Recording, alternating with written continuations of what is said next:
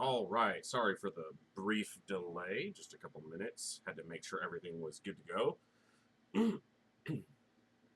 Always a little bit scuffed. First stream coming back after the weekend. Got to make sure we're good to go. When the chrysalids got upstairs, I was thinking over and over how bad it would go, but I play on an easier difficulty, so I figure the voice was trained professional. Yeah. Trained professional.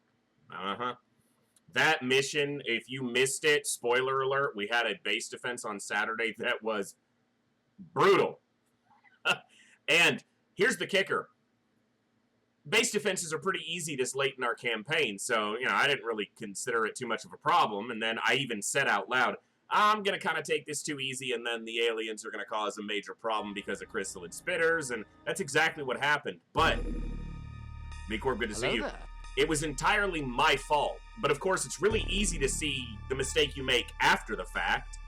All I had to do was be slightly more patient. The streamer in me gets concerned that if nothing happens for too many turns, you guys will get bored. But of course, there was stuff happening every turn.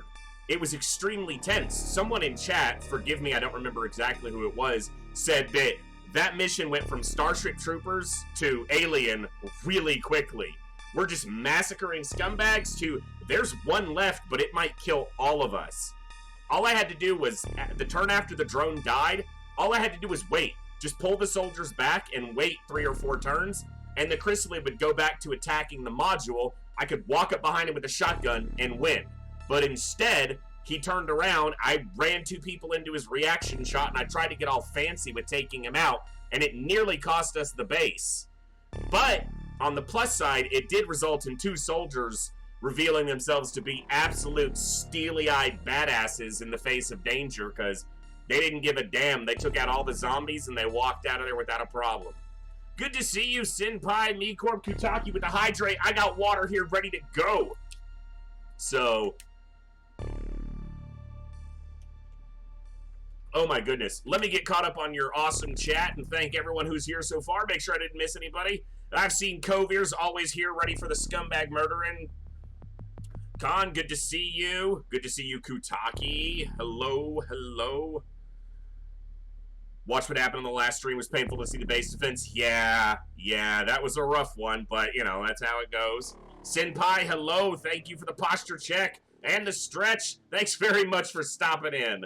So, all right. So, yeah, a lot gonna happen this week, obviously. At least we hope so.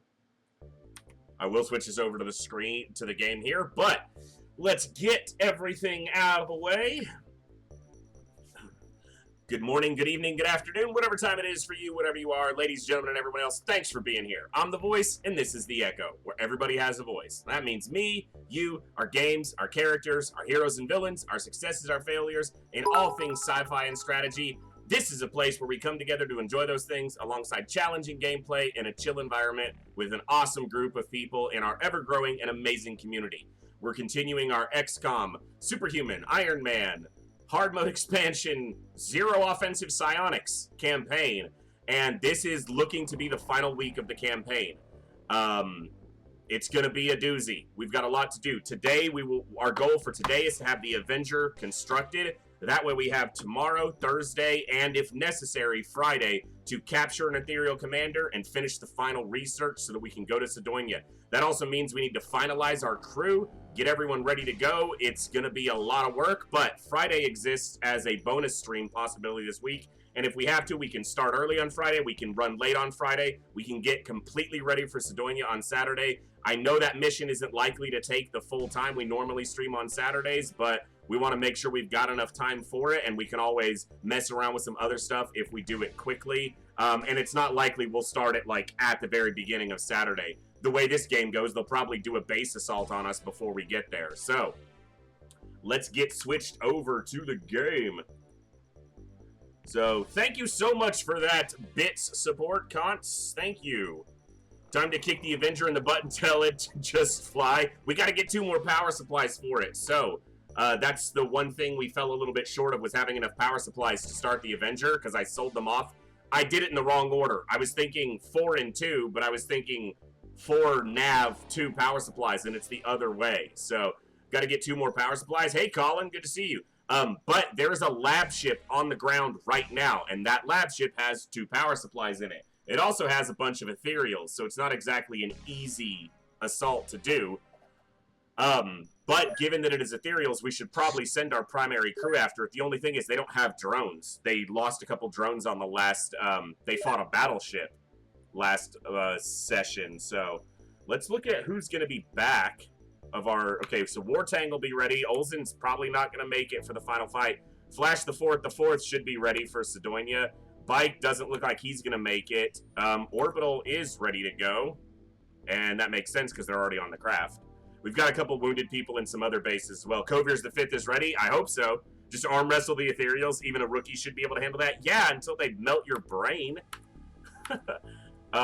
This crew is probably not ready because they don't have drones. Are they waiting on drone smoke pellets still?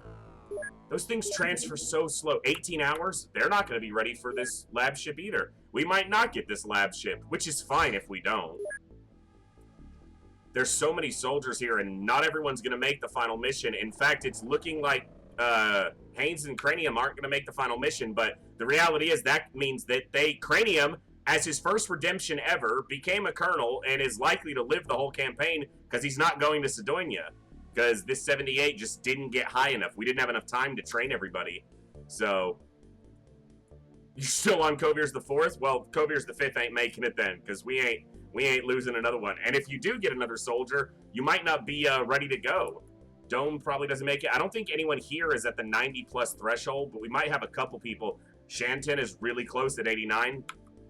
79. 85 is a possibility for Mecorp. Shikasra, 85. Zarnia, we need to ship over to the primary base. This is a soldier who's making it to the final mission, most likely. Mumbles, Haynes, and Cranium are 3 amazing soldiers who probably won't make it. I don't know, Kutaki. I'll have to take a look and find out. You guys die so often, I can't keep track of it without having to look back. Gleaser could make it if we need an extra spot. He's really close. Jat is definitely going to the final mission. I think Jat's earned it as well. Dante, probably not final mission ready at this point, but we'll see. Frigo's possible. We've got a couple rookies, obviously, that have, you know, the size strength requirements, but they're probably not going to make it. Some of those are named soldiers, but we may just not have time to get them in there. Some of those folks joined pretty late in the campaign. Let's take a look here. Sierra, that's final mission stats right there. Zipper, the problem is they're both rookies. So we're going to try to send them on a couple missions this week. Maybe even onto the base assaults. Yukian, Mizoral, Union, Blood Orion. Like everyone over here needs to get in some missions. Senpai's really close and will probably make it. Cranium big-brained it there, surviving and being a great soldier, but didn't want to do something silly like going to Mars to fight aliens when he could go to Chili's for Southwestern egg rolls that night instead. Yeah, Frosted might make the final mission. 5 days to recovery, decent stats. Zinkowski, good to see you. Sinead McGrath, if she's healthy in time, she's going to the final mission. In fact, I could even try to push this for this soldier to be ready, because this is a colonel with incredible stats, including bravery. I forgot to do my size strength homework again. That happens. And then, what do we got here? Nobody. I've got new people showing up, right? Okay, yeah, this base is... If this base gets blown up this late, it just... That's what happens. And then these soldiers are just defenders. None of them are, you know, stand out enough to go to final mission. So, it looks like we've got enough to cobble together a final crew. We've got a couple rookies we'd like to get into some missions to see if we can get them some stats. But right now, I've got a lab ship that I can't go to because I don't have a crew that's ready for it.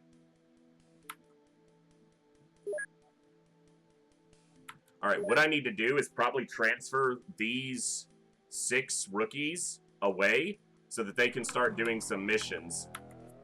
And I need to hire more soldiers for this base, possibly. I already did, it looks like. Okay, so, and then I transferred defenders here to just cover this. Well, maybe not defenders, decent stats. Hey, Voice, DM Colin. Hey, Rothschild, good to see you. If you want, you can go to Mars without side training. Apply for SpaceX. Labrador ship. Yeah. A Labrador ship. That'd be easier. Just have to fight some puppies. Alright. I gotta look at, these people are people that I want. That's why I shipped these soldiers over here. They're actually meant to fill out this crew so that we can send it to missions. I don't think, so the lab ship is down, but I'm not gonna rush to this without having enough, you know, I'm not gonna risk our soldiers this late in the campaign, not our good soldiers. So their drones are complete. Zarnia, good to see you. We were just talking about your soldier. These drones are repaired. These guys just, we just don't have the smoke pellets to send those guys on the, to the mission. We also shot down a terror ship, or excuse me, an excavator and a supply ship. So, and it's possible that those have some power supplies. And obviously more ships are going to come around. I just want to get the Avenger started as soon as possible. Looks like we also got a small ship shot down over here. Okay. Volunteer for Met Conversion Program. Zarnia, sign up in the, all of you. Our next run after this run completes is going to be an Impossible Ironman run of Enemy Within. If you're in our Discord, go into the Enemy Within channel, sign up to have a soldier named after you in that run. But make sure you read the pinned description. I know it's a little bit long, but I want to make sure everyone knows exactly how we're going to do it. But you have to react to that post or your naming request won't be counted. And if you're not in the Discord, the link is below in the channel. Hop into our Discord, be part of the next run, be a, you know, weigh in on the runs we're going to see in the future. Definitely get involved. So, oh, come on, let's go for the lab ship. What's the worst that could happen? I could lose all my size strength soldiers and then this campaign gets pushed an additional week. I don't want that. I don't know if there's a Discord command. There's a socials command, Zarnia. Exclamation point socials. Should show you our Discord link. No, it doesn't. Yes, it does. It's the first link there. And if for some reason that link doesn't work, just yell at me. But Discord is also linked below in the chat. So, okay. I've got a lot of small ships to go to, but like none of my craft are ready for this. They got to repair drones as soon as this is done. We're getting soldiers shipped here so this ship can actually do missions, or here, rather. Alright, we're going to ignore this lab ship. It might land twice, but it's going to be at night, so I'm not going to do that. Hey, Bash, good to see you. Hope you had a good day. Repair support drones. Drone scanners. I did that the complete wrong way. Alright, if we miss the lab ship, we miss the lab ship. It's not really that big of a deal. That's a supply ship that's going here. I also can't do that right now. We'll get the ships that are on the ground, so it won't be a big issue. This was targeting Southeast Asia, so we'll shoot it down with the Retaliator from over there. Medium Scout doing an Ethereal base in Europe. I don't think so. I think there's enough of those. We do a hard mode run in the future, I'm going to make it to where we have to destroy all the alien bases before we go to Mars. Ha! The next time we come back to this mod, we're going to make it even harder like that. Probably be a while before we get back to it, though. We've got to do our Impossible Ironman run. We've got to do probably an XCOM 2 run, possibly another Terror from the Deep run, plus all the non-XCOM games we want to get to in the future. Am I alive right now? Casey, I think you are. But let me double check that, because I think you became one of our captains who's been doing pretty well, but you might have died in the base assault, actually. We had a disastrous base defense last week.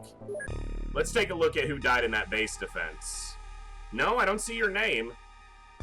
Kutaki, I do see you the day before that, so you're probably dead right now, Kutaki. You asked a little while ago.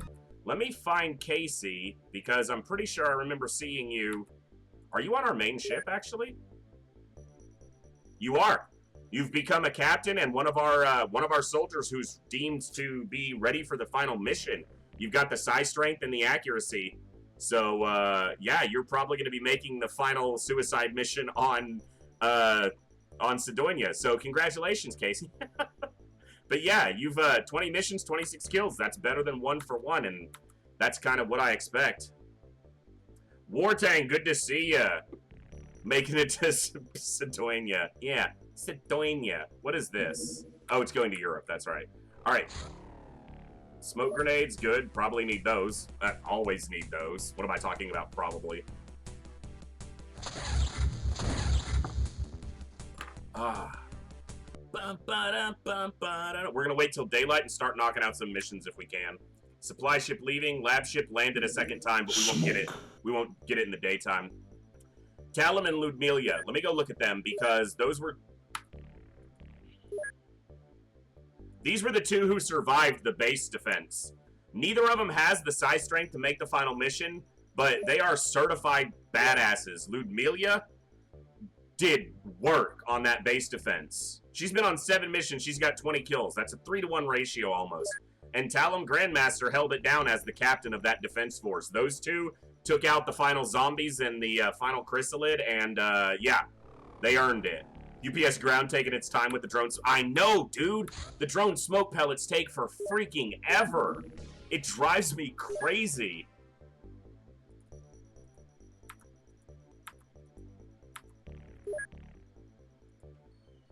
Flying suits to reinforced.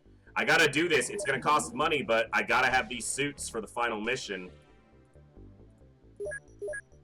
And until we get those power supplies, we can't start the Avenger anyway. Alright, we got a lot of small ships to take out, but I gotta see...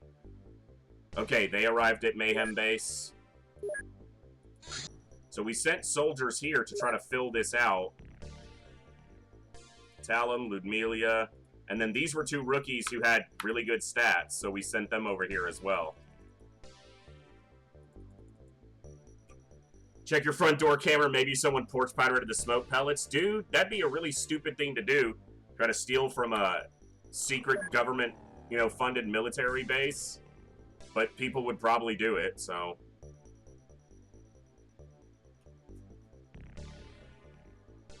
Still short a couple soldiers here, and yeah, we don't have all the armor we need either.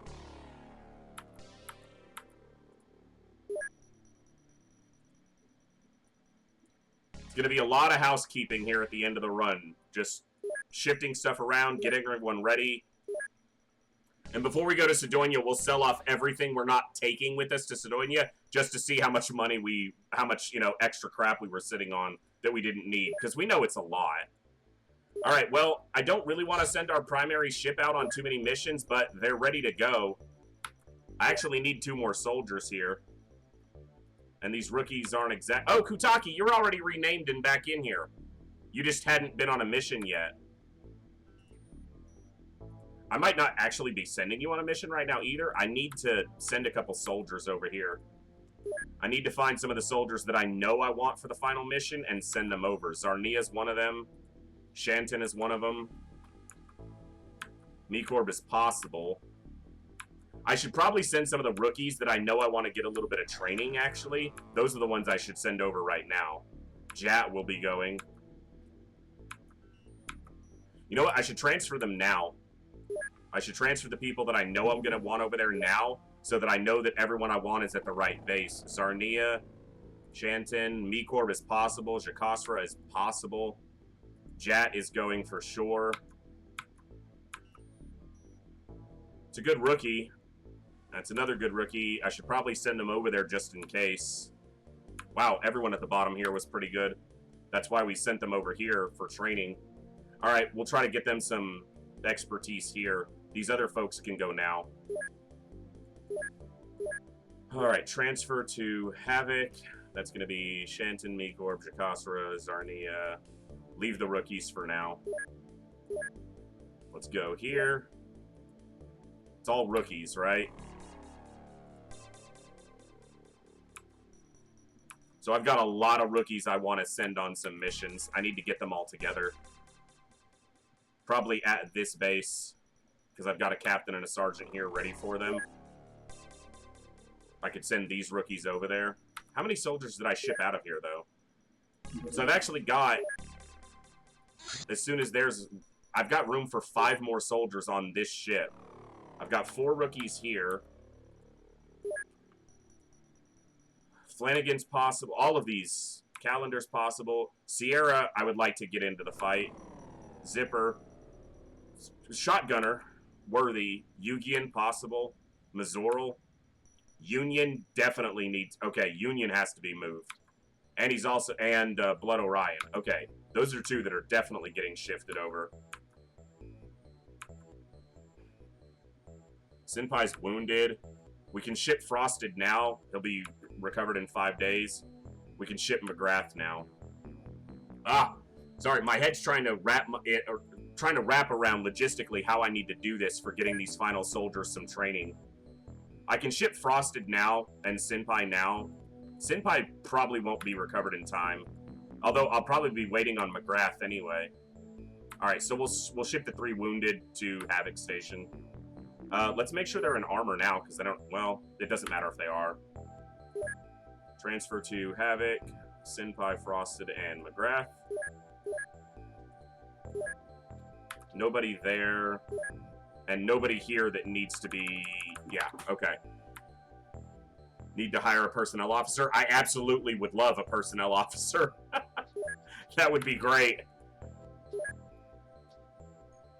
So Sierra, Zipperman, Yugen, Mazoral, Union, Blood Orion, all of those I want to see getting possibly ready. Because there's going to be more than 26 soldiers that are capable of going to the last mission. I want to have options so that I can form the best crew possible, because what I don't want to do is lose this run after 400 hours if I can help it in any way. So I need to have extra options to make sure I can piece together the best final crew possible. So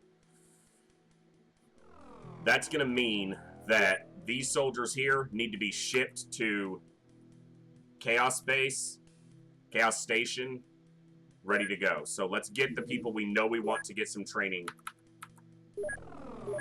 Because I have more soldiers coming in here. So this will have plenty of soldiers for defenses. So let's check their armor. It looks like the people I want are in reinforced armor already as well. Which probably means I sent them here recently, and now I'm shipping them back out. That's fine. Transfer to Chaos. Oh, I should probably take them off the ship. So, Sierra, Zipper, Yugen, Mazoral, Union, Blood Orion. Those ones go for sure. Those two don't. Okay. Yeah, it'll prove that it can still be made more difficult. Yeah, yeah. Not losing this run would be pretty dope. Yeah, yeah. It would be nice.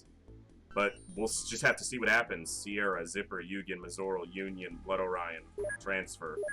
So that should mean that we have incoming to this base not only a bunch of rookies that we're probably going to fire.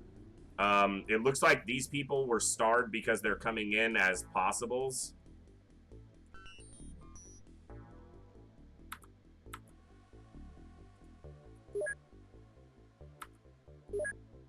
And then here we should have... Yeah. Okay. Alright, it's going to take a little... I'm bouncing soldiers back and forth a lot right now. I transferred officers here. Yeah, all these soldiers have some missions under their belt already. Combined them with what's on here, and we have the bulk of our final crew. We'll just have to see how it shapes up. I'm going to miss some of these ships as I get a crew finalized here, and that's whatever. It is what it is. I don't care about retaliation right now. Muton Elite Corps. Nice. Undergone severe changes, especially the armor has been significantly improved. Also more implants for enemy tracking and more survival ability. Nice. Like adding Chrysalid to this spit in 2 after. Yeah. Yeah, it's, I don't know all, you know, what to expect on it. It's going to be an interesting mission for sure. We've got almost all the corpses researched. That's nice. Well, tracking has always been a feature of the game. Past a certain turn, the aliens keep track of your location for a number of turns, dependent on their intelligence score. So, okay, so Mayhem had some soldiers show up.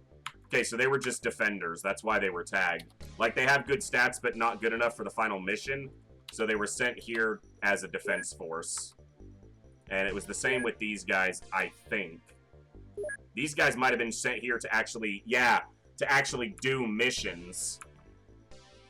And I just shipped soldiers out of here that had similar stats. This soldier is going away.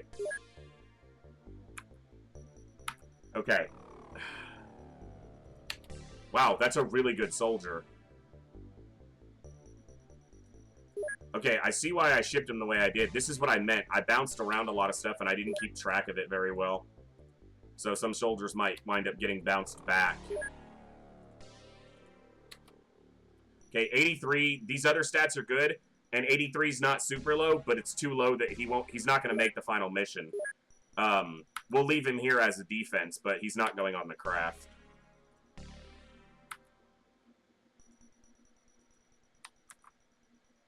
Okay, that's fine. I'm waiting on this to pop up and tell me my drone smoke pellets arrived, finally. Alright. Got 3 drones on board.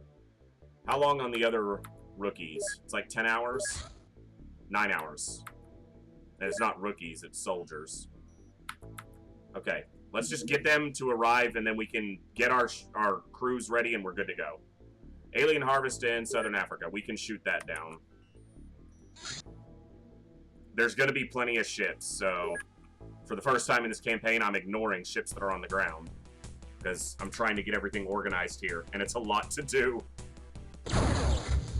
Okay.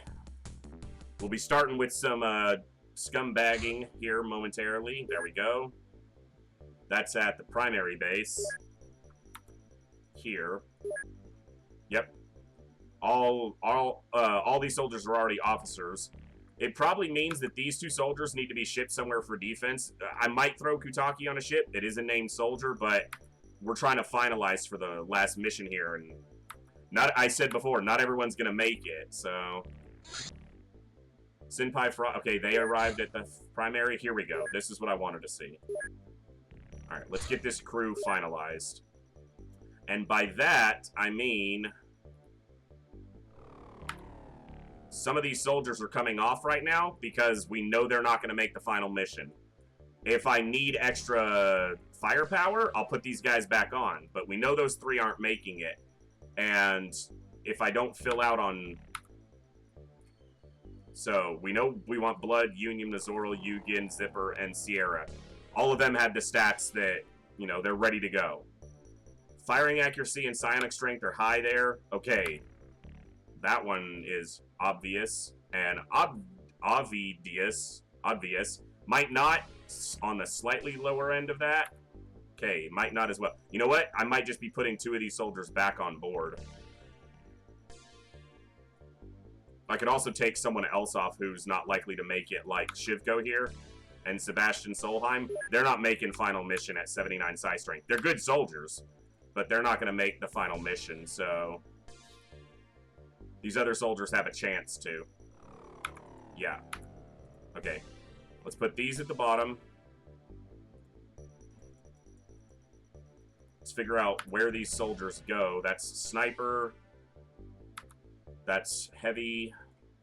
Snipers are further back somewhere. Sierra, sniper. Zipper, shotgun. Zipper goes to the front. Bushido, shotgun. Mazoral, heavy. Darth Mucus was a shotgunner, wasn't he? I don't think so. Not this iteration of Dart. Sierra was a sniper. Yup. Gonna try to group these together. I've also got some unnamed soldiers in here. Well, 1 or 2. Union, shotgun. Blood Orion, shotgun. Doesn't mean that's what they'll be on for the final mission, but it's what they're on for now. Mumbles and Cranium. Yeah, we'll put Haynes back on. They're 3 snipers. We won't be sniping with them a whole lot right now. It's the same as the function they've served for a while. They'll be, you know, the backup for the kills that we might need. Sierra, Gleaser wasn't on a shotgun. This soldier, there was another one who could have been a shotgun, or a sniper, not a shotgun. Dome Reaper was, Haynes, Mumbles, and Cranium were our snipers. And then Theus and Sierra. Okay. Let's check armor. Most of them are in armor, and we have reinforced flying suits for everybody. That's Perfect.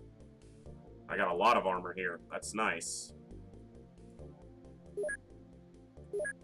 Okay, we got plenty of smoke grenades. Blood Orion. Shotgun.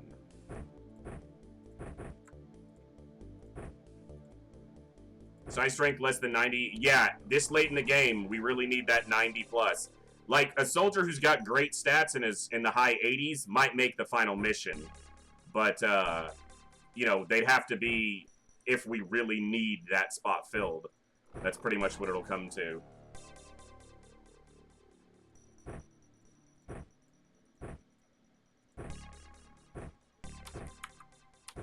Union, Yugian, Zipper.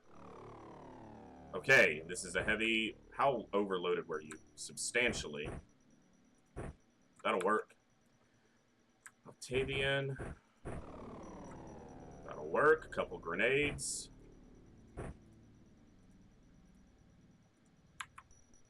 Mazural, same loadout, just with more because you can carry more.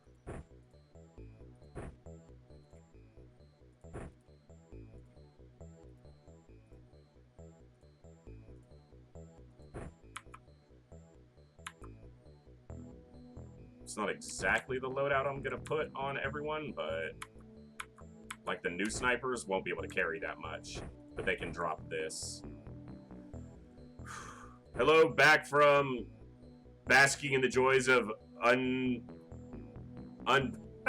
underbarrel grenade launches. I got you. Very nice. Good to see you, Cad. Hope you're doing well. All right, Sierra. Gleaser needs some smoke, and he's good. Gleaser can also carry this. So this crew will allow us to get some rookies a little bit of time, see if we can turn them into final, you know, final mission soldiers. Okay. We got a lot of rookies there.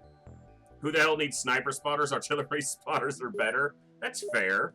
It's not unfair, at least. Okay, let's do a mission. What do you say, you guys? You've been sitting here long enough waiting? Let me check which ships these are. That's the small. I want the supply ship. Yep, I want the supply ship. See if we get there in time. The Thunder's pretty damn fast, so we should. If not, we'll start going after these other ships.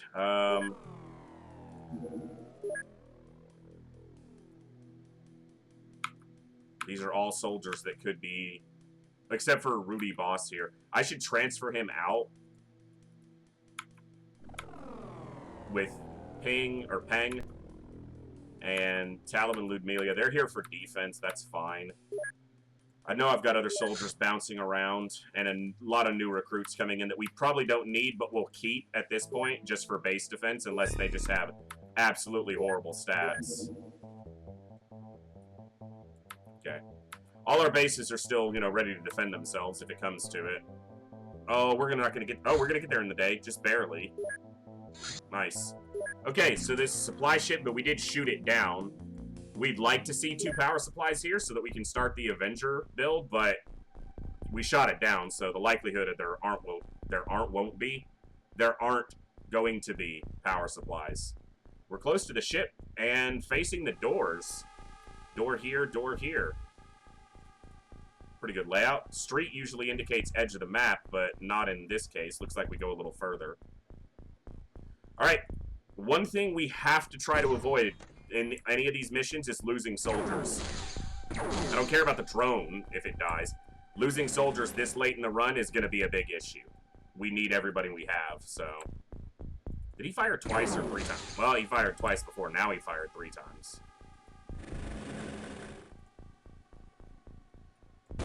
So yeah, we want to very much cut down on losses.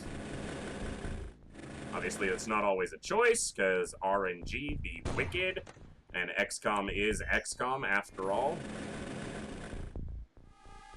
We are also super close to the ship, which means a lot of psionic attacks are extremely possible here. Hey, we shot out the wall and revealed the scumbag. I like it. Yes, indeed. Gotta smoke it up, Zinkowski. Keep ourselves safe. At least relatively speaking.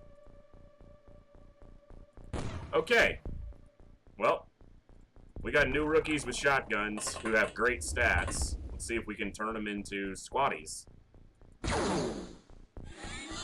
Scumbag counter on and up. Blood Orion gets the first kill of the evening.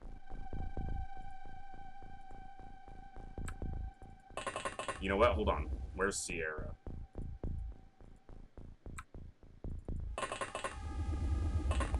Give Sierra a crack at this guy. First shot on this iteration of Sierra is a kill. Very nice. That's what I like.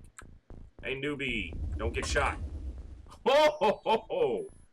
I'm glad he apparently has decent reactions and stopped moving. Where's the other one he saw? What the heck? Oh, it's inside. He's seeing it through the window, just barely. Oh, what are his reactions? He actually has crap reactions. It's a good thing he didn't get shot there, but I might be able to blow through a wall there and kill some of those scumbags. Lots of side attacks means lots of side training. It could, but it could also mean trouble.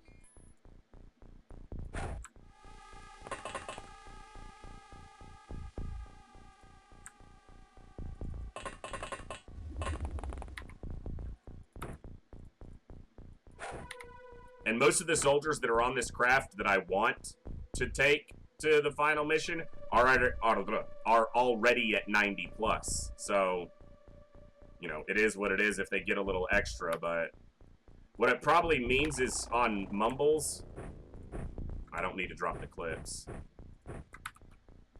On Mumbles, Cranium, and Haynes, I need to drop their weapons and actually put them at the back of the ship and then block the door with some soldiers who are a little bit higher on the psi strength. The good thing is that the low psi strength soldiers are all fairly close to the ship, like everyone else is, which means they're likely to be the ones that get targeted, so they'll actually bait the psi attacks relatively well for us. Alright, Octavian.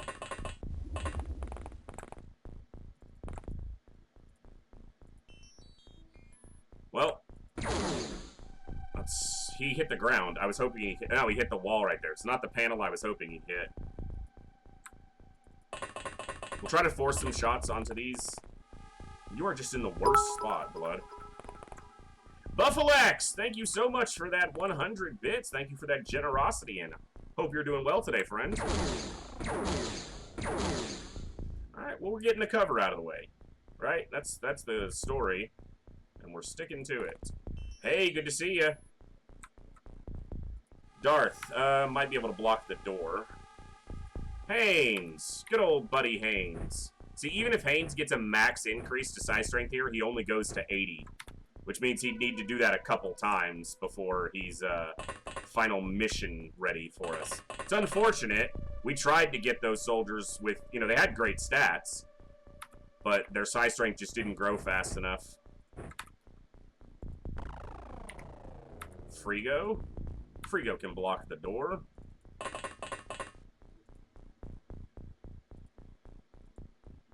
Cold Eye, it's a little low. 84. 84. Cranium! Come on back. Actually, I don't even need to block the door. If it's 4 primaries that I need to block in, then I just need 2 soldiers to do it. So, Gleesard and 86 can stand here, face this way. Because, oh, that is a diagonal spot, so I would need more to block it. We'll just block the door then. And I said Frigo is the other one, right? Yeah. So we'll just do it like this. Everyone who's on board the craft right now is on a relatively low psi strength, so we're going to try to block them in. We'll drop their weapons. Hopefully it means our crew for this mission is severely limited, because we're leaving 7 soldiers back here. But we're going to be patient. We're going to see if we get our power supplies here. We're not going to try to force anything to happen.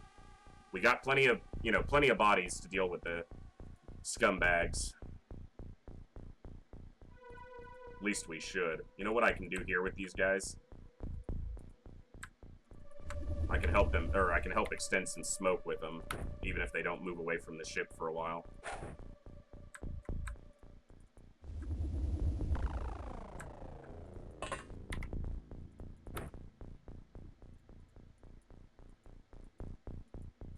Really, you can't?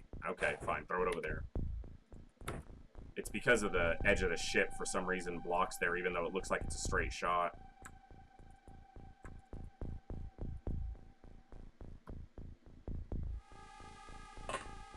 Okay, let's see how the turn goes. Gotta keep everyone alive, or most of everyone alive. Thank you all for being here tonight. I hope everyone's having a good week so far. Hope you had a good rest of your weekend after Saturday, if we saw you on Saturday. And yeah, this week's gonna be a crazy one. We're 375 hours into this mod. Now, about 25 hours of that was spent learning the mod. The first week, we didn't really get a run going. So we've put about 350 hours into this single campaign. If they were willing to roll it, yeah, you wish they would, you know? Underhand it, damn it. You don't always have to baseball it, you know? Just underhand it, it's fine. We're not looking for finesse here. We're looking for results. Mazoral gets a squatty promotion. That's what I like. I don't know why I clicked the drone inside there. It's not tall enough to see through the windows, generally speaking. Oh, wow, look at this. There's 3 of them over here. There's this one, and there's 2 more over here.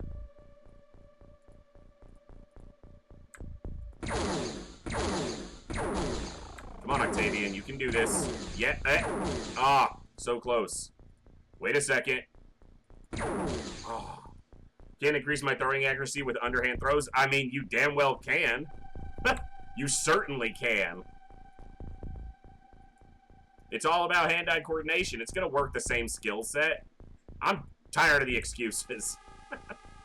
Just do it. Do it.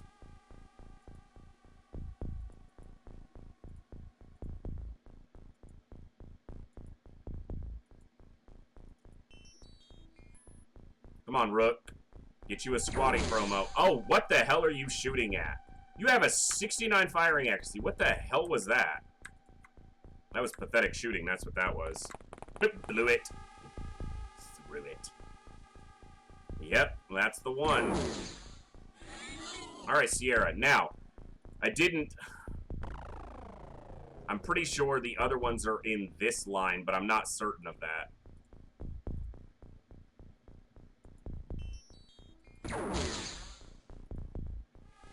See if we can chuck a grenade over there somehow. Blood's got some decent strength. We can't get one in, but yeah, alright. Maybe XCOM should hire cornhole players if they want underhand. Old bad, I'm telling you, man, if a couple of them would just underhand toss those grenades, we'd get them in a lot of really good places, and it doesn't take a lot of strength to do that. You know, it's about accuracy and finesse.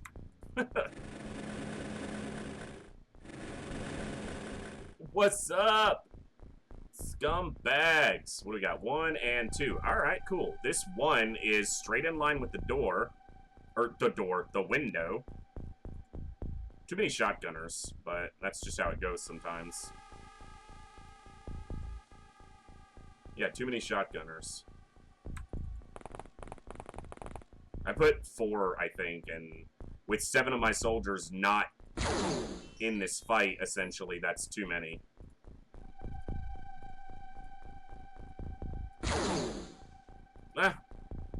He had a chance. It wasn't much of one. I could throw a grenade. Nah, I might not be able to throw a grenade, actually.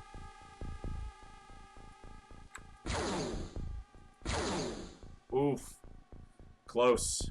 Close, but no banana. We killed that one. Okay, yeah. That's fine, then. Come on. This poor shop owner, his little bodega is just getting wrecked.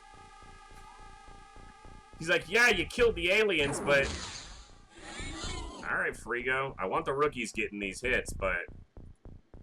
Hope these people purchased XCOM insurance. You know, it's just how it goes. We're here trying to save the world. I mean, sacrifices have to be made. Your little corner shop's just in the way.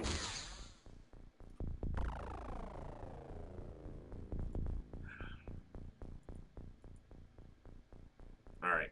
Don't need to rush this.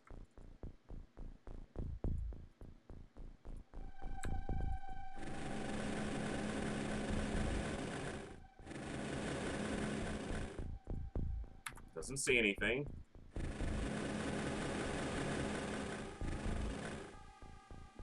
Okay. That guy's too close to the door. That didn't kill anyone, but I didn't expect it to. It does blow through the roof, but... yeah, there goes the drone. That's whatever. Screw that building in particular. Dude, son of a... they're gonna make this hard just by killing my drones. And they're not attacking the people in the fish tank. Annoying.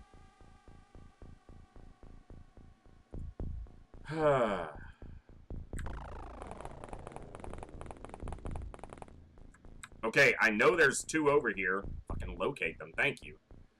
Alright, rookie, redeem yourself from the last turn when you didn't hit a damn thing.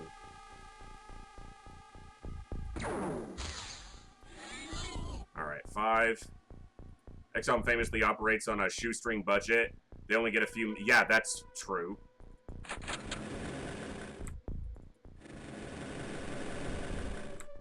Come on. I was like, where is he? I know he's over here. Holy crap, look at this son of a bitch. What do you think you're doing? Other than dying.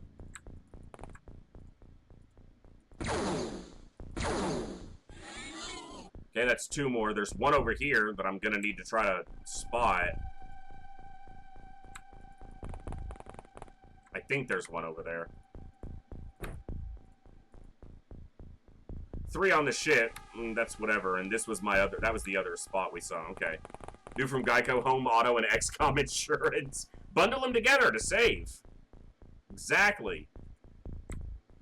Geico, where's the sponsorship? Come on. Alright. We killed 1, but there was 2 over here the last time the drone was actually able to scan. So, yeah, there he is. Alright. You step out. Sierra's got this under control. Boom! Wrecked! xcom insurance doesn't cover alien damage. That's the different insurance entirely. Well, I think that probably might fall under your homeowner policy in a world that's being invaded by aliens. At least you'd hope to. No, see, that's the thing, Zarnia. After they added xcom coverage, insurance approval ratings went up to 100% because xcom just kills everyone who doesn't approve. Come on, it's not hard. Why do you think nobody survives the terror missions? Because of the aliens. That's exactly what it is. I can't believe this one got so close to us. I guess I need... well, there's really nothing in this corner. Let's have Gleaser go look. I know I'm not... I was blocking the craft with Gleaser, but... like, I need to know if there's anything over here. And he's the man for the task. I can't believe they popped 2 of my drones. Like, just... that's so fucking annoying. As long as I have 1, I can scout the doors. If I have less than... you know, if I have no drones, which is to say less than none, becomes a little more problematic. Don, you're going to block the door, actually, because you're at an 84. And while that's not high, you're the next best option, so... alright, Dante and Frigo are blocking the door with relatively good size strengths. Mizoral is going to look at this door with blood. Exalt is just insurance companies trying to get XCOM to stop destroying everything. Yeah. That's a possibility I don't dismiss. Out of hand. The reason the drones died last turn, too, is I didn't cover either of those outlying drones with smoke, which is just laziness on my part. We depend on smoke so heavily that we literally have emotes and sound alerts for smoke, and I didn't smoke 2 drones, which I rely on for scouting. Brain no work on Tuesdays, guys. I have to get it back into XCOM mode after not playing for Sunday or Monday. So one of the people that I have blocking the door is one of the ones who got targeted and panicked. There's literally people back here with 70-something size strengths. Alright, move them up to the front so that they're closer to the ship. So hopefully they draw the attacks. Mumbles, Cranium, and Haynes. Like, come on, man. Alright, it's your job to search the rest of this side, rookie. That's it, so there's nothing else over here. Psi lightning rods, that's pretty much what I need, yeah. I mean, okay, so something opened the door. So this is an interesting thing you can consider in your games. We don't see an alien right now, but the only way we get a visual of this is if something opened this door over the end turn. So it almost certainly means there's an alien that moved out of the ship. Almost certainly. Or at least they opened the door. Nope, they did. Look, they're right over here. There he is. So if you see the door open, if you see this, you know, more than you could see previously, you know something came through the door. We also see a dead one, so we'll count that one.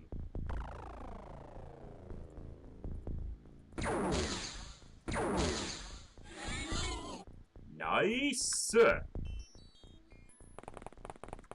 You can move over here. It's not perfect, because obviously the scumbags are inclined to walk to this spot, but until I get the drone pulled back around to be near the doors, soldiers got to do the scouting. Okay, we got movement up there, and we've got... The aircraft pilot can claim that kill? Sure.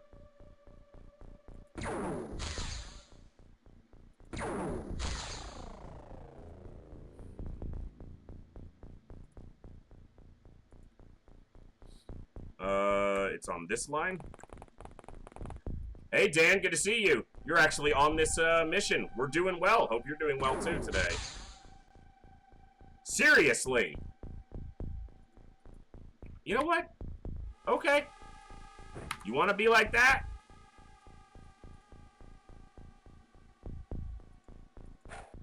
Fuck you, too. I'm not doing this shit. We got our accuracy training on him. Now he can die. Ethereal's secretly an elite muton in its cloak. Shooting that guy some assless chaps. Yeah, just blowing the robe away. Really good? Glad to hear it. Glad to hear you're doing okay.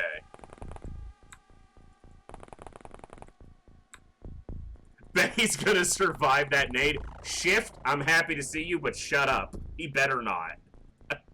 He better freaking not. Hello there. Yes, indeed. Hello. All right, let's roll this way. Okay, so it's a really small exterior. Like, this is a very tiny map for a large ship. It's about the smallest you can get and fit a large ship in, which is good. For our purposes, it's good. Because we've searched the exterior now. We're almost positive it's all empty. So now we just have to deal with about 10 more aliens on the craft. Yeah, he didn't survive it. Few survived the point-blank nade. Which I like. You heard a lot of doors opening.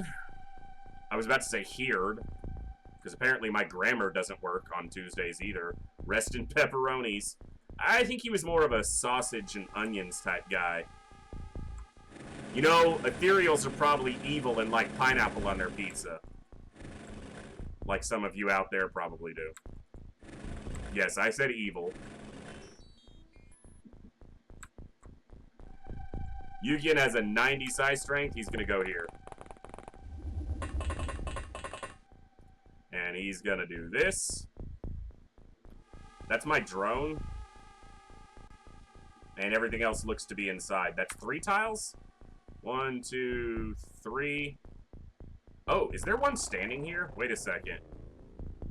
Thank you, Bash. Bash is about to kick off his stream. I'm not telling you guys to leave here, but Bash is streaming some Dark Souls probably tonight with his Dank Swoles challenge, and he kicks off at 8 p.m. So, multitwitch.tv, get both of us pulled up and enjoy some Dark Souls alongside some XCOM. That's the way to do it, folks.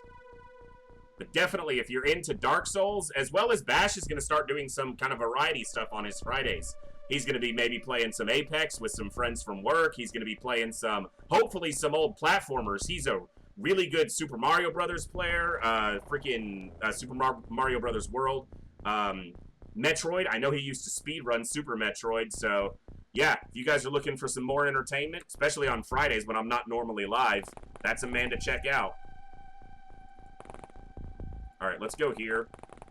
It really looked like something was over here, but it could be in the overhang. Slash Streaker, thank you so much for that follow, and welcome to the Echo. Hope you're doing well, and glad you're stopped by. Alright, so yeah, the problem with rookies. No freaking stamina regeneration.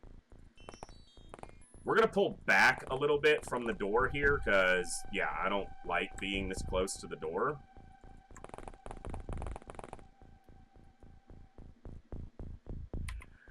Colin, let me verify or clarify the statement there concerning pineapple on pizza. It is evil and it is disgusting.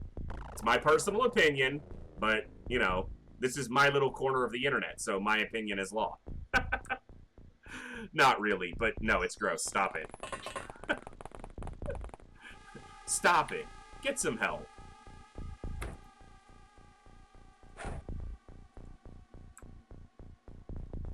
And let's get our snipers over here, because I might pop the door and shoot in it a couple times. We'll get Sierra, and let's get our boy Thies Cruz down here. Ooh, all right. Okay.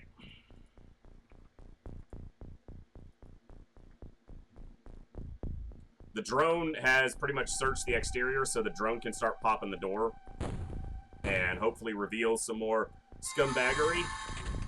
I gotta tell you guys, it's not even, it's what, the beginning of August now? I'm so done with summer already. And I live in a place where it's always hot in the summer. I live in freaking Texas. Like, hot is what we expect here, but I am so done with this. It's been over 100, like, every damn day for a century or something ridiculous like that. Like, I'm so tired of it. Okay, there's another dead one. That's one more we don't have to count. Or we count because we don't have to kill. No power supplies, obviously. They all went pop, but that's fine. Look at that. He did go, look, it did exit and go to the same spot. So this is a pathing point where these scumbags always go to this spot. It would appear anyway.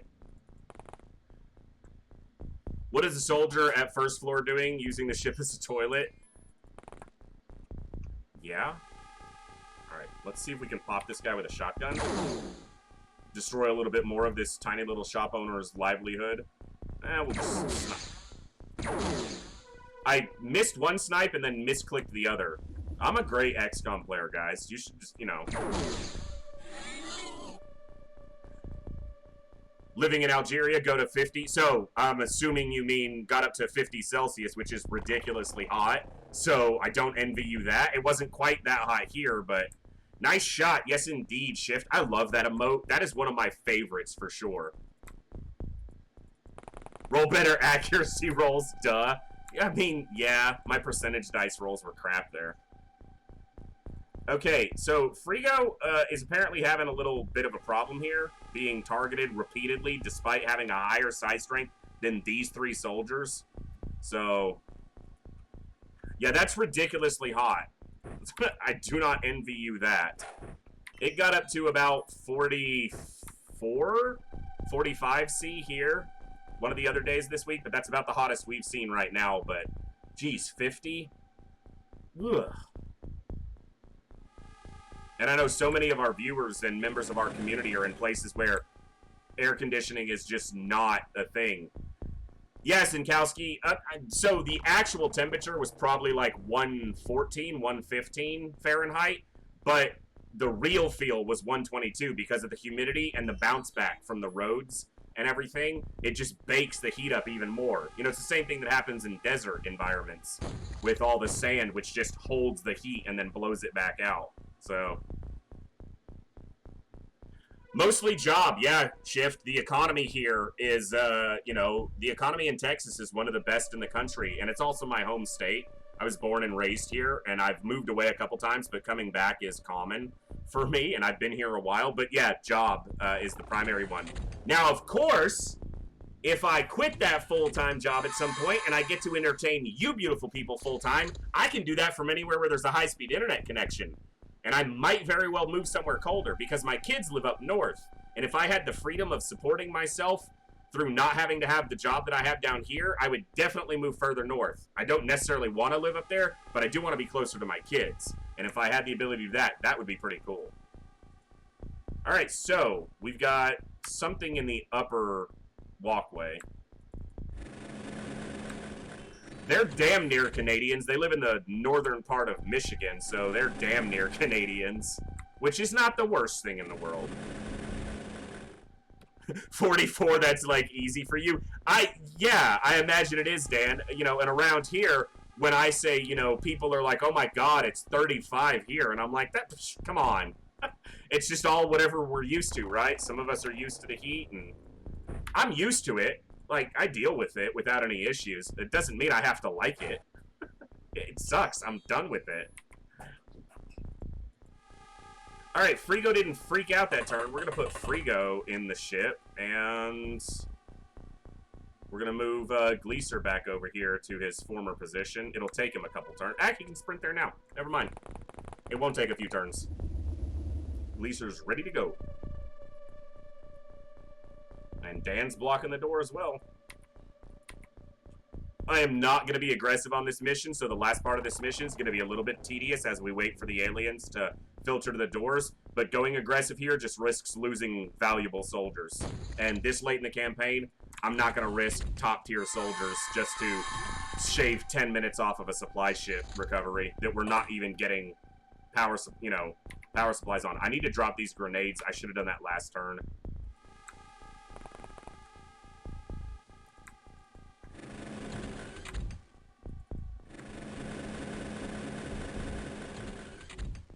Yeah, so we've killed everything that's not in the upper, you know, part of the ship now. So now it's just a matter of getting them to come out here.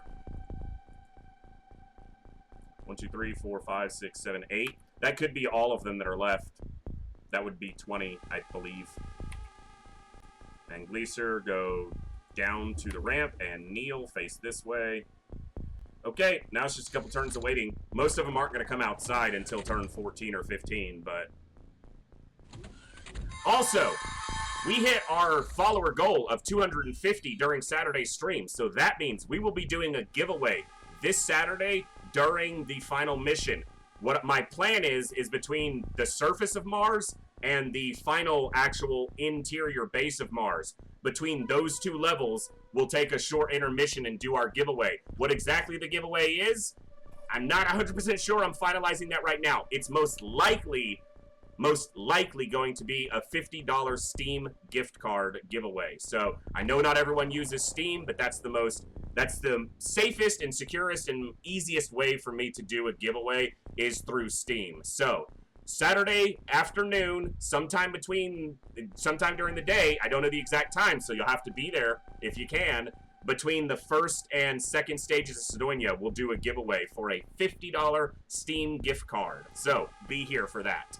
And you do have to be a follower to be entered for that. And subscribers do get double the entry. So subscribers have a higher chance to win because you guys are the supporters and the ones growing this channel. So as a thank you, that's what the giveaway is for, as a thank you to all of you. God Sniper, thank you so much for that follow, and welcome to the Echo. God Sniper, you need to get in on one of these runs. You've got a name that's literally built to be an incredible sniper.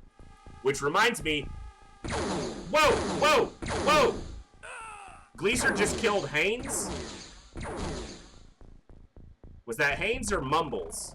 No, it was Cranium. Ha! We just talked about how Cranium was on their first soldier. They make it this far into the campaign, and they get killed by a berserk on a soldier who has 86 size strength and 40 bravery from a distance of at least 10 tiles. Psionics are crap. You know that? Cranium just bit it to that shit. Are you kidding me? XCOM in a nutshell. Gunder, you are not joking. Alright, Cranium. You served well. You weren't going to make the final mission, but I didn't want you to die. God, that's such bullshit. That is such crap.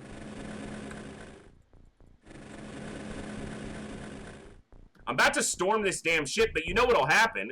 As soon as I storm in there, a soldier with 99 psi strength will get mind controlled, because if they can, in a single round, berserk a soldier who has 86 psi strength and 40 bravery, well above average on both of those stats, and he gets done in one turn.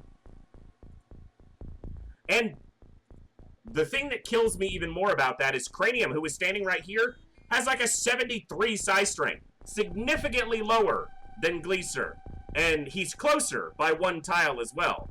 And they don't target Cranium. They target Gleeser, who has 13 higher psi strength and better bravery, and is one tile further away from the alien ship.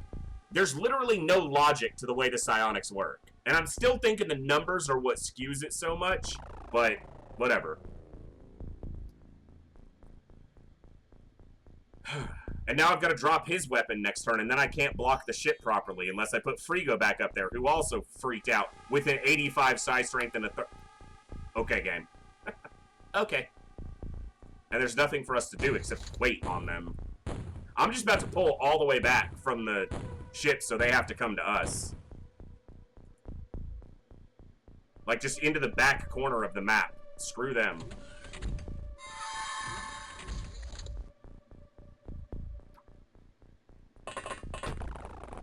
Such bullshit.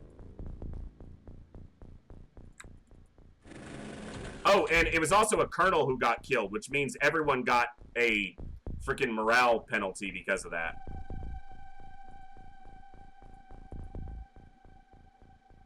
Seven? Yeah. Still seeing 7 on board.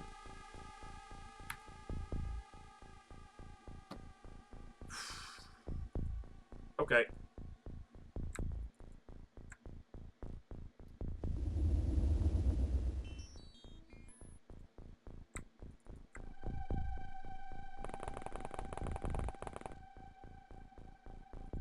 Wanna play it this way, game? I can do that.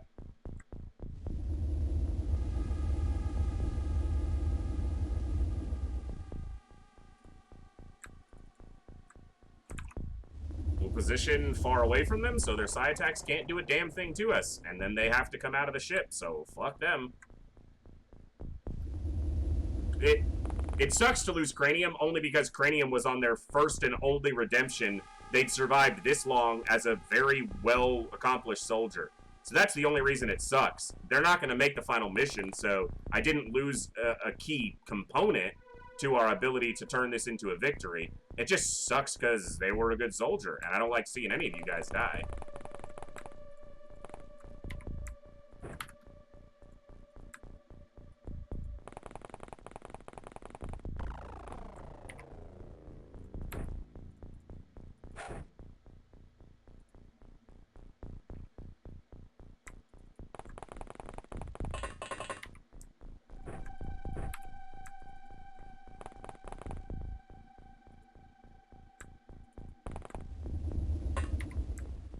Their shotguns aren't going to do any good if I'm moving everyone away from the ship, so we'll pick up heavies on the way over. 2 days away from... Yeah, he was about a week away from retirement, you know? He was very close. Blood Orion's going to stay close to the ship as one of our scouts. We do need that option available.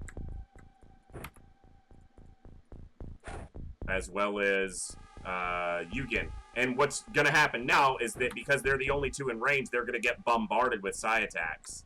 And even at 91 psi strength, they'll probably fail some checks. But that's whatever. Alright.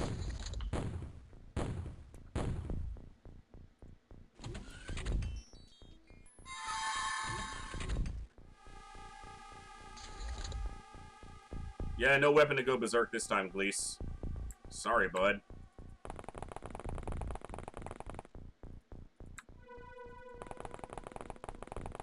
Yeah, Cranium would have been able to sit back, watch the Avenger depart for Mars, and know that he was one of the few remaining high-ranking soldiers of XCOM, and he could have just coasted, you know, until retirement a couple of years before TFTD starts. He'd have spent the next 40 years as a career colonel, just sitting back and making cash.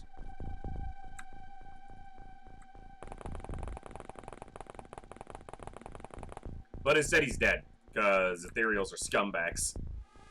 Scumbaggiest of scumbags. Okay, snipers stay there. Other two guys stay close. The only person back here is... Oh, I forgot Frigo. Yeah, come on, Frig. Frigo! They can take our cranium, but they can never take our Frigo! 1, 2, 3, 4, 5, 6, 7. Come on, man! Let's go, scumbags! I'm getting tired of waiting.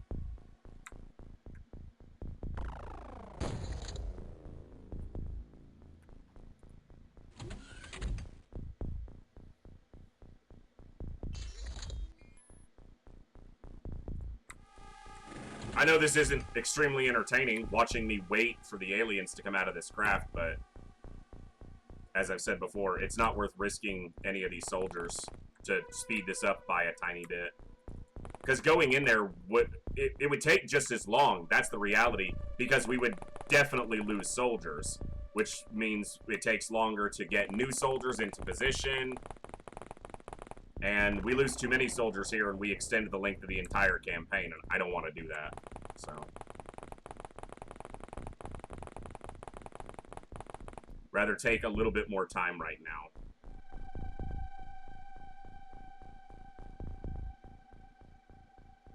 Oh, I forgot one over here. Octavian.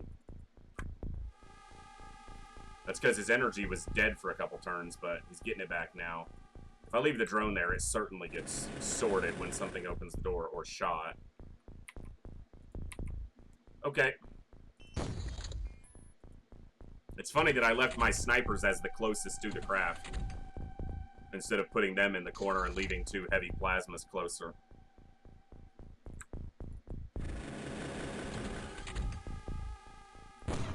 So we'll smoke that now because we're coming up on turn 14. That'll give us a little more obstruction when we open the door. But it shouldn't really matter.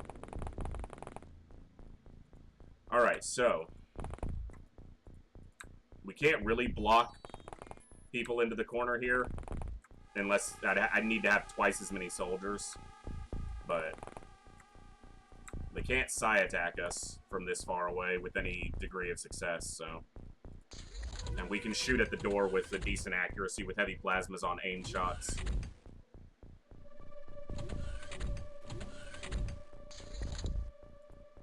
Yeah, I know.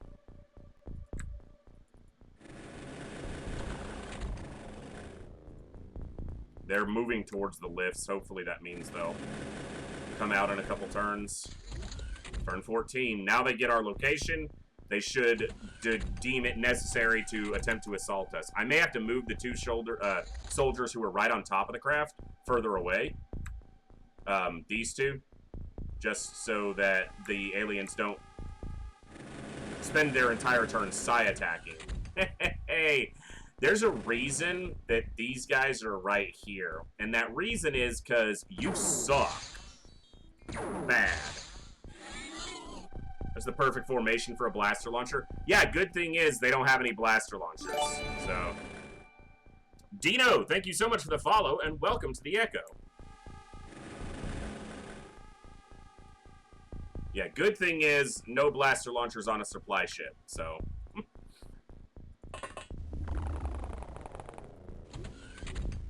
Okay.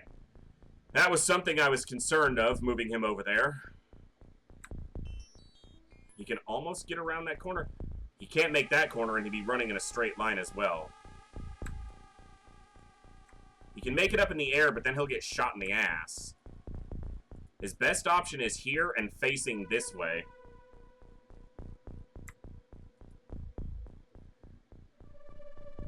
Yep. That's the best option. Here and face his armor towards them. And then the one good thing about, well, there was a lot of good things about Haynes, but one of them is the arm. Get a smoke over there. I couldn't block it with the drone even if I wanted to.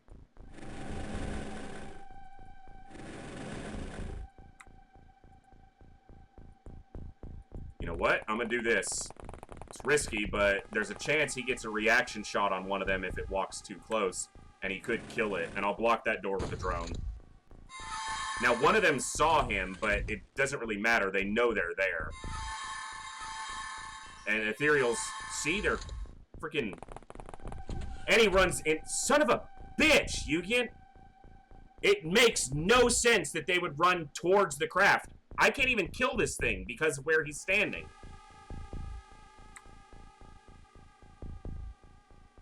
You've got to be kidding me. Okay, so here's what we do. Here's how we tried to save him. Even though he's got a 91 size strength, they attacked him nonetheless. Now, there's no way you can get this inside the door from there because of the overhang. But you can get it to there. You can pick it up. If you stand here, can you throw it past them?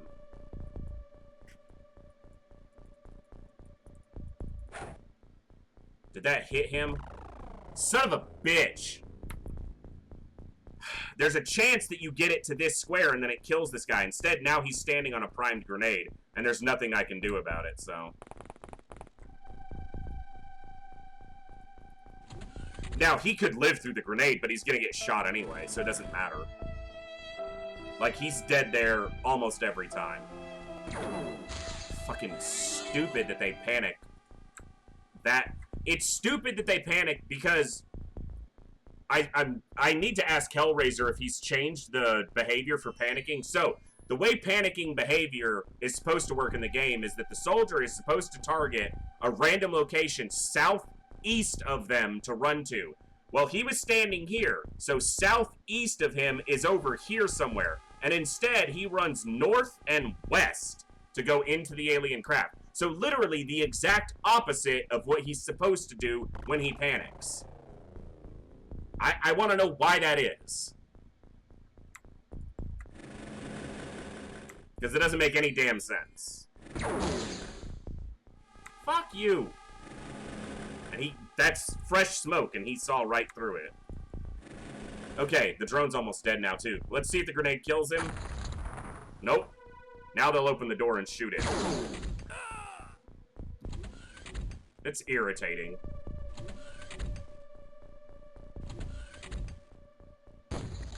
Because it just doesn't make any sense.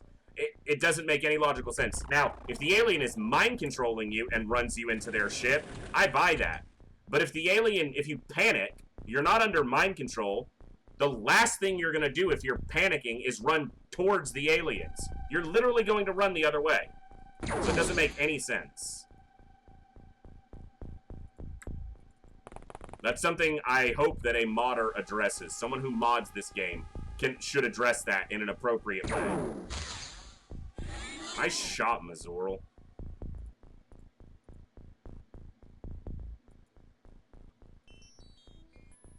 Well, that would be one thing, Shanton, if it was random and chaotic. But it happens literally every time they panic, they run toward the alien ship, which makes no sense. Literally every time. That's the 4th or 5th soldier we've lost on this game, on this campaign, because they panicked and ran to the door of the alien ship. Like, it makes no sense, because it happens all the time. So that's not random. That's bullshit. That's what that is. If it was random, I'd buy it. It's not.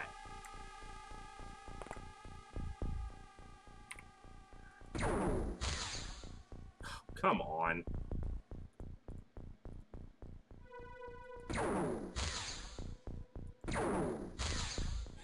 Thank you. When I get panicked, I always run toward the thing that made me panic. Exactly, right? That's normal behavior, isn't it? Sure.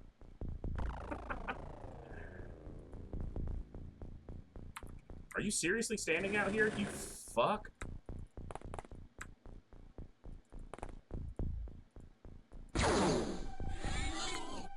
That's what I thought. The game say F you. Well, that's pretty much how XCOM always talks to the player. Playing XCOM is like being in an abusive relationship to a degree. It does horrible things to you, but you keep going back to it. It doesn't make any sense, and it's completely illogical, but I've been in a relationship with XCOM for 26 years. No matter how bad it treats me, I just love it too much. I make excuses for it, and I shouldn't.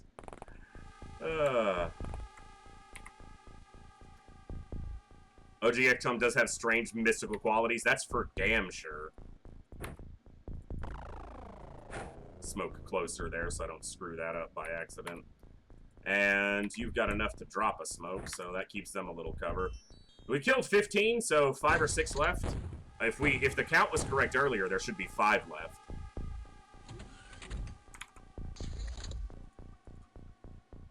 Because we counted for 20 total.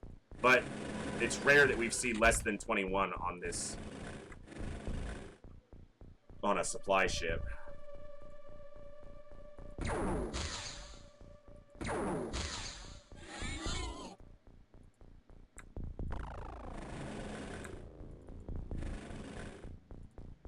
This is why I left the snipers here.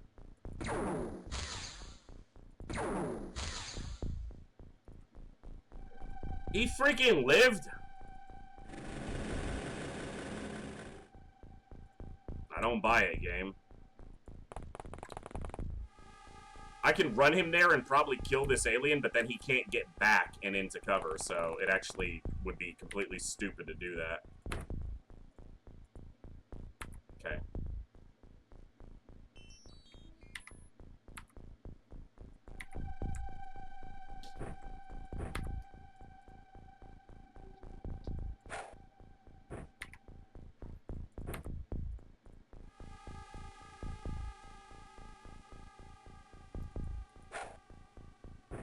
Alright.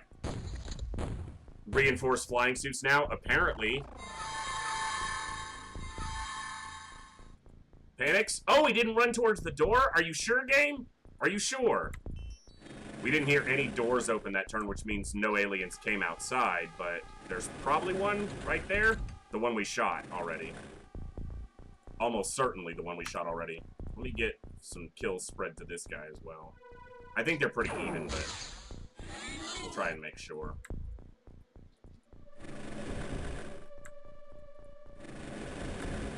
Let's not lose the drone if we can avoid doing so. We need to move Blood Orion back, apparently, as the only target up here he's gonna get. Hopefully he doesn't panic and run in there next turn. That's all. They freaking side-targeted the drone. Which I guess, technically, by the numbers, they can psionically affect. It only has a psi strength of 120. So technically, it could be hit. They mind control a drone, and I'm gonna be real cranky. Well, there's no way to get a shot on that, is there? Actually, there might be. But it would require standing somewhere over here.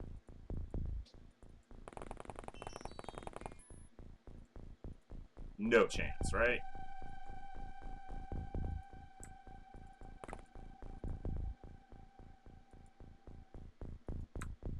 Yeah, no chance.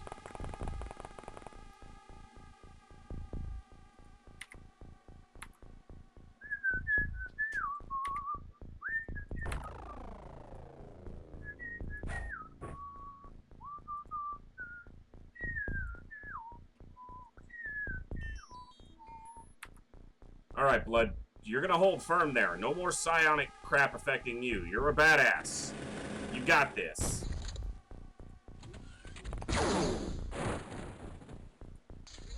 It's a good thing I left him standing here, because I need to spot that so we can shoot it.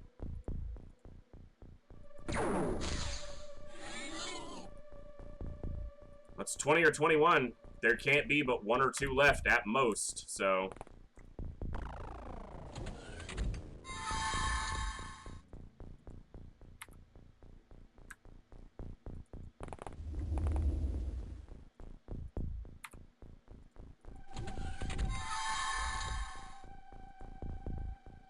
Okay, so 2 tiles forward and 1 tile over from him. 1, 2, and 1. So it's standing right there almost definitely. So if I do this, I wreck it through the wall. Cool. Alright, so we did lose a soldier there, or two. Only one of them was a loss that matters for us this late. So some psi strength. Blood Orion is going to be well over 90 now. Frigo got a little bit of a boost. We did get some accuracy. Oh, Blood Orion got a bravery increase as well, so did Frigo. That's not bad then, overall. Good accuracy on a couple people. So, losing Cranium sucks just because he was such a veteran soldier. 124 kills. Yugen sucks because he was a possible final mission candidate with his psi strength and his other stats. He was a great shotgunner. But yeah, Cranium is the biggest loss we've had in a while, as far as, like, ranking soldiers. Colonel Cranium, 94 missions, 126 kills. A soldier that definitely warrants looking at a little bit. Lost on one of the alien base assaults, one of the ones we had to leave. Excellent performance overall. Only wounded for 57 days. 94 missions, 93 wins. That's a good success rate. 62% accuracy. Killed a lot of Ethereals. And floaters. Because he's been around long enough to fight that many floaters.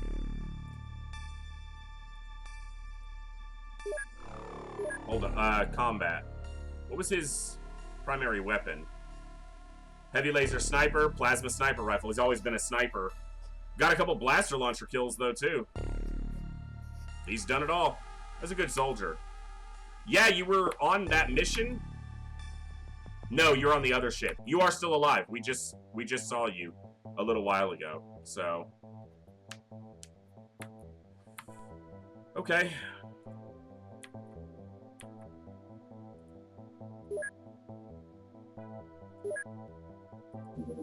Alright, Thunder 1 is ready, and... Okay, Wounded, go to the bottom. I got 2 slots available. No rookies, nobody to take off. Let me check and see if there's anyone here that needs to come off. I'm looking almost just solely at psi strength. 88 might come off, but if we get them a small increase, they're fine. Well, they're fine.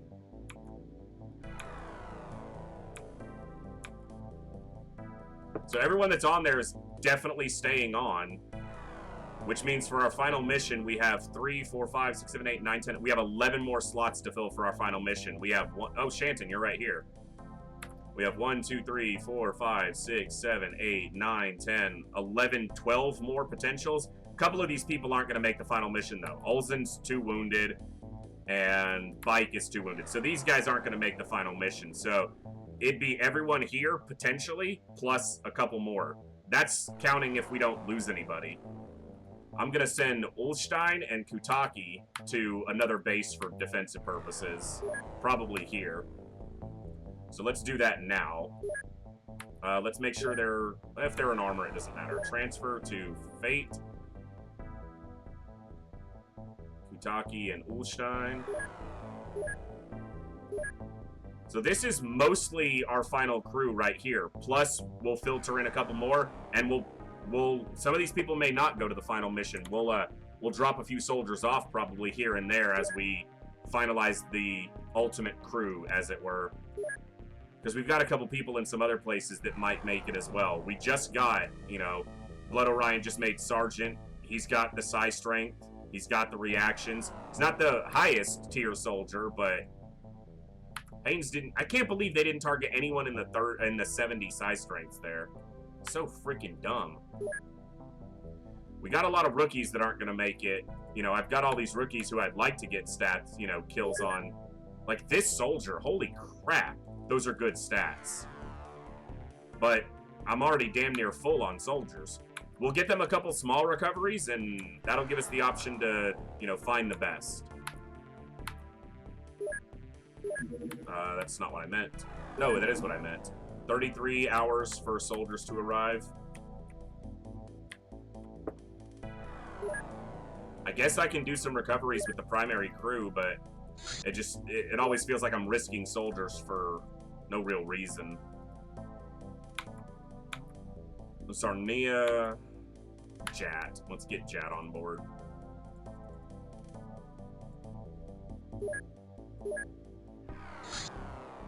Reinforced flying suit, reinforced flying suit.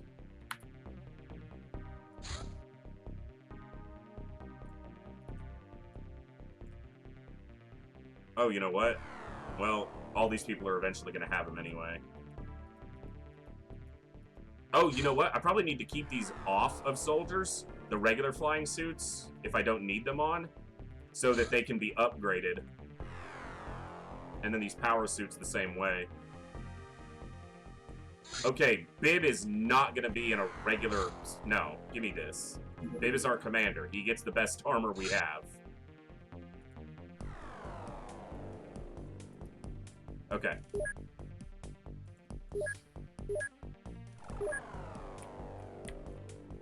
I need power supplies. It's the primary reason I'll send the main crew after some of these. It's just because I need the 2 power supplies. I want to get... We've got to get the Avenger built tonight. So... Deckard97, thank you so much for the follow, and welcome to the Echo. Hope you're doing well tonight, friend. I don't even know what ship is what at this point. I'm just going to go after ships. Alien retaliation, whatever, do your thing. Floater supply ship doing infiltration. Is that an infiltration fleet? Because if that lands, that's a good mission. Infiltration should land. Hold on a second. Return to base. If that lands, that's floater supply ship. That's 3 power supplies and it's floaters. That's super easy.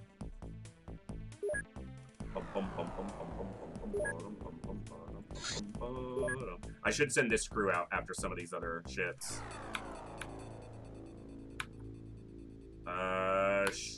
Charlotte, get on board. Armor. She's got a reinforced already. Equipment. She gets a shotgun and she's good to go.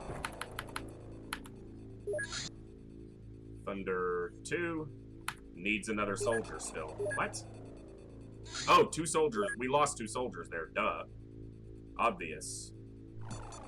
It's obvious we lost 2 soldiers there. He gets the same loadout.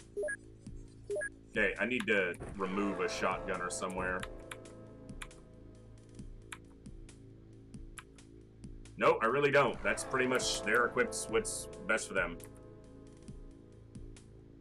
I may be dead in game. I think you're alive, Dan. You were actually on that mission too, so I know you're still alive. You're on one of our ships. I know that.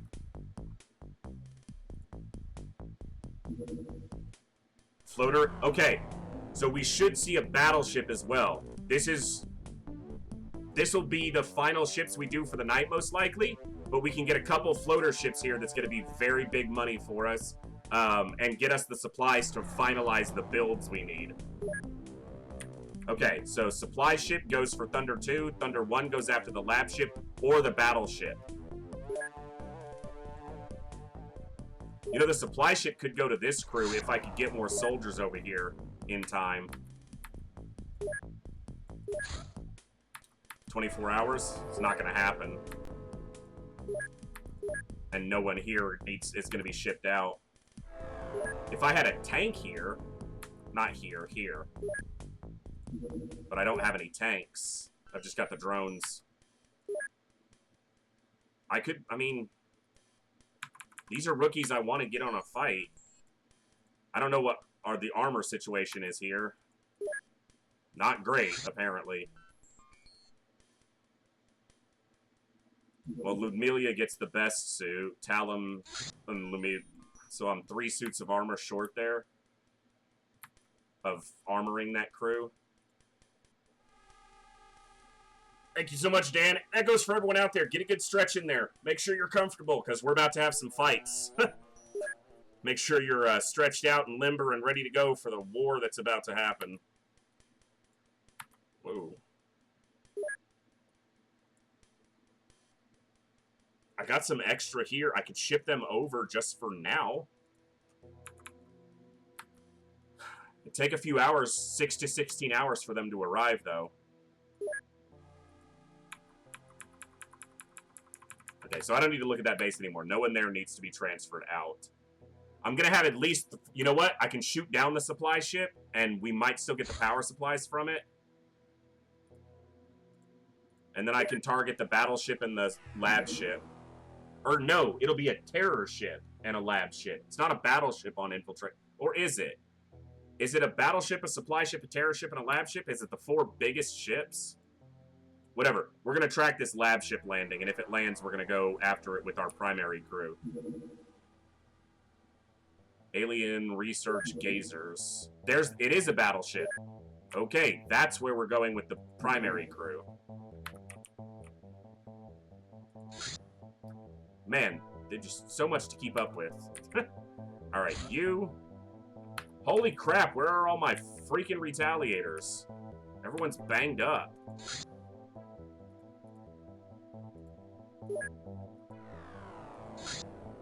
Oh, nope, that's the battleship. Don't target the battleship, you'll die. Alright, so we'll try to put the supply ship on the ground with a retaliator. That way we can target the lab ship and the battleship. That's the battleship. That's the lab ship. There was another small ship that showed up just now. That's what this was meant to target. I don't see it. Get over here. Alright, I want these in the day. But I don't want to dispatch too fast. The Thunders can't stay in the air very long. And that could result in them trying, you know, getting on a mission at night or running out of fuel, and then the mission goes into the night. So I need to see these land. We've got about half the day left. Right, Thunder 2 can target the lab ship right now, though. If it lands, it lands. If it doesn't, we're shit out of luck. It's the northern one there.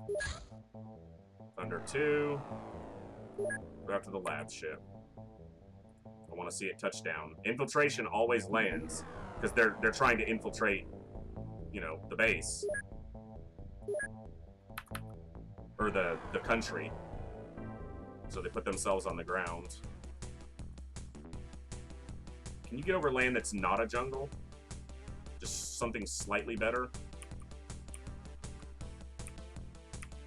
Why would it zoom in on a completely different area than when I told it to? Okay. That's not as bad of a terrain. We'll put this on the ground here. Then it'll probably destroy the power supplies, but there's a chance that they survive. Floaters are also a nice break this late in the campaign, getting to fight floaters. That lab ship is going to land. Why does it zoom in up, like... I'm zooming in down here, game. He's zooming in on the North Pole.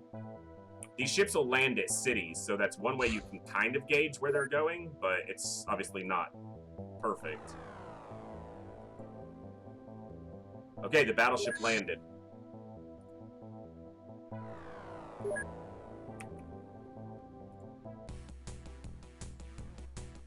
Can't tangle with a lab ship in the air. It's actually quite dangerous. We'll see if it lands before the other one does. Looks like it might. Nope, we're gonna get the battleship. Okay, so we got a battleship fight.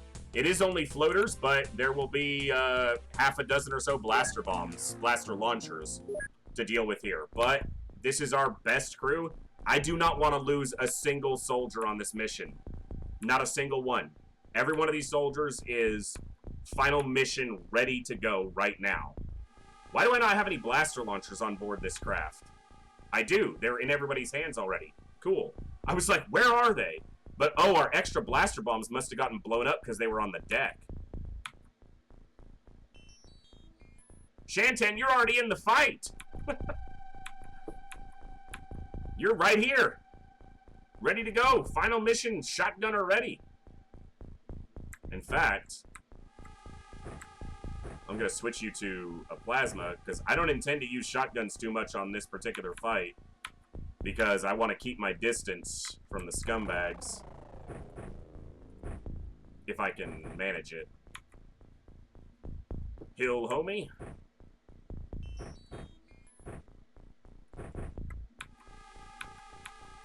Yep, that's what I want to see. Just, well, I appreciate that. Always good to see the interaction with the channel points. So I got 3 blaster launchers, or 4. I got 4 blaster launchers loaded up.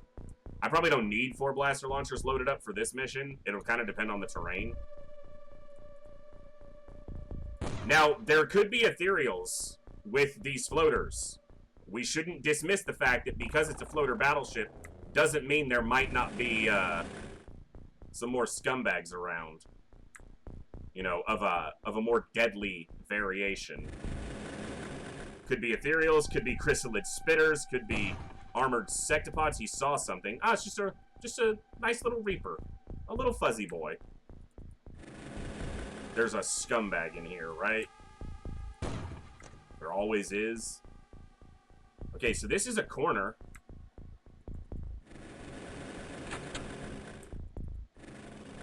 So this is the corner of the map. So the ship will be over here.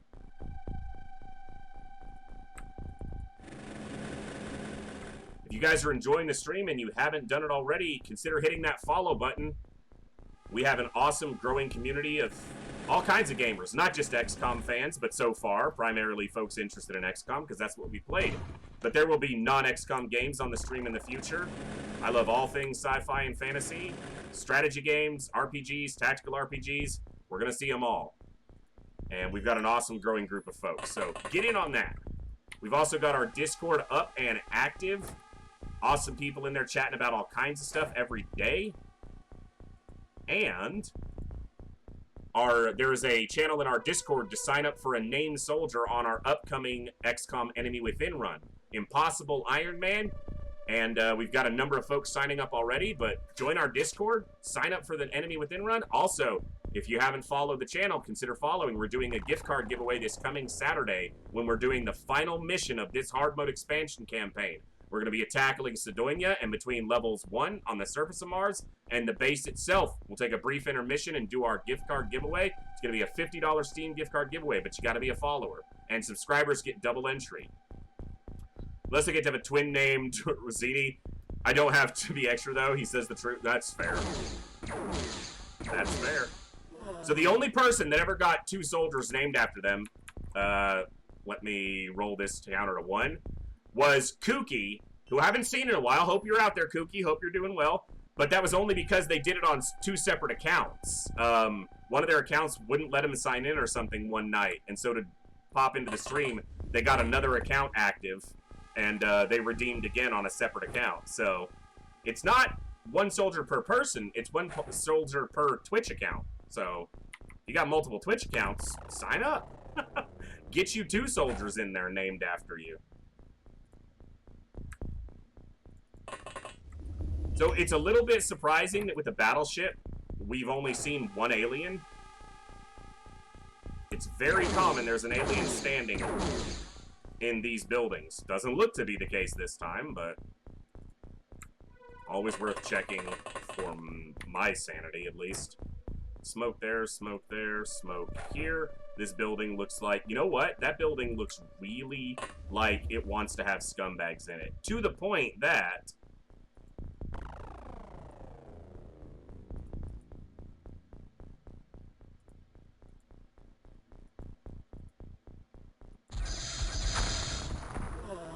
got one!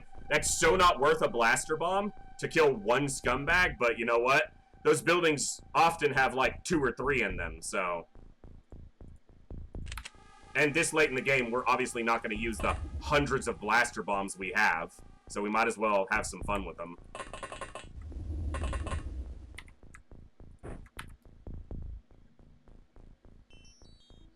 Surprised I still haven't seen the shit. I think that might be the edge of it there. Yeah, I think that's the edge of one of the landing struts.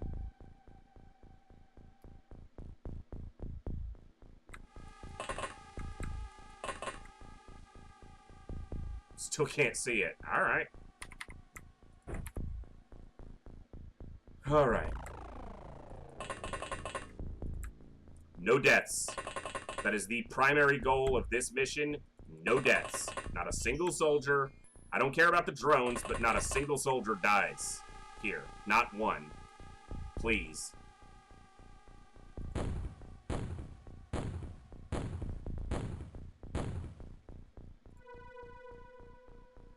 Oof.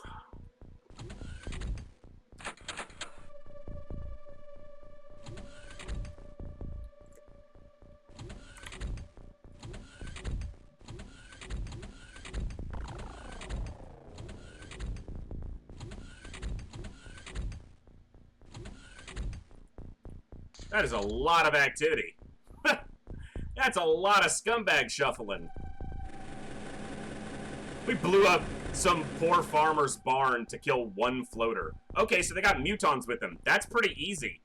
That means cyber discs or armored cyber discs are possible, but honestly, that's not that big of a concern for us this late. Come on. I mean, he hit the first hit. Like, I shouldn't be complaining. It was a good shot. Alright, that's the third scumbag. Is that the map edge? It is not. The map goes further that way. Alright, this looks like crap to scout. Ha! Look at that Reaper! What are you doing, bud? No one can surely predict the future, but we can protect it. XCOM insurance. There you go.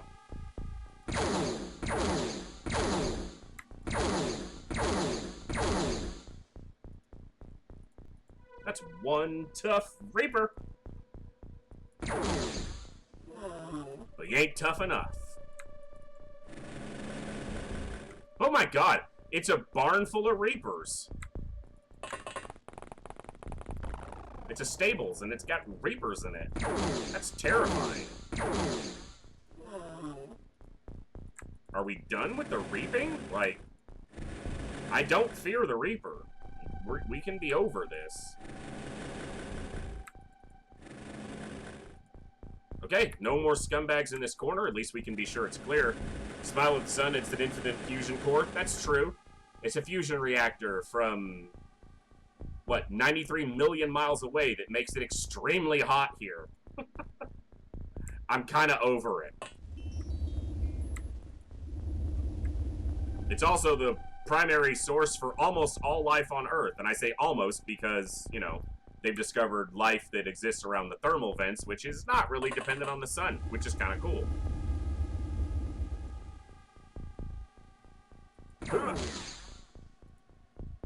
Didn't really expect a kill with one shot, but kind of did. Because you're just a Reaper? Yes, Dan, the next game will be one of the new XComs. XCOM Enemy Within. Yeah, heat is the primary thing that you need, but the sun, you know, provides most of the heat for life on Earth, but not quite all of it. Not quite all of it, which is cool. At least to me, to my way of thinking. It's a dead Reaper.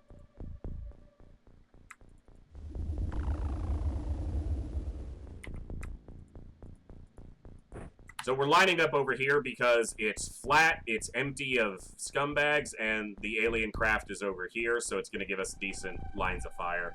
Being on top of the ship actually really cripples our ability to shoot into the area where the aliens exit the ship because of where the door placement is. I just wanted my peppers with the forbidden fish sauce. Yeah. That sounds good. Sounds good. Alright, Colin will chuck that grenade next turn.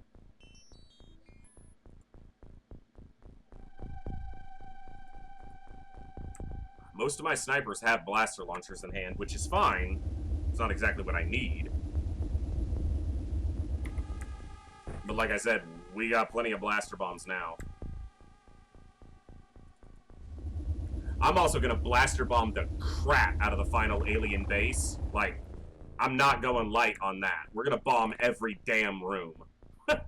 I don't even care if I use the cheapest of strategies. I am not risking losing this campaign on the final mission, no matter what I've got to do. Short of cheating or reloading, which we can't because it's Iron Man. We're not losing that last mission.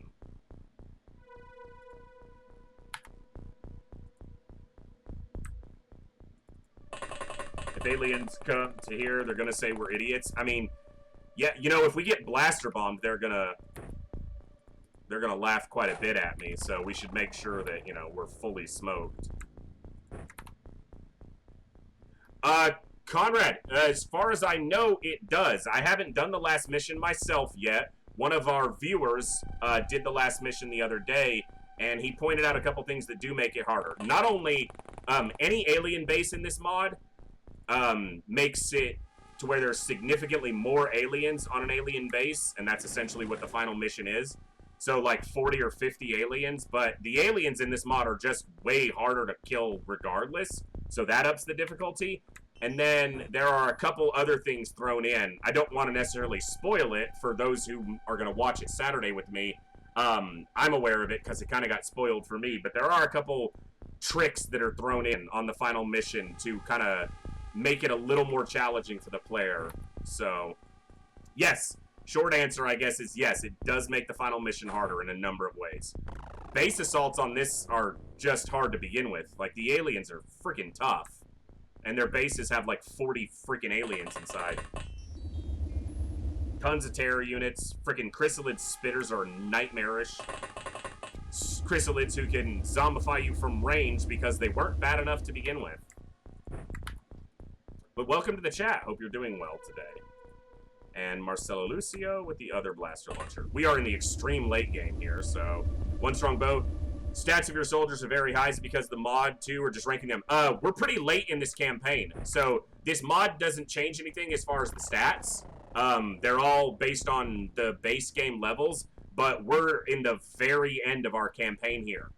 Right now, we're on pace to end this campaign on Saturday, but we've put 350 hours into this campaign.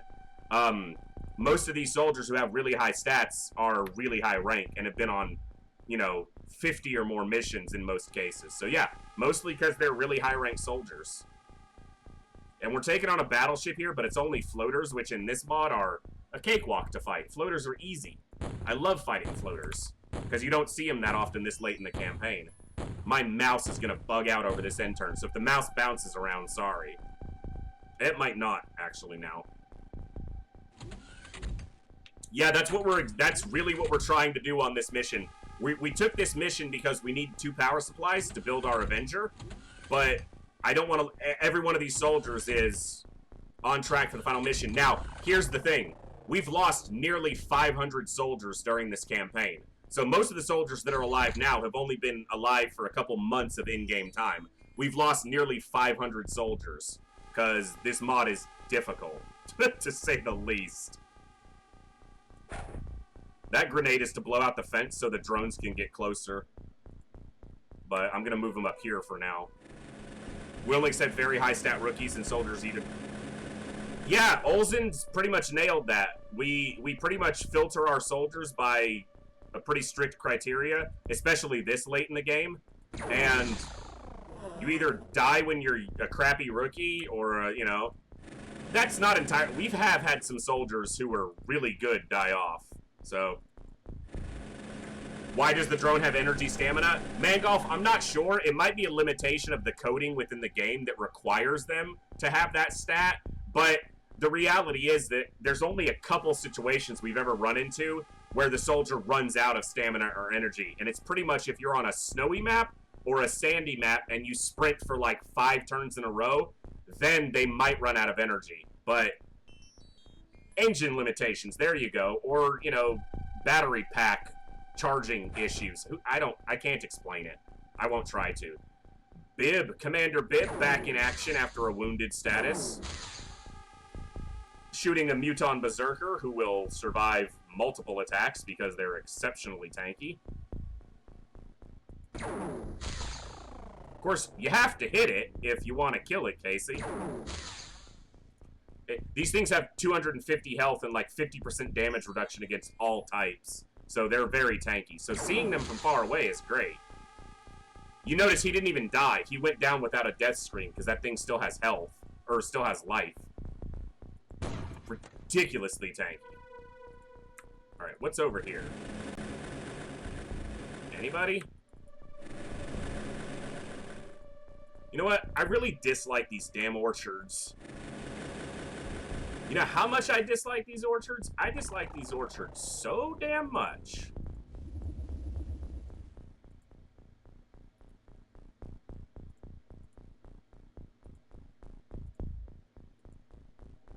If there's any alien in there, there wasn't.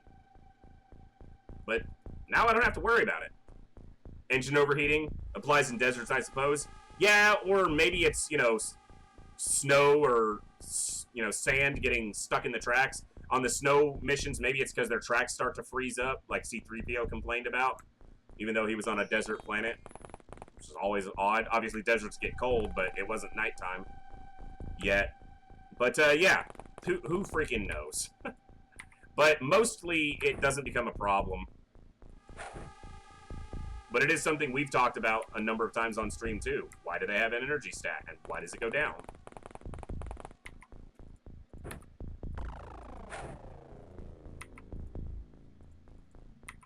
We're just posting up. This is where the aliens are primarily going to be coming from, so we're going to line up a firing line.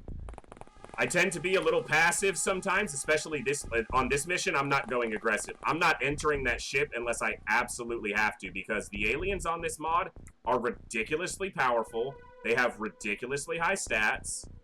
Their reactions, their firing accuracy, everything is super high, and I can't afford to lose any of these soldiers right now, because they're all pretty much, you know, statted for final mission. Being size strength is high enough that they're going to make the cut.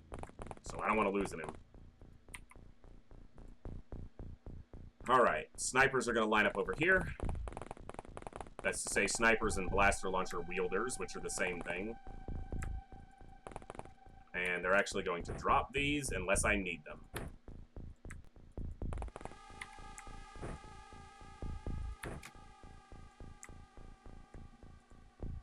Vash the snake.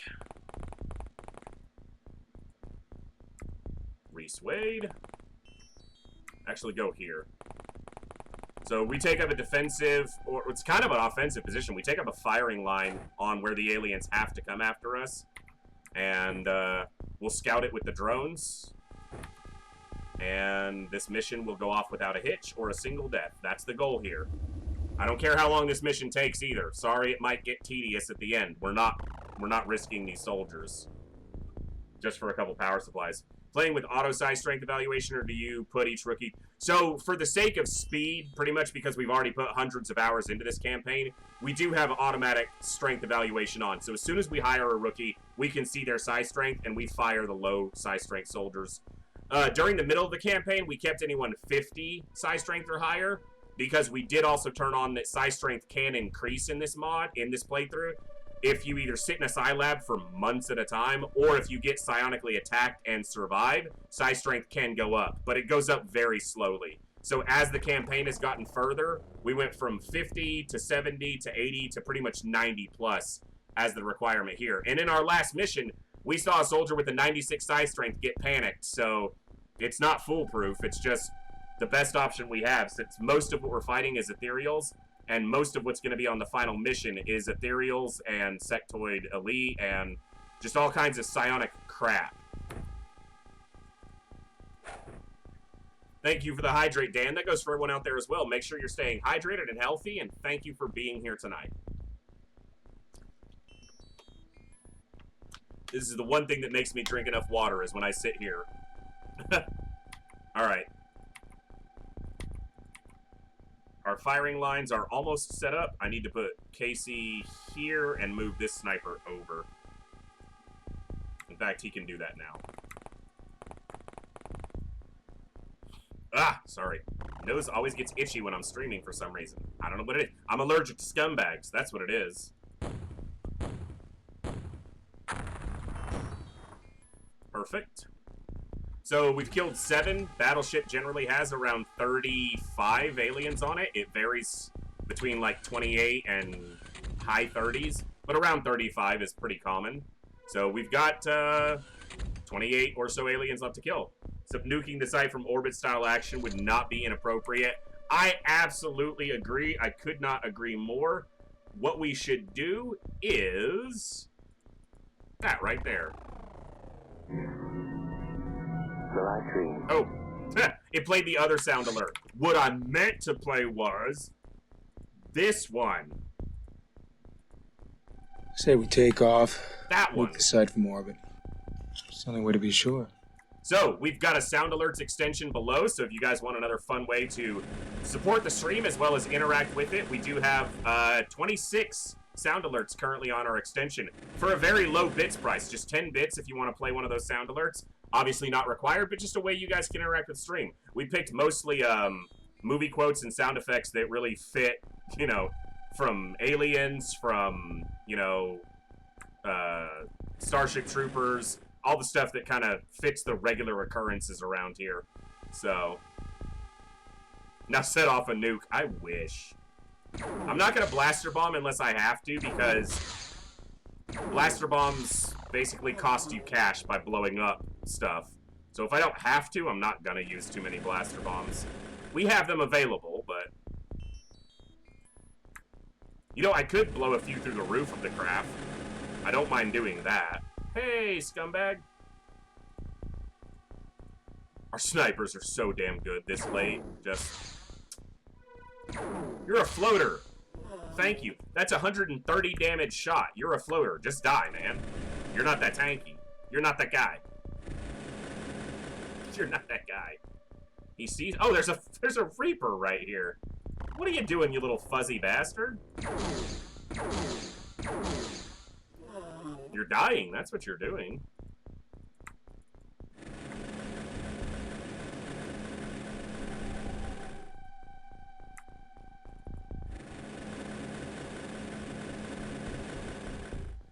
So,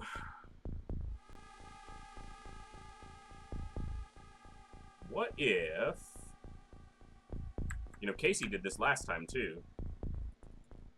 We had them scout the roof of the craft for blaster bombing purposes.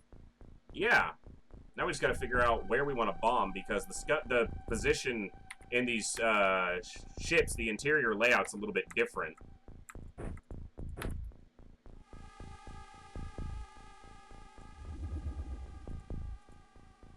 You know what? Go to up.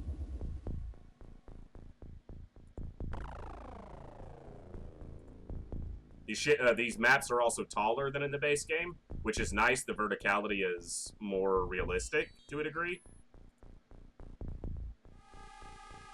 2, 3, 4, 5, 6, 7, 8, 9, 10, 11. So it's 5 on either side. That's the center. That would be the center approximately of one of the rooms. Okay. And Casey is far enough away they won't get hurt. They shouldn't. Okay, so now we've got a hole.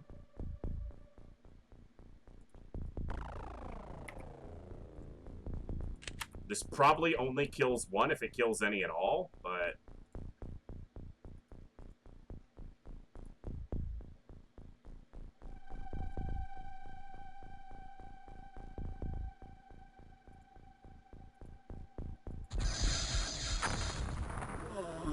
Got one.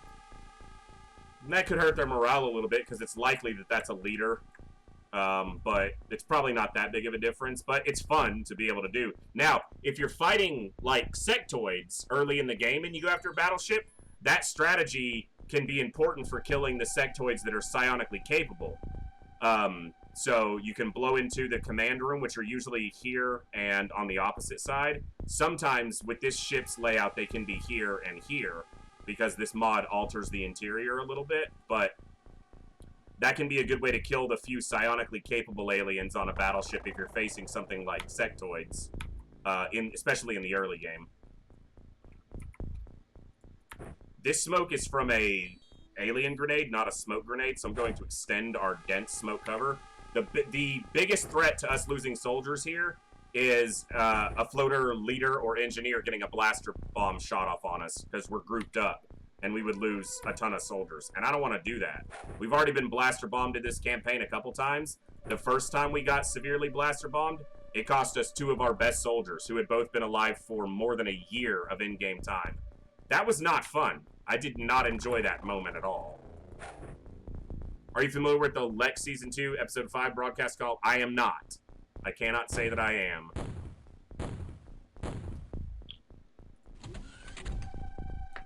Well, I could say that I am, but I'd be lying. So, no, I'm not.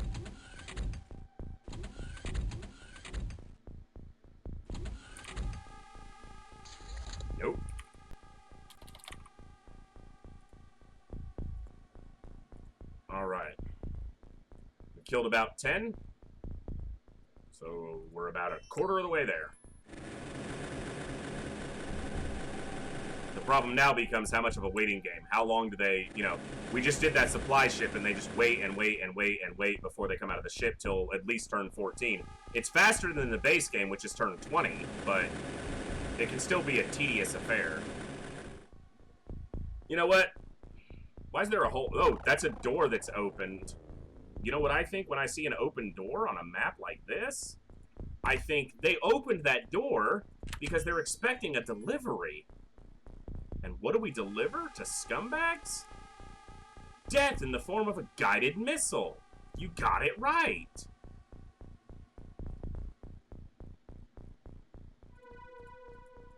May not be one over here. I'll find out. We got him. That's another one dead. We've blown up 2 entire farm buildings for killing a single floater in each one. XCom insurance, a necessity if you live in rural, you know, in rural parts of the world. Do you own a farm? Buy XCom insurance now. Do you own a bodega in a lightly populated urban area? Buy XCom insurance today. He's standing on his fallen brother. Let's reunite them.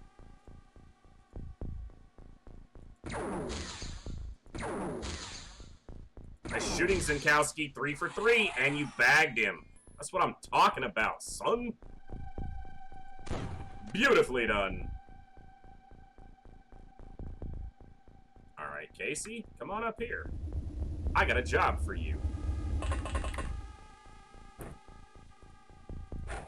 I'm not smoking inside. I'm specifically smoking the roof where she's standing. So if a floater comes out that roof, she's got decent reactions. It's average. It's a little low. I might get a different soldier up there, but she might be able to get a reaction shot off on something that comes out the top.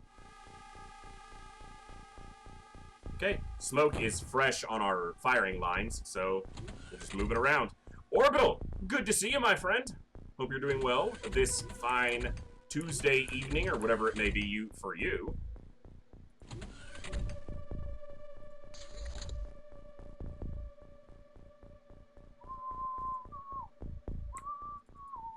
Make a reference to tonight on The Voice.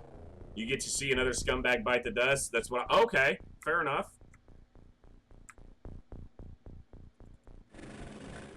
What do you see?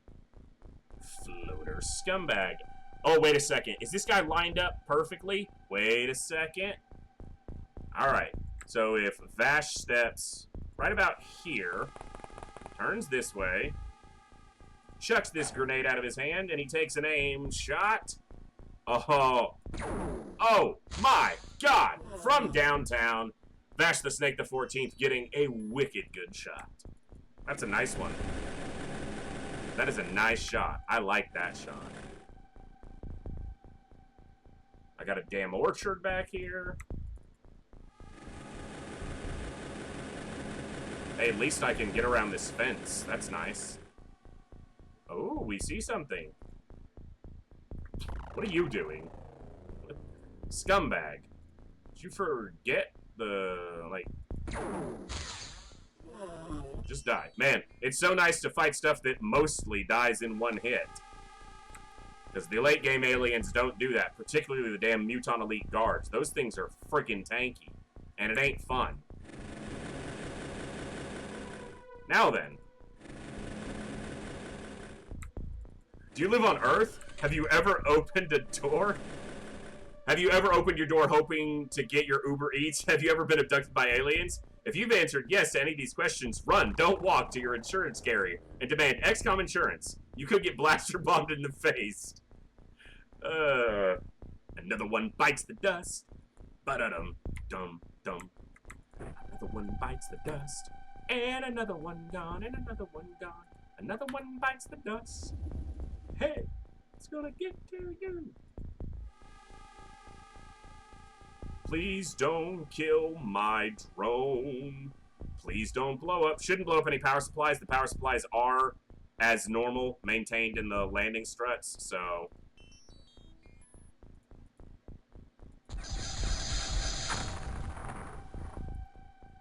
We didn't kill any aliens? It went all the way down the hallway. Now we have a hole here we have to watch. Well, we have a hole we have to watch, but we also have a hole that, well, it's an opening through which we can now fire stuff. I don't care if I blow up everything in there that's not a power supply. That's fine by me.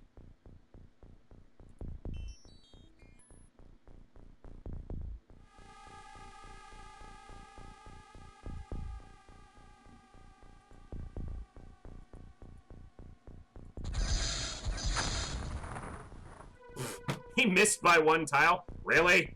Alright, fine, whatever.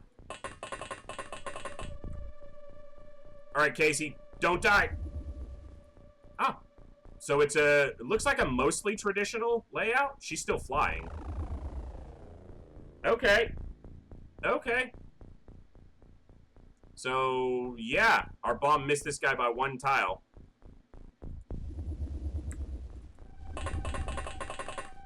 He didn't miss, he made the hole bigger. Yeah, that's a miss. He didn't he didn't hit what I told him to hit. That's a miss. That's how that works.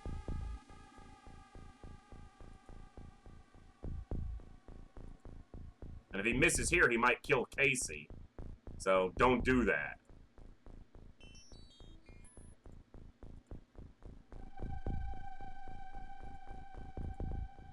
This thing can survive a blaster bomb hit. Like a direct hit, it can survive one. Okay, I heard 3 screams, but this guy survived the blaster bomb hit like I said. But we got 3. That's one tough cookie. But what I also see here is an opportunity. What a Chad. Yeah. That's a Giga Chad Zerker right there.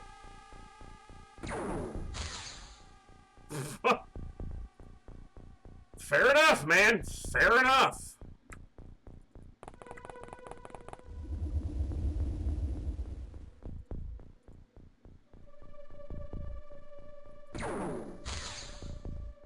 And he's still alive, technically. He'll bleed out, but he's technically still alive.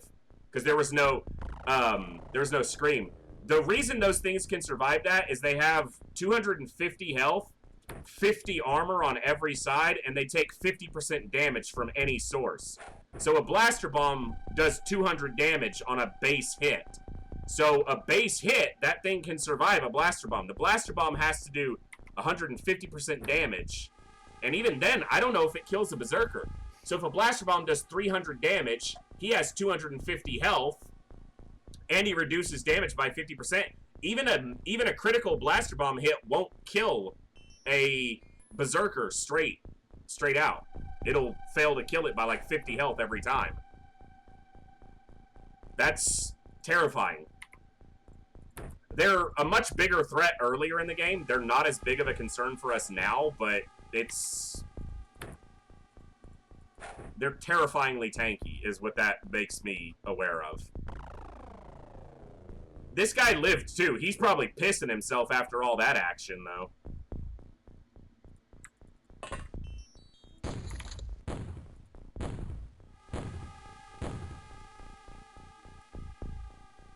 Oh, yeah, they're a little bit unhappy. They're going berserk now.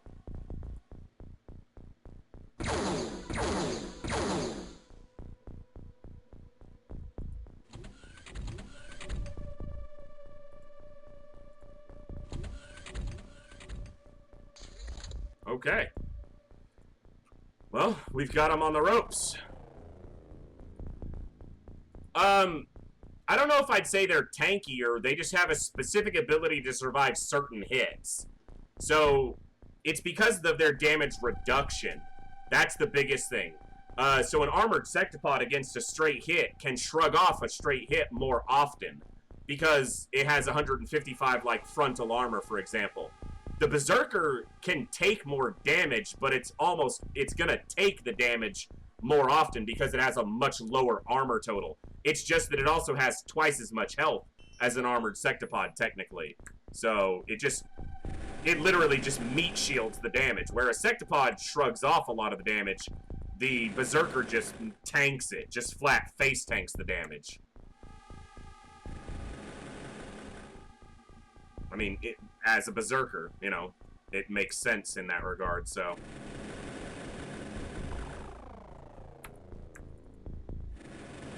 You know what? Go here. Because I might want to do some more blaster bomby shenaniganry. Yeah, I'm thinking I do. Are those all upstairs? Top level, and something over here. It's a berserker most likely, or it could be a floater. But there's two upstairs. Right in the middle. Stuck in the middle with you. Clowns to the left of me. Jokers to the right. Here I am.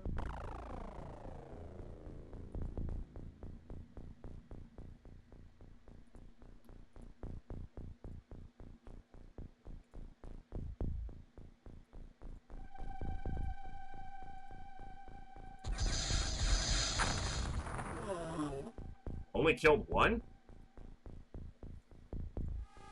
Only heard one death cry. Or death sound. That must be another berserker up there, because it survived. It survived a damn blaster bomb that hit, like, right next to it. Okay. I'm not really concerned about the berserkers because they can't hit any of my soldiers that are flying. So they're not a major concern in that regard. Casey's just going to stay up here and watch this hole. And if anything comes out of that hole, they're going to shoot it. Or that hole now that we've made. We killed 19 of them. A lot of them are panicking. The drones are probably going to get gorilla smashed by a couple berserkers, because that's what usually happens.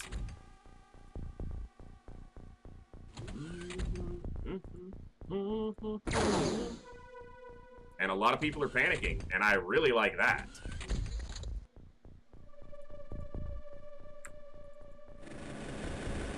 What you guys doing? You having a party in there? What's going on? It's that berserker standing on the top. Berserker or floater? It's the worst party game. We're gonna show you an alien. In silhouette. Is it a berserker? Or is it a floater? You guess. You have to take a physical attack from whatever it is, so you better guess right. Alright, I'm gonna risk this drone. So that's a floater, that's a floater, that's a floater. Cool. Now the one good thing about the position of that floater is he's dead. Because he only thinks he's a sniper, and Kuro is a sniper. That's a damn good shot. Can't get a shot on these other ones. I could blaster bomb them, but I'm going to start blowing up money if I do that, and it's just not worth it. They're only floaters. That's got to be a berserker, though, because it survived a blaster bomb that went off adjacent to it. We're just going to wait. We're going to be patient here. Like I said, that's not a berserker. Whatever, something up here isn't a berserker, because berserkers don't fire guns. But I don't want to lose a single soldier here. There's no point in risking soldiers. So we're going to be nice and patient with this one. Does an enemy unknown imply that floaters are augmented X-mutons or something? I don't know if it implies they're X-mutons. I know that even this game implies that they're essentially entirely, you know, physically forced to endure the augmentation that turns them into what they are. I don't know. It might be possible that it does make a tie to the species between mutons and floaters, but I don't know that for sure. Could be a piece of lore that we find out when we get to Enemy Within next. I've played the game entirely multiple times. I just don't remember if that's something that's mentioned or what the case is. So you're looking at me, but again, the problem is you think you're a sniper, and Bid is a badass sniper, so you're dead. I know, it's tough. It's a tough life to live, but you chose it. Well, maybe you didn't. That's the sad part. Maybe you didn't. But you're a scumbag, so you probably did. What's up, man? You living a good life up here? I'm gonna go over here. What's up, Muton? I'm gonna go out here. Bye, guys. Hey, stop it. You and your pistol. Is there a way to get a shot on that guy? No. I'm not gonna blast bomb that either. I could blaster bomb there. It only blows up one corpse. Well, actually, explosion height exists, so it probably blows up more. I need to stop being impatient and just wait. Does imply that floaters are mutons that failed. Interesting. Well, there you go. You got an answer for someone who's a little more familiar with that specific lore than I am. Glad to hear it.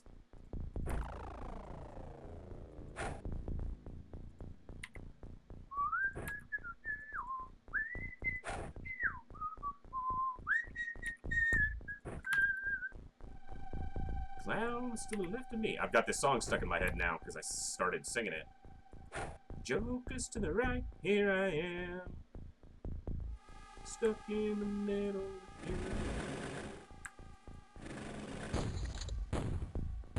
I didn't see... Well, okay, turn 9. So we still got a couple turns before they decide that they want to come out here and fight like men.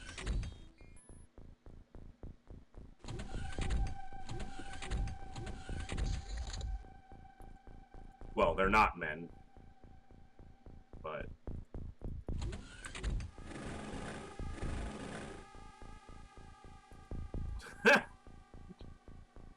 That's cute! You think you're special! You know, this is a strategy we're gonna have to adopt in the future. Blowing one of these walls open to be able to fire down these hallways is great, because that guy's holding a 169% chance shot. Hits that wall twice. Okay, game. That's not how that works. That guy was holding a blaster launcher, so I'm glad he's dead now. But he shouldn't have taken... Like, how does a 169% accuracy shot hit the same part of this wall twice? Figure out your math, game, because that ain't it. That ain't it.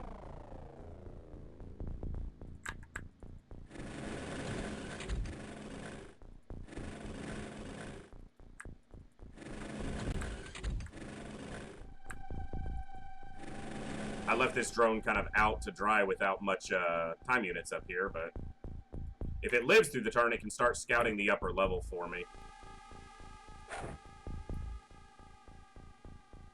Doesn't play by your rules of math and stuff. That's true. I suppose it wouldn't need a special profile. Yeah, probably. I don't want to try to think how that would potentially work, because no. Alright, come on, let's go, scumbags.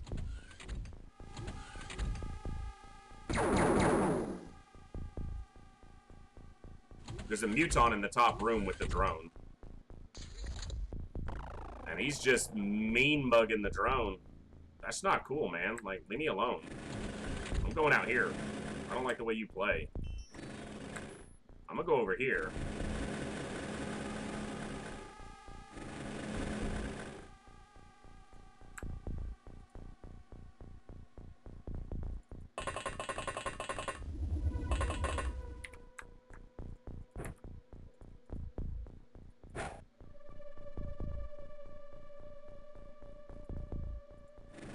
This guy berserked last turn, so he's got nothing.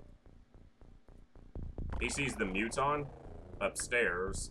This is the traditional battleship layout. We didn't get a different one. This is the base game battleship layout. Oh, you have a blaster bomb in your hand. You also have a really unique angle from which I probably can shoot you. If I have someone... Wait a second. Oh, come on.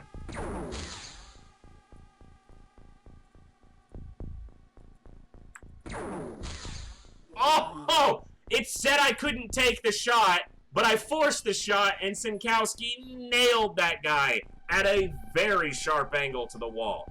It was literally, I clicked it, and it was like, no, the wall's in the way. So I control-clicked it, and he completely missed the wall and nailed the scumbag.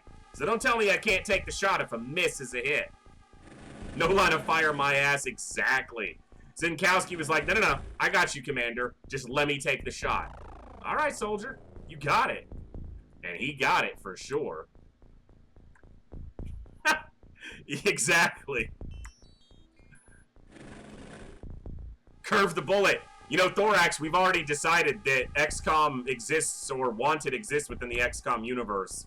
Because there's been a case where we had a soldier, so there's a 90-degree corner, and the soldier is over here, and they shoot at an alien over here, and they destroy this wall. So they somehow shot their bullet around a corner.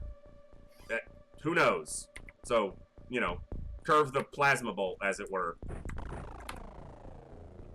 I guess floaters have no ass. I mean, they don't. Alright, Casey James.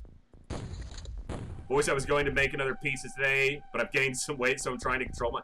I understand the struggle. Trust me. This is the one thing I have to kick. Soda. I drink so much soda, and if I stop drinking soda, which I normally do in the summer, because I used to work outdoors in the summer, if I stop drinking soda, I lose 15 pounds, like, just from that, which is, you know, oh, I forgot the drone around the corner. I'm an idiot. All right. Casey's going to avenge the drone. Oh! Oh! Oh, Casey. Thank you. Good girl. Or guy, whichever you may be. The soldier's a female, so that's why I'm going with that. Okay. Took care of that one. That was another blaster. Oh, you're so cute with your blaster bomb. Guys, he thinks he's gonna get to shoot that thing. He's dead. Center mass isn't always necessary to back some scum. That's true. Had a soldier in XCOM 2 shot forward, but hit an enemy behind her to the side. So yeah, I agree. Yeah, that's a pretty unique shot, but we'll take it. Okay, this guy's just not moving from that spot, but now we've blown up enough of this wall that I think there's a very slim chance there's a shot from over here. Like, maybe?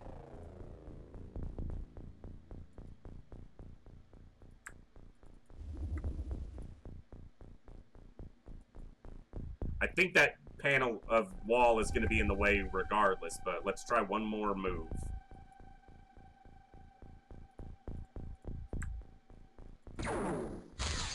Oh, he almost got it there. Almost. What's up, mutton?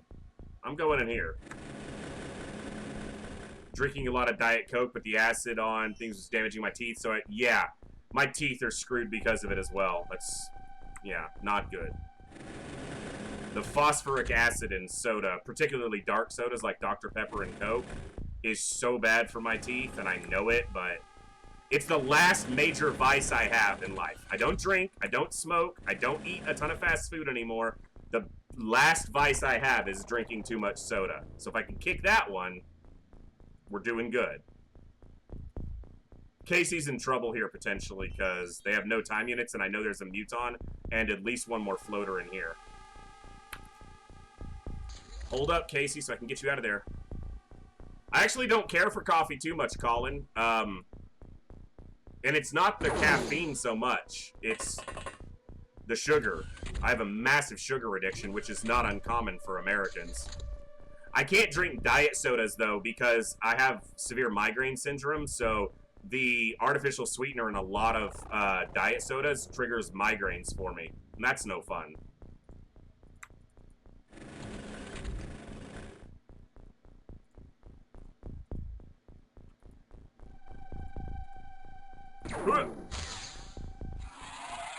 You dead, son. You're still in the same spot. This guy hasn't moved all game. And I don't think these shots have enough damage to damage this panel, but they might. Oh, they definitely do. Now you're dead. You should have moved, son. Oh, why has he got to live with, like...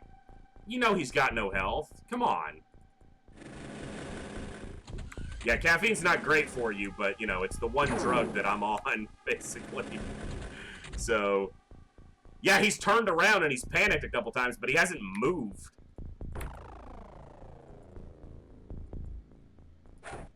Spinning around in an office chair. Okay, where's my other drone?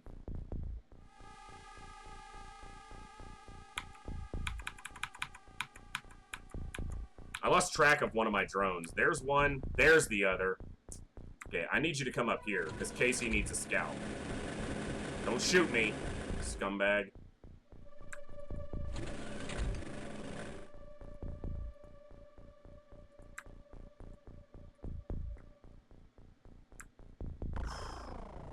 Do I do this? I mean, is it even worth it?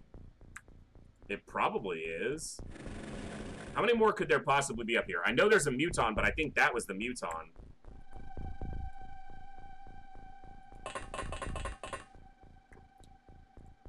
Alright, Casey, just kill that one. Or he can survive somehow. The hell? Drugs are a requirement to endure being sentient. I know who said that line, and I can't... Was it Tom Waite said that? Or no, Tom Waite said that, you know, he took drugs, I'll have to remember the quote, but yeah. Dry eyes and I suspect artificial sweetener makes it worse. I even found a paper describing that. Today I drank black coffee with nothing else. Yeah. These floaters drinking some of the Muton Berserker juice, right? They're surviving a couple hits. They shouldn't be surviving.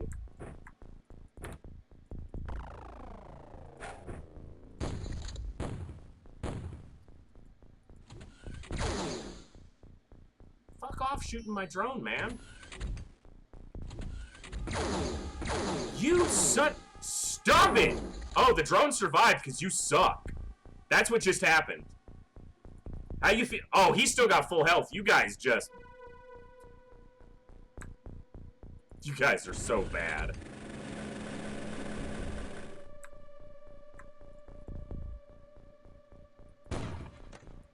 I'm so pissed at those two scumbags for trying to kill my drone that,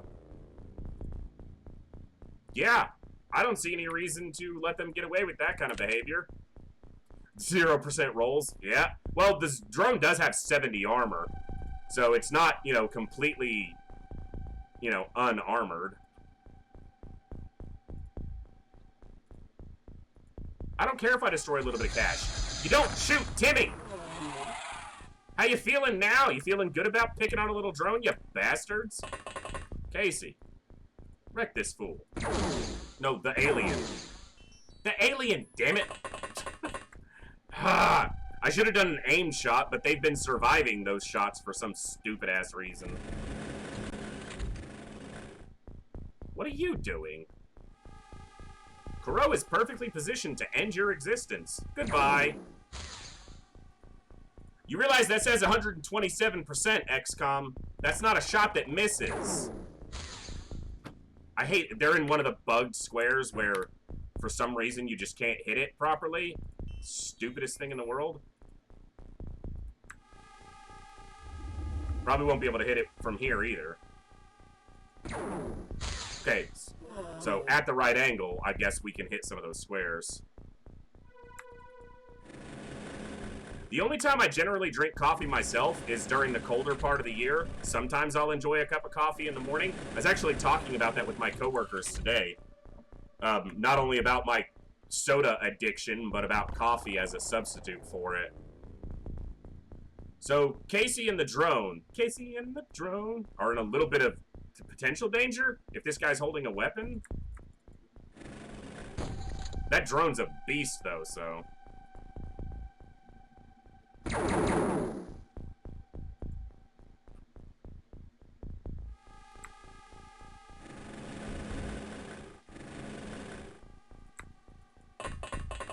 You want XCOM soldiers co-workers?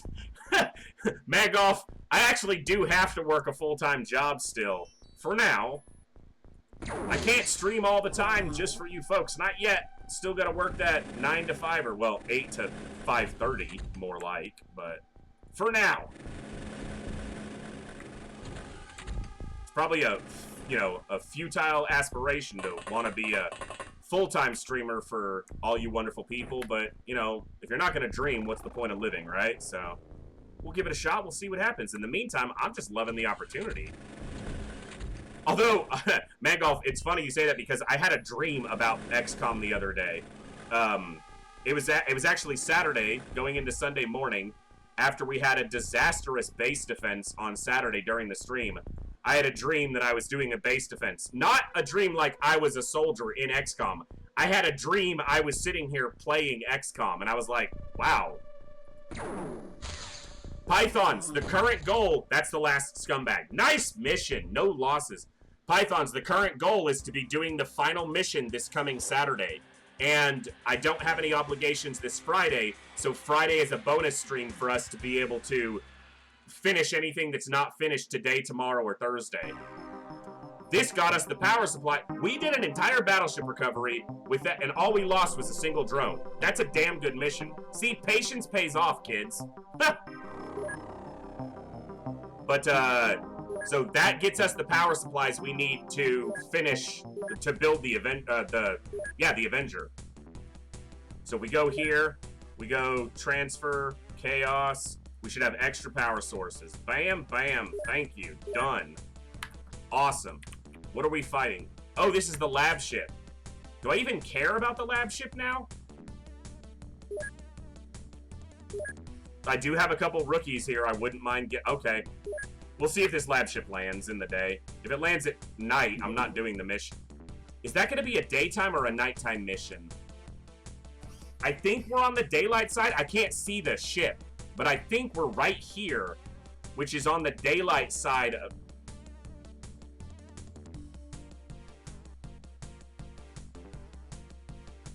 It's going to be... No. It's going to be in the jungle. It's going to be possibly at night, and I don't need the mission that bad. This is the time of the campaign where we're just going to be... We just need to be careful. We don't need to go out of our way and lose anything. Is it ever explained to her buying the alien corpses? So primarily, as far as the lore is concerned, when you sell stuff on the market, it goes to the funding nations, and they use it to try to develop technology, and they also buy the weapons to try to defend themselves against the aliens. It's just, so you're not the only force defending against the aliens, you're just the primary force. The overriding force is the XCOM initiative, but the funding nations are trying to make their militaries capable of doing it as well. So, it's just they're really shitty at it. Which is why we have to do all the heavy lifting. There's a lot of ships on the ground, and I don't really care. Waspite alien infiltration? I'm gonna shoot that down with a firestorm if I can.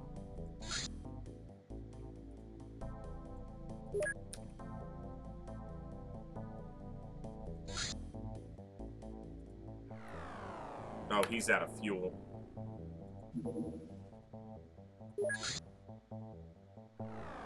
Okay.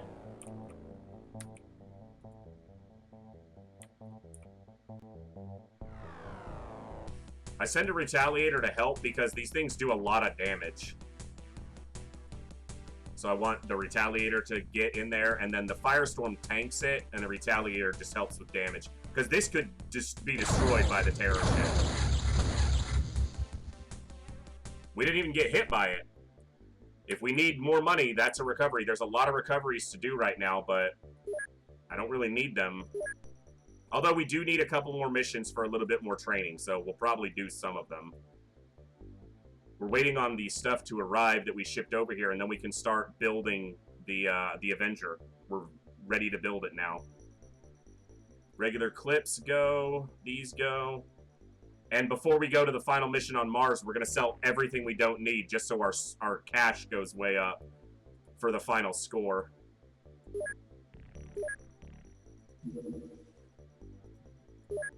So we've got the 10 million to build it. Funding nations to buy everything that XCOM sells at a fixed price. Yes. Exactly. I got a lot of craft here, and I don't really like looking at all of them not being addressed. But it is what it is. So everyone here, if I remember correctly, is in a reinforced flying suit? Yes. And they've actually got 2 extra. So if they've got any suits hanging over, they're going to Mayhem Base. Reinforced flying suits, regular flying suit. Done. Okay, good. That transfers armor here. These guys are building the rest of their... Yes, they're making more reinforced flying suits. Perfect. Awesome.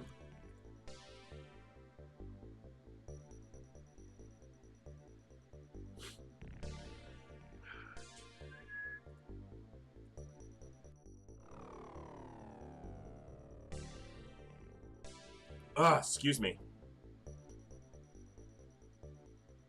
There's a lot of ships on the ground, and I don't really like seeing them just sit there. Alright, let's do one of these smaller craft. Yeah, with Thunder 2. Everyone here is already equipped. Thunder 2.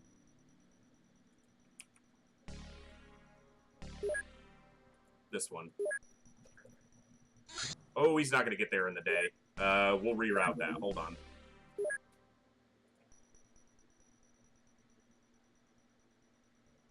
What did I come in here? Scan the drones. That's right.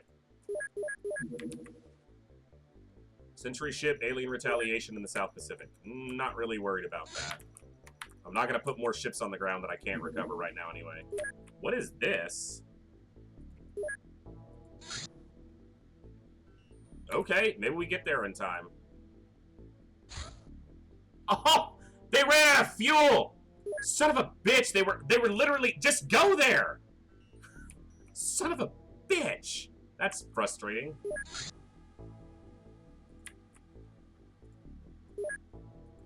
Nope, it's gone now.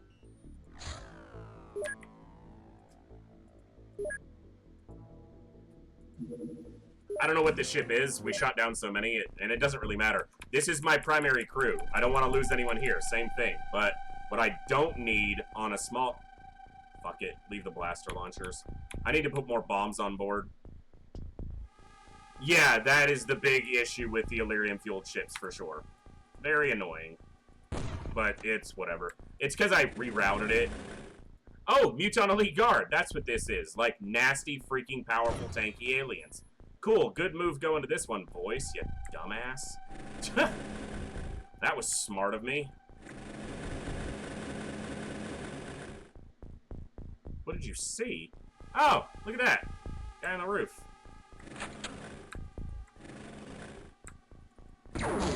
Whoa! Whoa! Whoa! Calm down. Hero AOG, thank you so much for that follow, and welcome to the Echo. Hope you're having an awesome evening tonight. Thanks for being here. Okay, look this way and go this way. Okay, nothing over here to shoot at me. Orbital. These aliens are exceptionally tanky. They have massive health, massive armor, great reactions. These are extremely powerful scumbags. I was waiting for it to die in like 2 hits to prove me wrong. Do the guards also have the 50%? No, they don't have 50% damage reduction. They do have some reduction, but they have way higher armor than the berserkers do. But if you get a couple 200% shots, that's what you'll do to them. If you guys type !hard mode, you can get the link to the hard mode mod, which shows some of the info, but I want to show here, because these are insanely strong scumbags. Muton Elite Guard.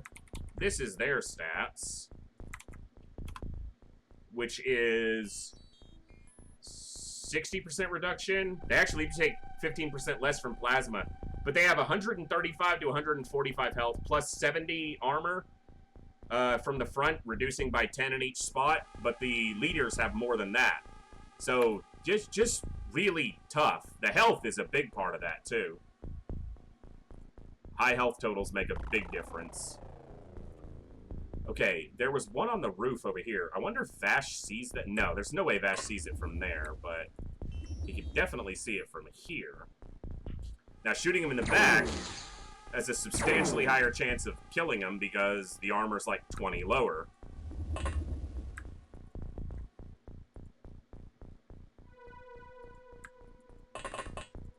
Are you playing with line of sighting psionics turned on?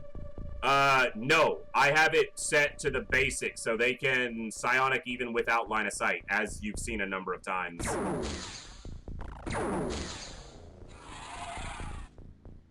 So not only do I still give them the full advantage of their psionics, but I take away my advantage because I don't use psionics. So I'm apparently a supreme masochist. Hill Home. The Hill Homie is just wrecking the scumbag. I like that. Colin, who is here. You gonna bag you a Muton Elite Guard? Yes, you are. Oh, the scumbag counter is way high. It should be on 3. I didn't reset it. I was just ticking up on it. Alright. Nice. That's a good way to start a tough mission. The guys are super tank. Hey! Yeah, the floaters were surviving more. That's just the percentage. That's RNGesus messing with us, Olsen.